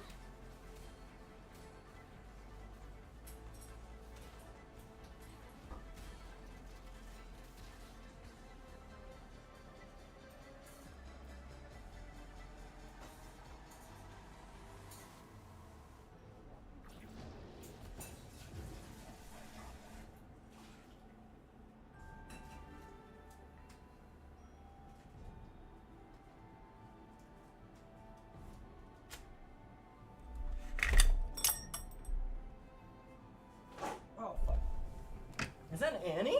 Oh no, that's an Aphelios.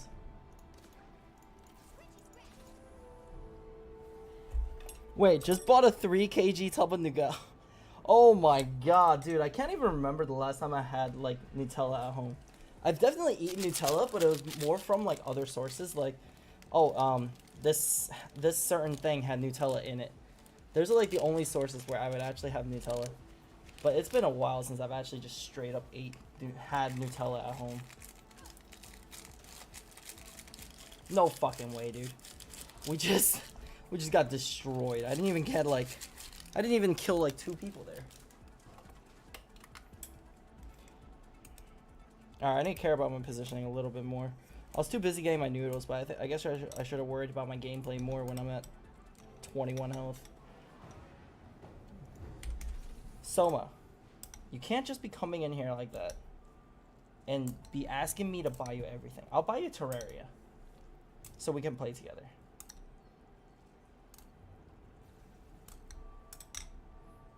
"24-hour night ring" will be crazy though.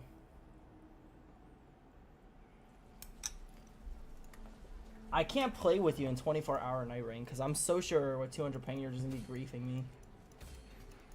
But I also don't have a squad to play with, so sad. Oh shit.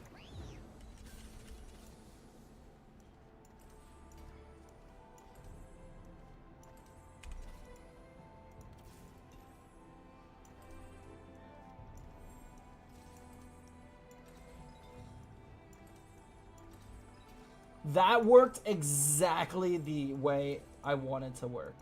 That's crazy. That actually worked exactly the way that I, like, the thing that would have been best for me. That's insane. Bruiser mod doesn't give the thing that you need, though. The reason why Bruiser Fiddle works is because of the damage amp.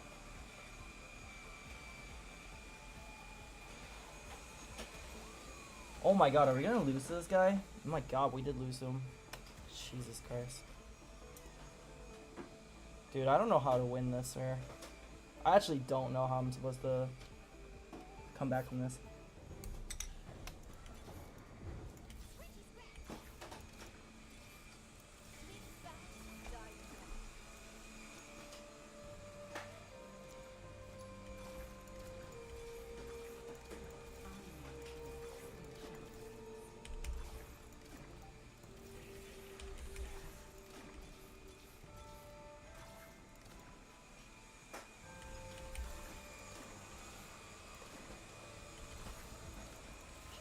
Well, that's only a 2-star, Annie. That's not gonna help me enough. Can I survive this? Sure hope so. Oh wait, I should have just taken on Zach. What am I doing?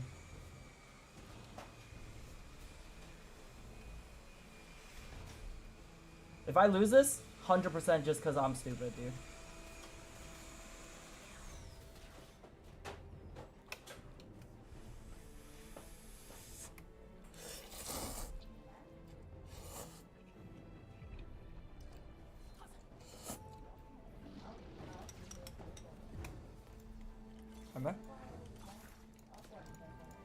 How many do I have though? 26 is pretty good.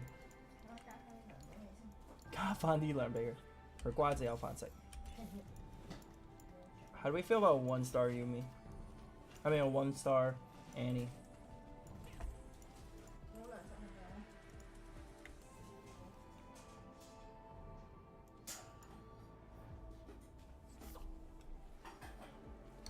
It'll have to do.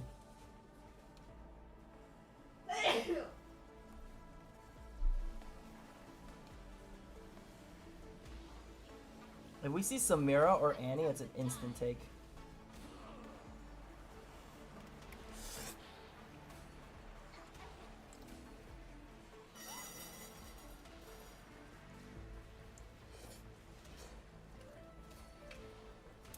Well, we lost. Wait, do I have last stand? Wait, no, I should lose. I should be dead here. Yeah. Up, GG. So, I would like to VOD review what I did wrong and learn. Super good. And learn what I did wrong and learn how I can improve. But honestly, dude, I don't fucking know, man. 3 people go, like, I'm uncontested. 3 people are going the same comp and getting units. And I'm uncontested for my 1-star unit. And it took me that long to roll for it. I actually have no idea what I did wrong. No fucking clue. On board, if you look at this, I should be really strong too. Maybe my front line's not strong enough. Yeah, I don't know. I have no idea.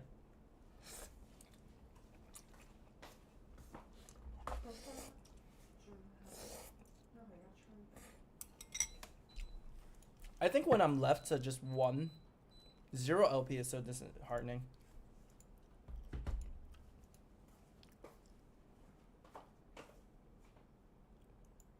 I think when I'm left to like just 1, should I just do this?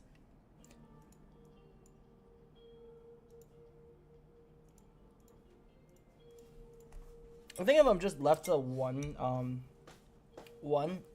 character before I get them to 3-star, I should just stop rolling and just go next level, because I could run into it like naturally. I don't think the rates are so bad that I'm like just never gonna see that unit again. I think I'm putting too much value on staying 5.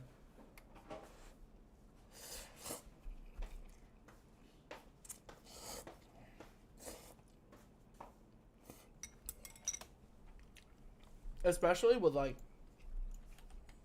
Amp if I'm playing Amp, I should have focused more on leveling rather than...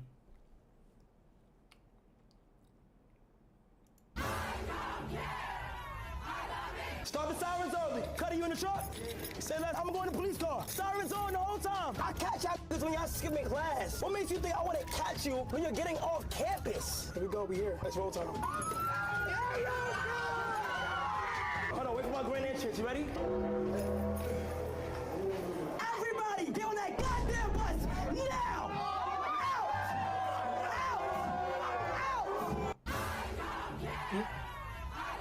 Start the sirens early. Cutting you in the truck. Say that I'm going to police car. Sirens on the whole time. I catch y'all. Damn, dude.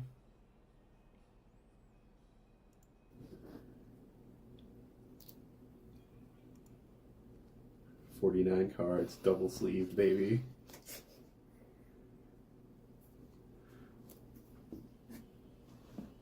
$50 cards, triple sleeved.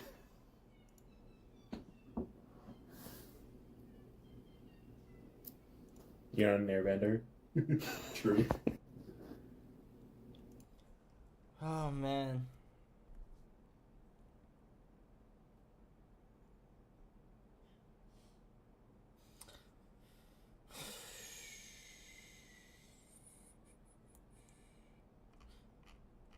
So it's gonna take so long for this. In Desert Lorcana, there are 6 different ink types, each representing a unique playstyle.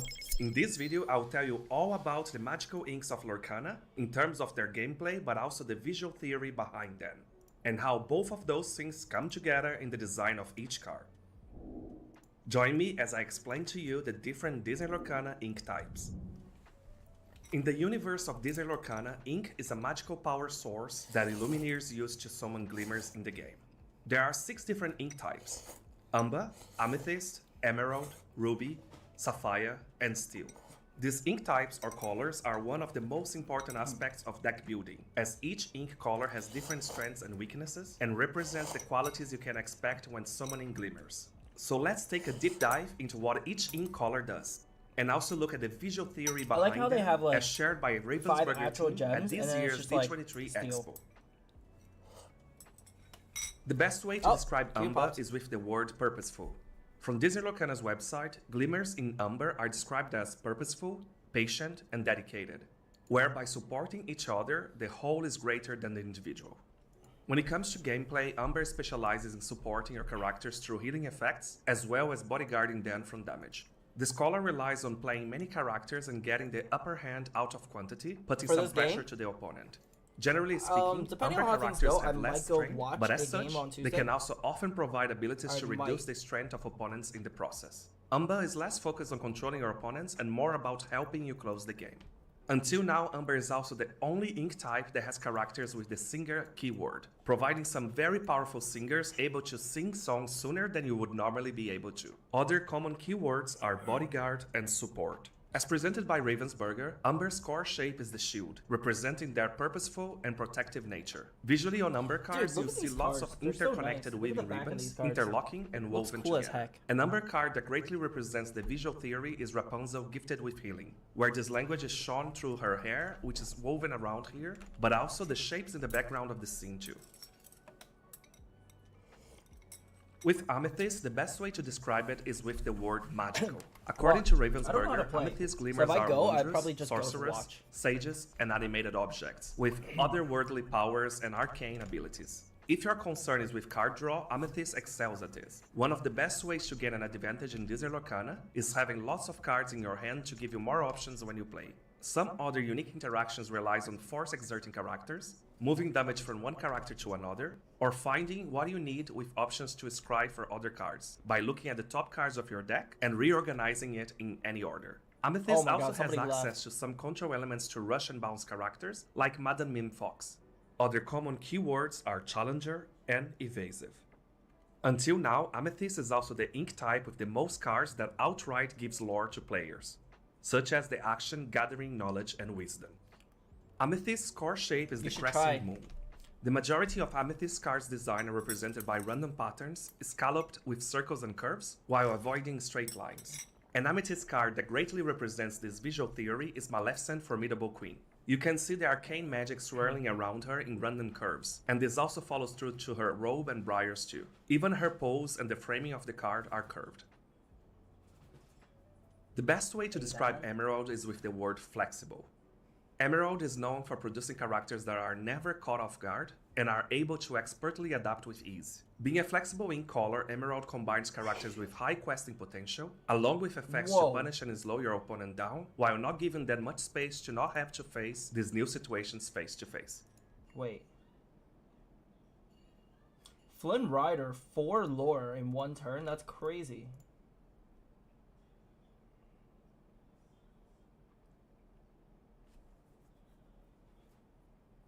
It's because it has Things such as preventing your opponent from questing, returning their characters to their hand, and even forcing them to discard cards are all part of Emerald's strategy. Even though Emerald does not have any keyword exclusively to this ink type, a lot of its cards will have ward and evasive, making challenging even harder. Unbanish effects and discard are other abilities very present in a lot of Emerald cards. Finally, Emerald also offers a lot of equalizer type of effects that can give you a benefit if your opponent is in a better position than you during the game. When it comes to Emerald's visual theory, its core shape is the S-curve. You'll see this represented across many card designs with rolling curves, twisting and adapting, as well as calmness and more methodical shapes. Emerald is always evolving. An Emerald card that greatly represents this visual theory is Anna, Diplomatic Queen. While Anna herself has a calm and methodical pose, we see the S-curve heavily featured here too, in her dress, but also the pattern of the drapes behind her, all the way through to the leaves of the plants. Hey Don. Let's take a look up close to Ruby. The best word to describe Ruby is daring. Ruby is known for characters that are warriors, explorers, and daredevils, that are risk-takers, brave, and agile. Ruby is largely centered on controlling your opponent's board through focus removal. This is achieved by including characters who might not quest for much, or even at all, but who more than make up for its strength, or simply with cards that outright banish opposing characters without having to challenge. It is common to find cards with the evasive and rush keywords, So I feel like this or that can deck buff its is character's more like strength. supporting, but you wouldn't play Ruby into also one. have some incredibly powerful songs to further control What the your fuck? opponent. Why do A people classic keep example leaving, is dude? Be Prepared. The Q's take like Until 5 now, minutes. even though Reckless can be applied to a character through different cards from other ink types, Ruby is the only ink type that has characters that are reckless. I almost from forgot its how base much form. hell it was to This actually ink play is also solo type, unique in solo that type. it offers some effects that can self-inflict damage on its own characters in exchange for other benefits. A Ruby deck is great for players that want to keep the pressure on opponents with a very aggressive playstyle. Ruby's core shape is the lightning bolt. You see this in the visuals of the cards, which make use of erratic, sharp points, and disorganized shapes. A Ruby card that greatly represents this visual theory is Robin Hood's Sharpshooter. The sharpness of his pose and perspective of the illustration almost create a sense of a lightning bolt shape. Compare is this the- to the let me check streamers what and time the ribbons in the tournament is. background, as well as the jaunty angles If of I the could build tents, something all of in which time, add a then maybe sense I'll of just try. disorganization. With Sapphire, the best word to describe it is intellectual. According to Ravensburger, Sapphire glimmers are intellectual, intelligent, and creative, calling them inventive and thought. Wait, let me see. Why is there so much stuff?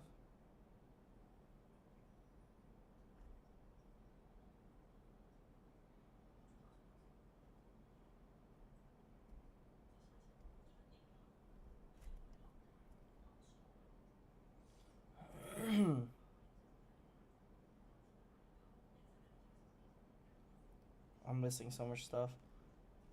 Who should I play? Top. Let's play somebody we can chill with.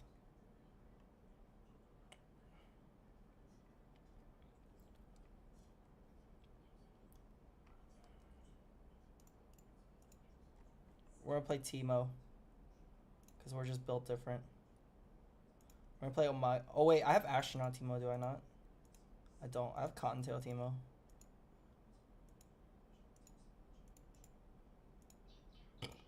I also have Little Devil. Alright, we'll play Omega Squad Teemo. And we're gonna play Teemo in the most AIDS way. Which is we're just gonna play Teemo with like. We're gonna play Teemo with First Strike and we're just gonna sit back and get gold. Oh my god, he's playing Malphite. Alright, we're playing AP Teemo. No, he's playing. Alright, he's playing Cho'Gath. Wait, he's playing Cho'Gath. I could go AD Teemo. No, I like playing Teemo, where cashback.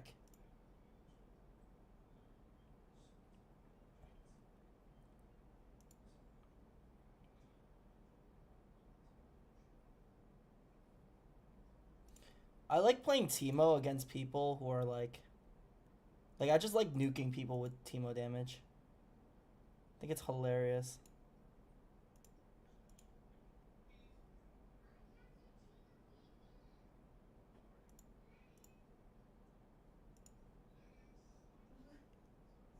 Wait, is that Cho'Gath support or Cho'Gath jungle or Pantheon jungle? Well, whatever it is, we're just sitting back and throwing shrooms, so I guess it doesn't matter. Sapphire is a slower ink color focused on building and ramping ink as quickly as possible in order to gain an advantage. Because of this, Sapphire tends to play a bit slower, instead building toward overwhelming your opponent with cards they simply don't have enough ink to answer. This ink is also known for its many items and synergies related to them, with cards that replaces themselves so you don't run out of things to play. Common keywords for Sapphire cards are support, ward, and resist, along with some types of healing and debuffs. Out of the 6 ink types, Sapphire tends to require more planning from players to get the most out of it. So if you want to form complex strategies and watch them unfold, this might be the ink for you. Sapphire's core shape is the sacred geometry. The majority of its cards' design are represented by repeating geometric shapes, circles, radios, and straight lines. A Sapphire card that greatly represents this visual theory is Merlin Intellectual Visionary. There is a clear sense of geometry in the magic he's conjuring, and this pattern is repeated within itself, but also his robe. And speaking of his robe, we see plenty of straight lines accented in gold, making them stand out even more. The last ink type of this list is Steel. The best word to describe Steel is strong. Steel is known for glimmers that are large and imposing, heavily armored, or just plain powerful. Steel is another control-focused color. Compared to Ruby, Steel effects tends to inflict damage and often target multiple characters at once, sometimes at the cost of sacrificing some of the damage. Steel also has more tools to deal with removing items and locations, as well as ways to draw cards and filter through your deck for the ones you need. Steel plays cards that are very powerful and that are hard to get rid of, with unique triggering conditions that can damage your opponents on play or when banishing them. Very common keywords for Steel are Resist, Challenger, and Bodyguard. If you want a more straightforward and effective approach to your game, Steel is a great choice. Analyzing its visual theory, Steel's core shape is the square. You'll see this represented across many card designs with blocky, thick, and impenetrable shapes with curves often avoided. A Steel card that greatly represents this visual theory is John Silver Stern Captain. He is shown with a formidable pose clad in blocky armor. His whole body shape is reminiscent of the core shape of Steel, with big, square pieces. Let's go! And Wait, these that are the was 6 diving or ink something. types What in the Disney fuck? Lorcana and what they represent in the game. Do you have a favorite color?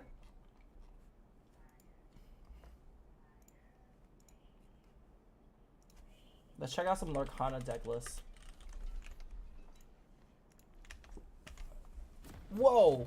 Wait, this looks so crazy. What is going on?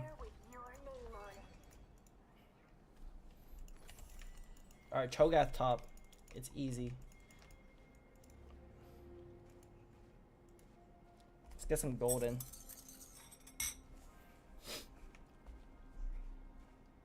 Welcome to Summoner's Rift.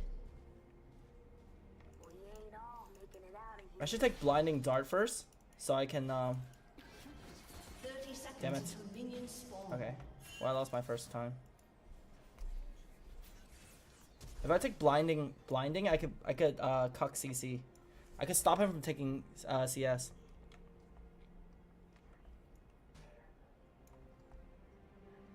The range is also much higher than my autos. We're just gonna greed gold this game. What is going on here? Minions have spawned. How you doing, buddy?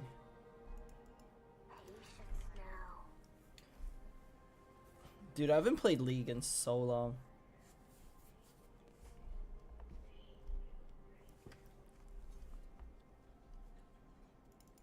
So is he coming to take this or what? If he's just AFK, I'm not gonna help him.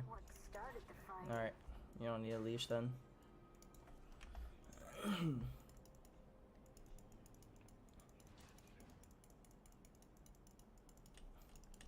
We're just here to CS. 54. You can't tell, but I've grown quite the beard under here. Dude, how are all of my minions just lined up to where I can't take my CS? Oh fuck. Oh, I thought I couldn't get it.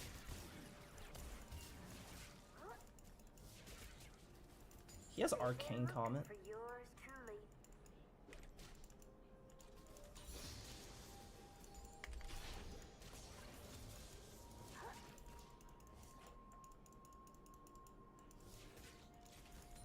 He's just straight pushing.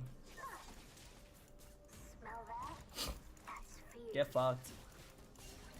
First blood. What rank is this?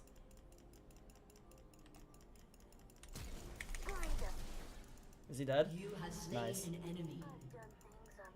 This is some bad plays. Jesus. That guy just tried to challenge a Teemo. What the hell?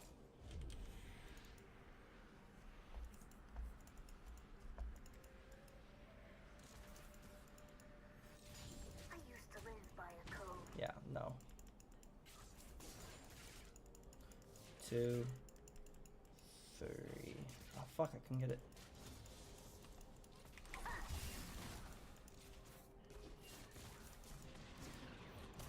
Yikes. Nobody's innocent anymore. That was a lot of CS.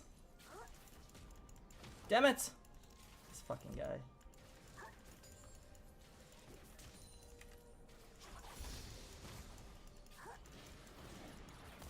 What is he doing? Oh my god, I missed so much CS! Now he's caught up in CS.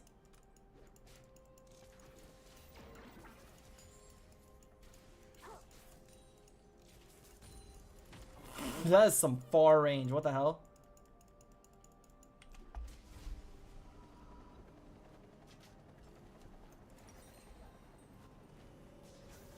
An enemy has been slain. An ally has been slain. Wait, I can't buy anything anymore? Alright. I'm like on my way there.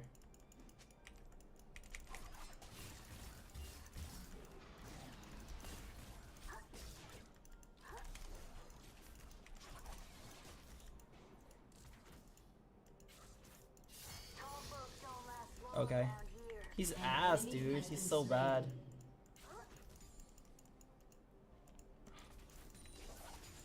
Alright, back to my little CS. Oh fuck. I looked over to chat real quick. Oh. Lots to do before I punch out.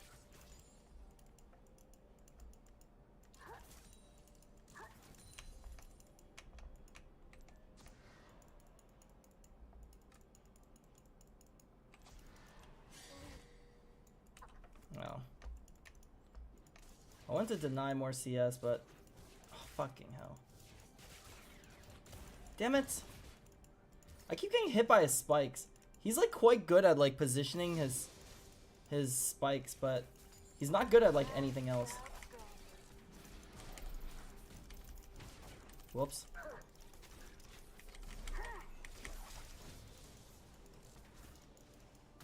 Dude, what the fuck? That minion. Is it enough? Nope. An enemy has been slain. Wow, that's hilarious.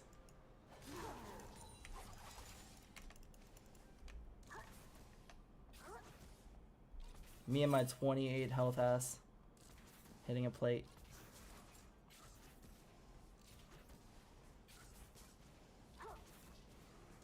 Oh, we made it.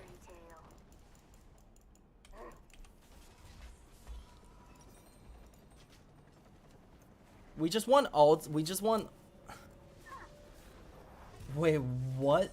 So it's just straight up like a giant duke?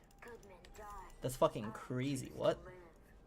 Why? You've got some interesting friends. Wow, they're just letting a Nivea revive like that. That's crazy. Ally has been slain.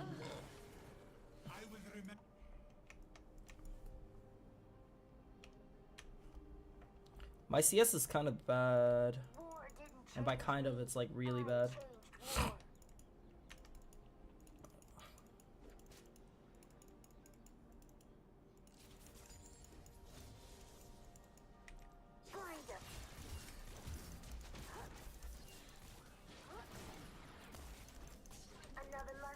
Bro. Is this guy high?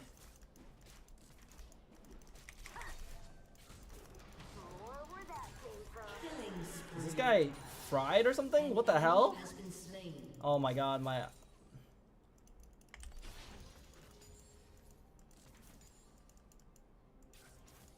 CS.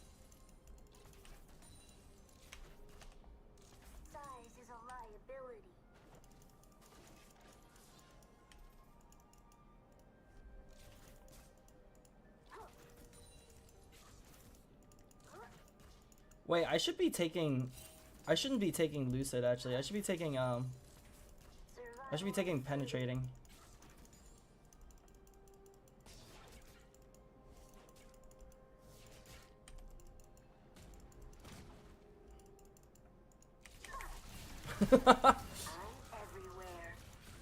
Yikes! Oh fuck! Fuck! No one saw that. Nobody saw that. None of you saw that. Not a single word. Not a single word. That was An enemy has been slain. the effects of not playing League for way too long. That's what that was. My ears are always ringing. That was some bullshit is what that was. That was some bullshit. Wait, what? You don't know about war.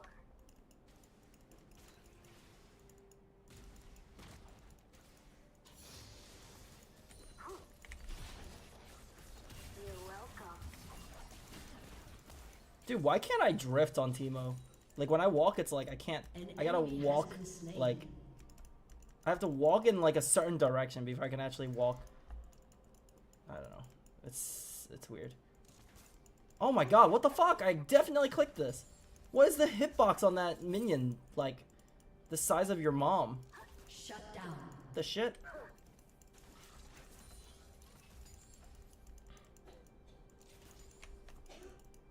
You'd be surprised how quick fur ignites. I'm CSing so bad.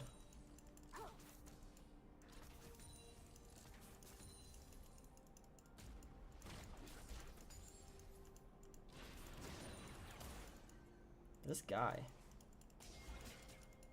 He keeps knocking out my first strikes. How far is the range of that thing? What the hell?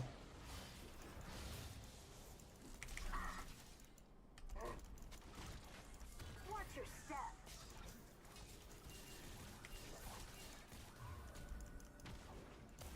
Okay, guy. An ally has been slain. An ally has been slain. An enemy has been slain. Enemy killing spree. Shit.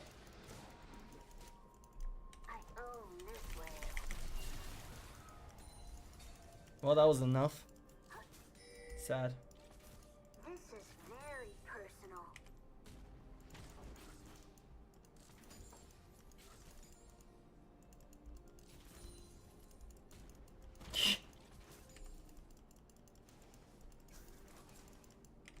An enemy has been slain. You have slain an enemy. What a guy.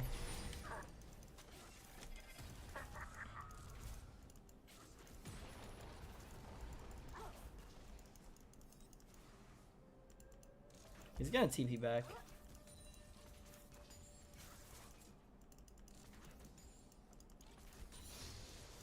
A part of you never leaves the jungle.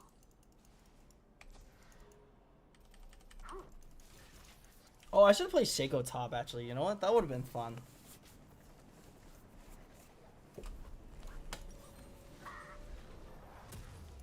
This is gonna sting.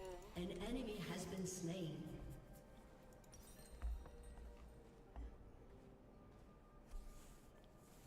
Really? You know, I like Smite too. I'm not gonna lie. You know who I played when I did play Smite briefly? I liked Ratatasker. I liked playing just like a little rat who flies around. I forget what started the fighting. Dude, how does he keep fucking hitting me with that? Armed and ready.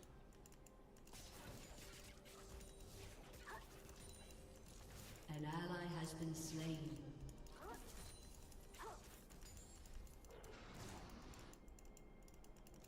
I like how it doesn't even matter though, to be honest. You can't tell, but I've grown quite the beard under here.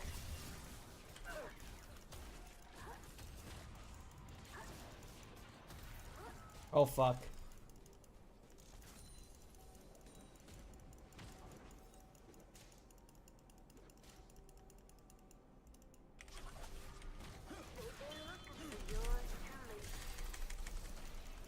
Eat shit. Bitch.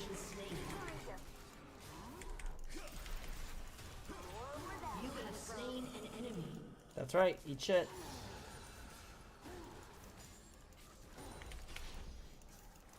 It's 1-6. What a guy. What a guy. There was this game back in the day, it's called Gaia Online. That's the one I really, or Loco. I really liked Loco. Turret plating will soon fall. I've done things I'm not proud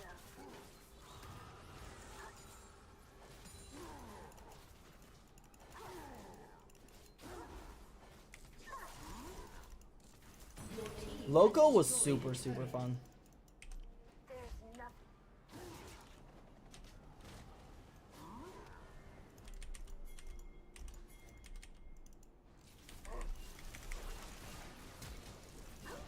Dude, he flashed for me. This fucking guy. Why didn't he just charge him, by the way?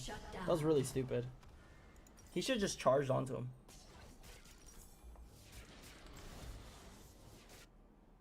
This fucking guy.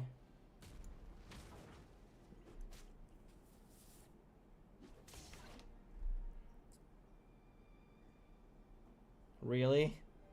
They just...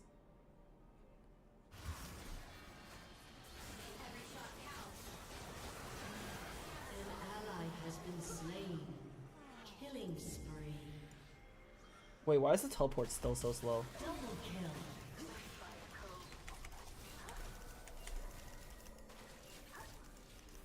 An ally has been slain. Your turret has been destroyed. You have slain an enemy.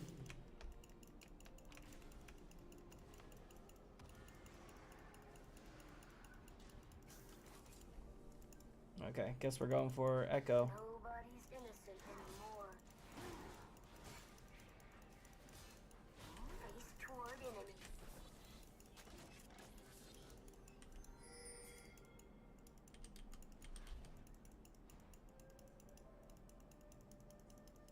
Never get attached.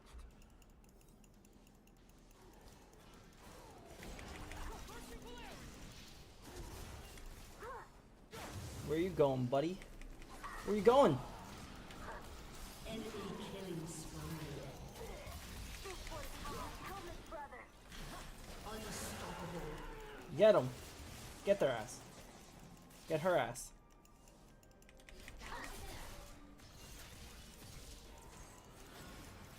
Lol.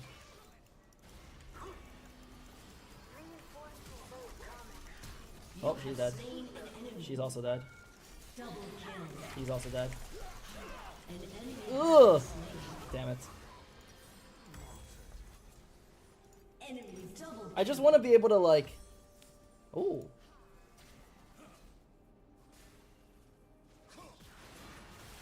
I just want to be able to one-shot people with my mushrooms.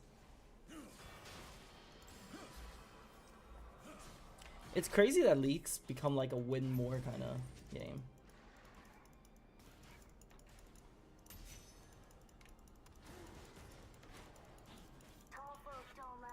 Your team has destroyed a turret.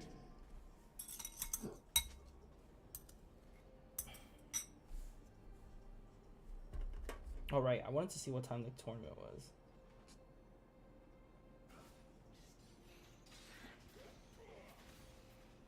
$7:30 at night.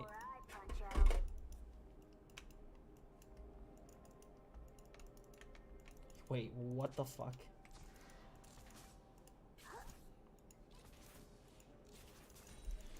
Dominating. Look alive.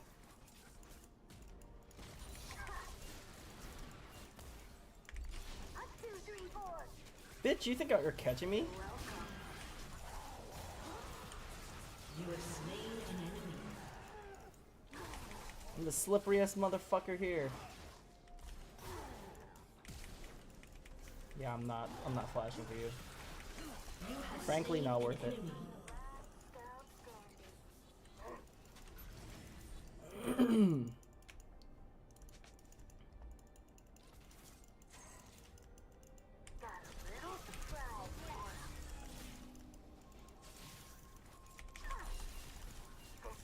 Lamau. Wait, he didn't get hit. Wait, what? He missed the mushroom. Bruh. He just narrowly missed the mushroom. That's ridiculous.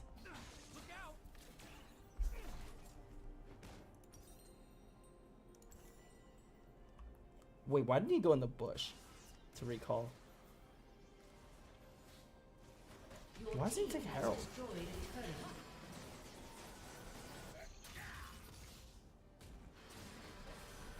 An enemy has been slain.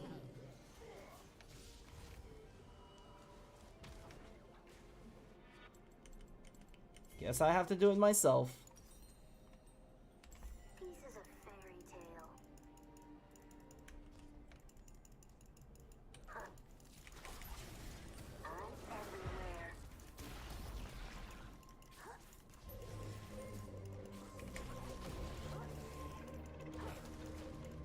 This reminds me of when you could solo dragon at level 1 out of pure skill. That was hilarious time in League of Legends.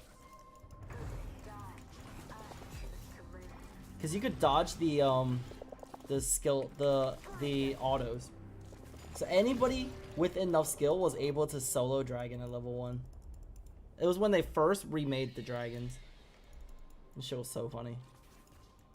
War didn't change me. I changed war.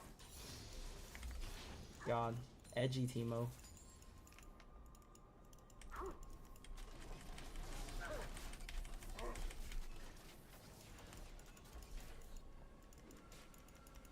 Watch your step.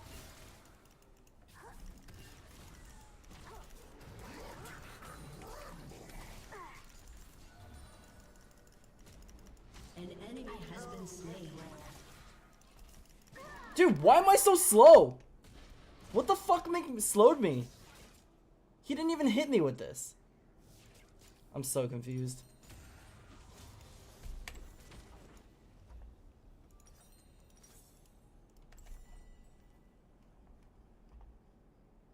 I'm gonna need mans to instant replay me that.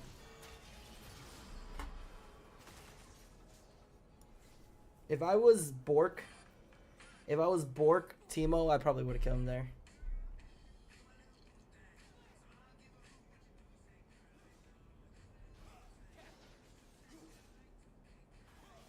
Yeah. 100% would have. You have slain an enemy. Oh, there we go. There's my kill. 100% deserved.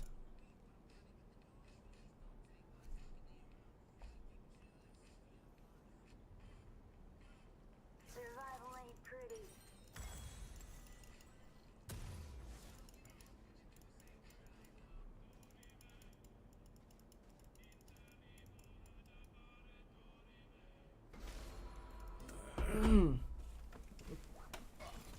Yo, we got you, Echo. Don't worry. I mean, Silas. Yo, come here. Come here. Chasing this guy. Think he can catch me? Whoa.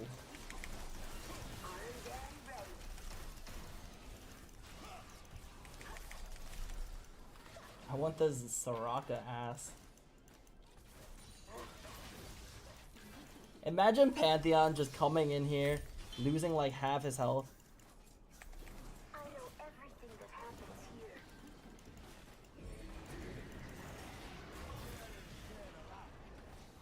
Your team has destroyed a turret.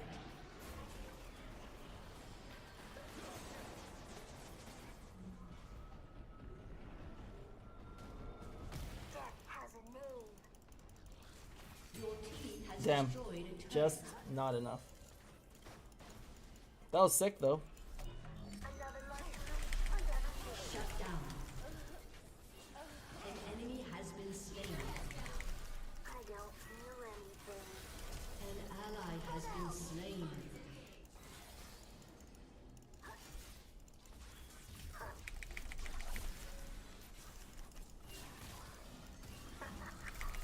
Oh, I couldn't get him! Fuck Soraka! I need Morellos. Oh, I should have taken this. I didn't realize that there's such a cheap Grieve heal. Grieve runes. Damn, I would have just taken that. I didn't realize it was so cheap. What are you doing, Silas, my boy? Yikes. Alright, Heckram, all you, buddy.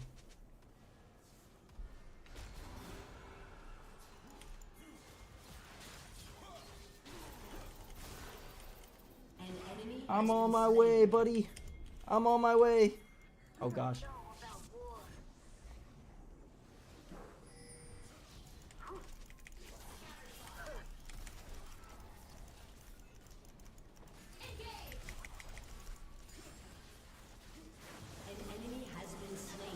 Hell yeah, let's go. Get this guy. Get this Soraka's ass. I've had it with this guy. I just got like I got uber minion blocked. 14 gold for one hit? Crazy. Can we kill this guy? One day there'll be a reckoning. Your turret has been destroyed. Why are we so like uncaring about objectives? Can we care about objectives like a little more? I can't solo this. Can I solo this? Do we just literally not care about objectives? Is that the game we're playing here? Dude, I'm gonna die. Yikes. You tank that and I'll help. This Heckram needs to learn about objective control though. It's really not helping. I really to hope I don't die here. There we go. Where do we actually get that? An enemy has been slain.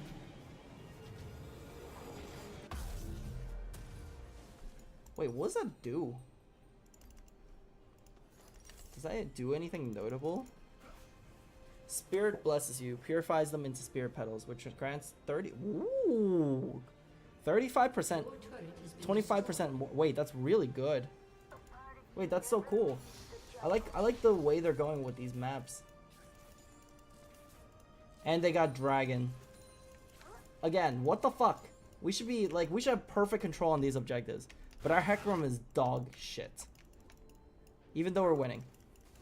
I forget what started the fighting. Don't worry, I got him. An enemy has been slain. He ain't running away. Not this time, buddy. Not this time.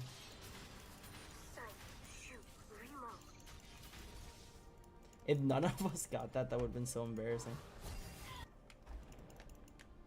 Heckram's doing a lot without doing a lot. It's honestly impressive to see how little one could be doing and doing a lot at the same time. Oh my god, what the hell?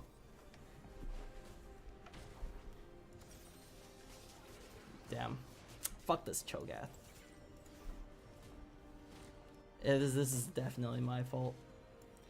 My bad. Verify if I'm a human. Dreamborn.inc. I think I'm a human. I think.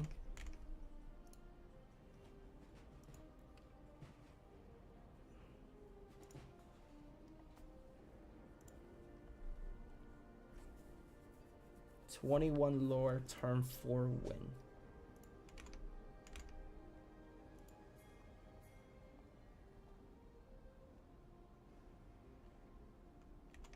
You can't tell, but I've grown quite the beard under here.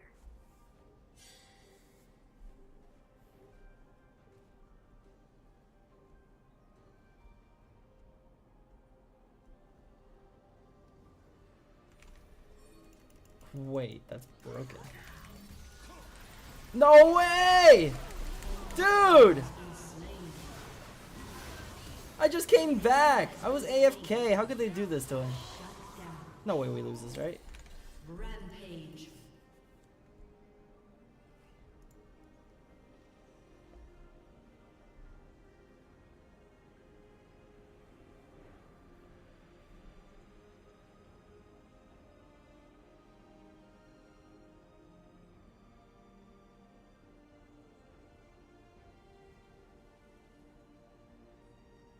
Unstoppable. Your turret has been destroyed. Double kill.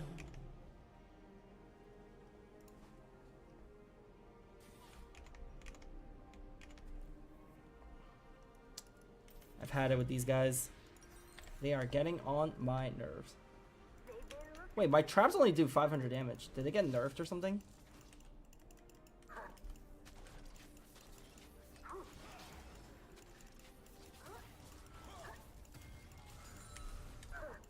I keep using my speed like stupidly. What makes you think you can take me on, buddy? You have slain an enemy. 1v2?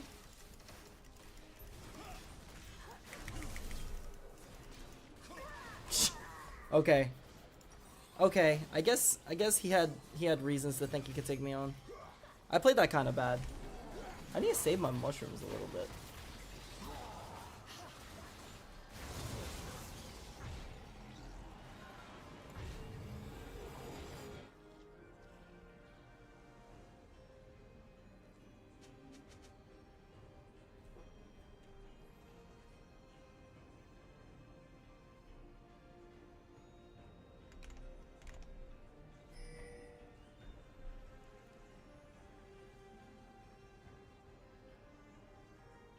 Your team has destroyed a turret.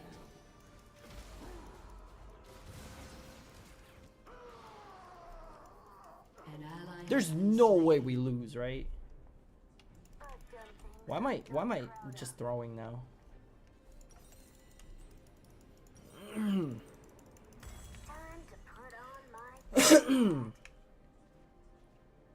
Healing reduced 900. Kind of good. 700 damage.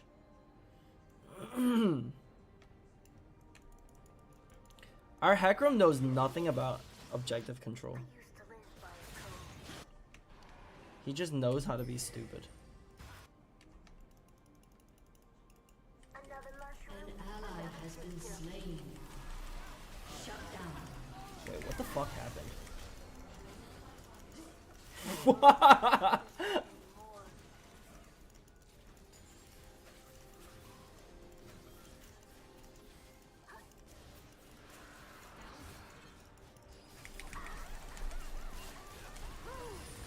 Bro, what is he doing? You have slain an enemy. Double kill. Get over here.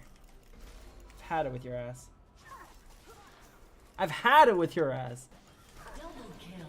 Who do you think you are? An ally has Dumbass been slain. Soraka. Can you guys like... Can you guys actually do something that's worth something? They keep like... I don't know what they're doing. This game should have been over like 20 minutes ago. How is there nobody pushing right now? Why are you all chasing? Chasing nothing too, to add. Your team has destroyed a turret.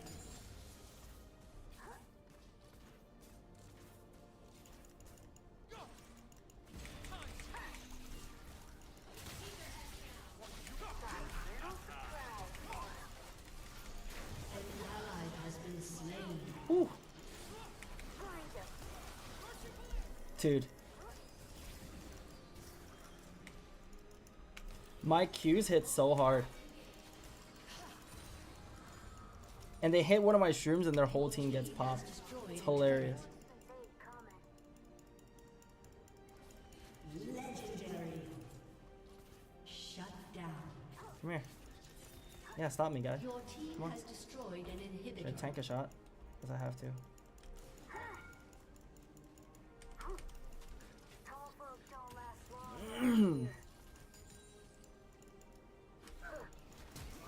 Haha, dumbass.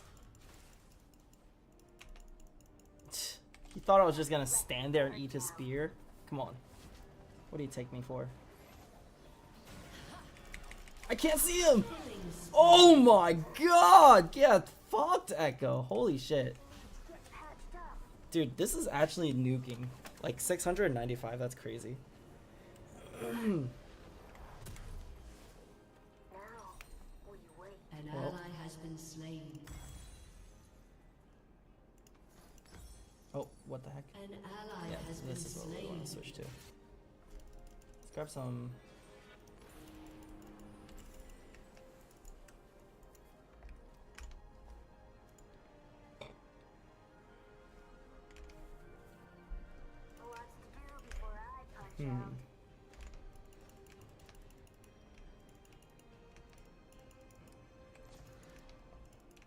Still don't know why we don't have any objectives. I'm the last scout standing. I own this land.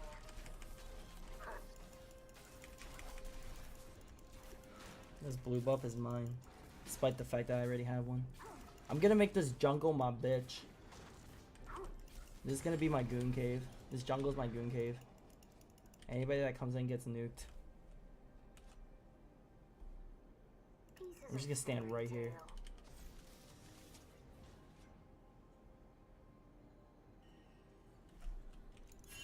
Why is he messing up my goon cave? Watch, watch, watch, watch, watch. Watch, watch.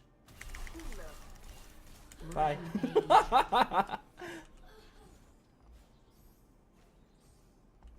An enemy has been slain.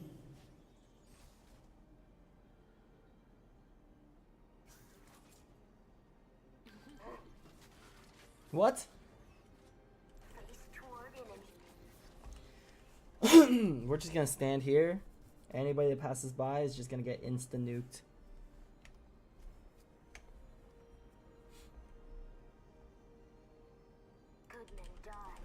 We control this jungle now. This jungle is ours. This MF is 21-5. Your team has This game should end it so much longer. So An enemy has long been ago. slain. An ally has been slain. I'm gonna stand right here. Team has destroyed Are we a ending? turret.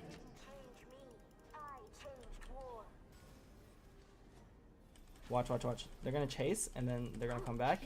Oh, no, they're not. Looks like she's just gonna 1v. Oh. Shut down. An enemy has been slain. Your team has destroyed a turret. Unstoppable. Bitch! Woo! Ah, get fucked, loser. Nice Zanyas.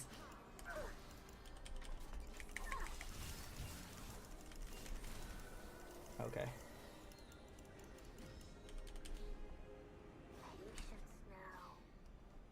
GG. GG, loser. Dude, I love like playing Teemo and just sitting in their jungle with a million traps. Doing the same thing with Shaco is also hilarious. Here, you can take one. Props to you, Anivia. Fuck you, Hecarim. This game could have ended so much longer. So much faster. Wow, look at me. Iron 2. 64k damage.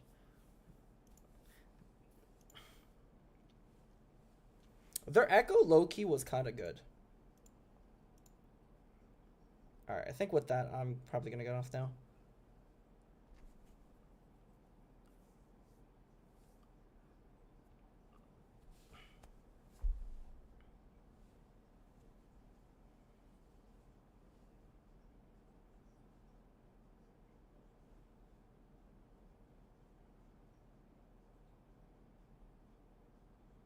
Alchemist, were you here the whole time?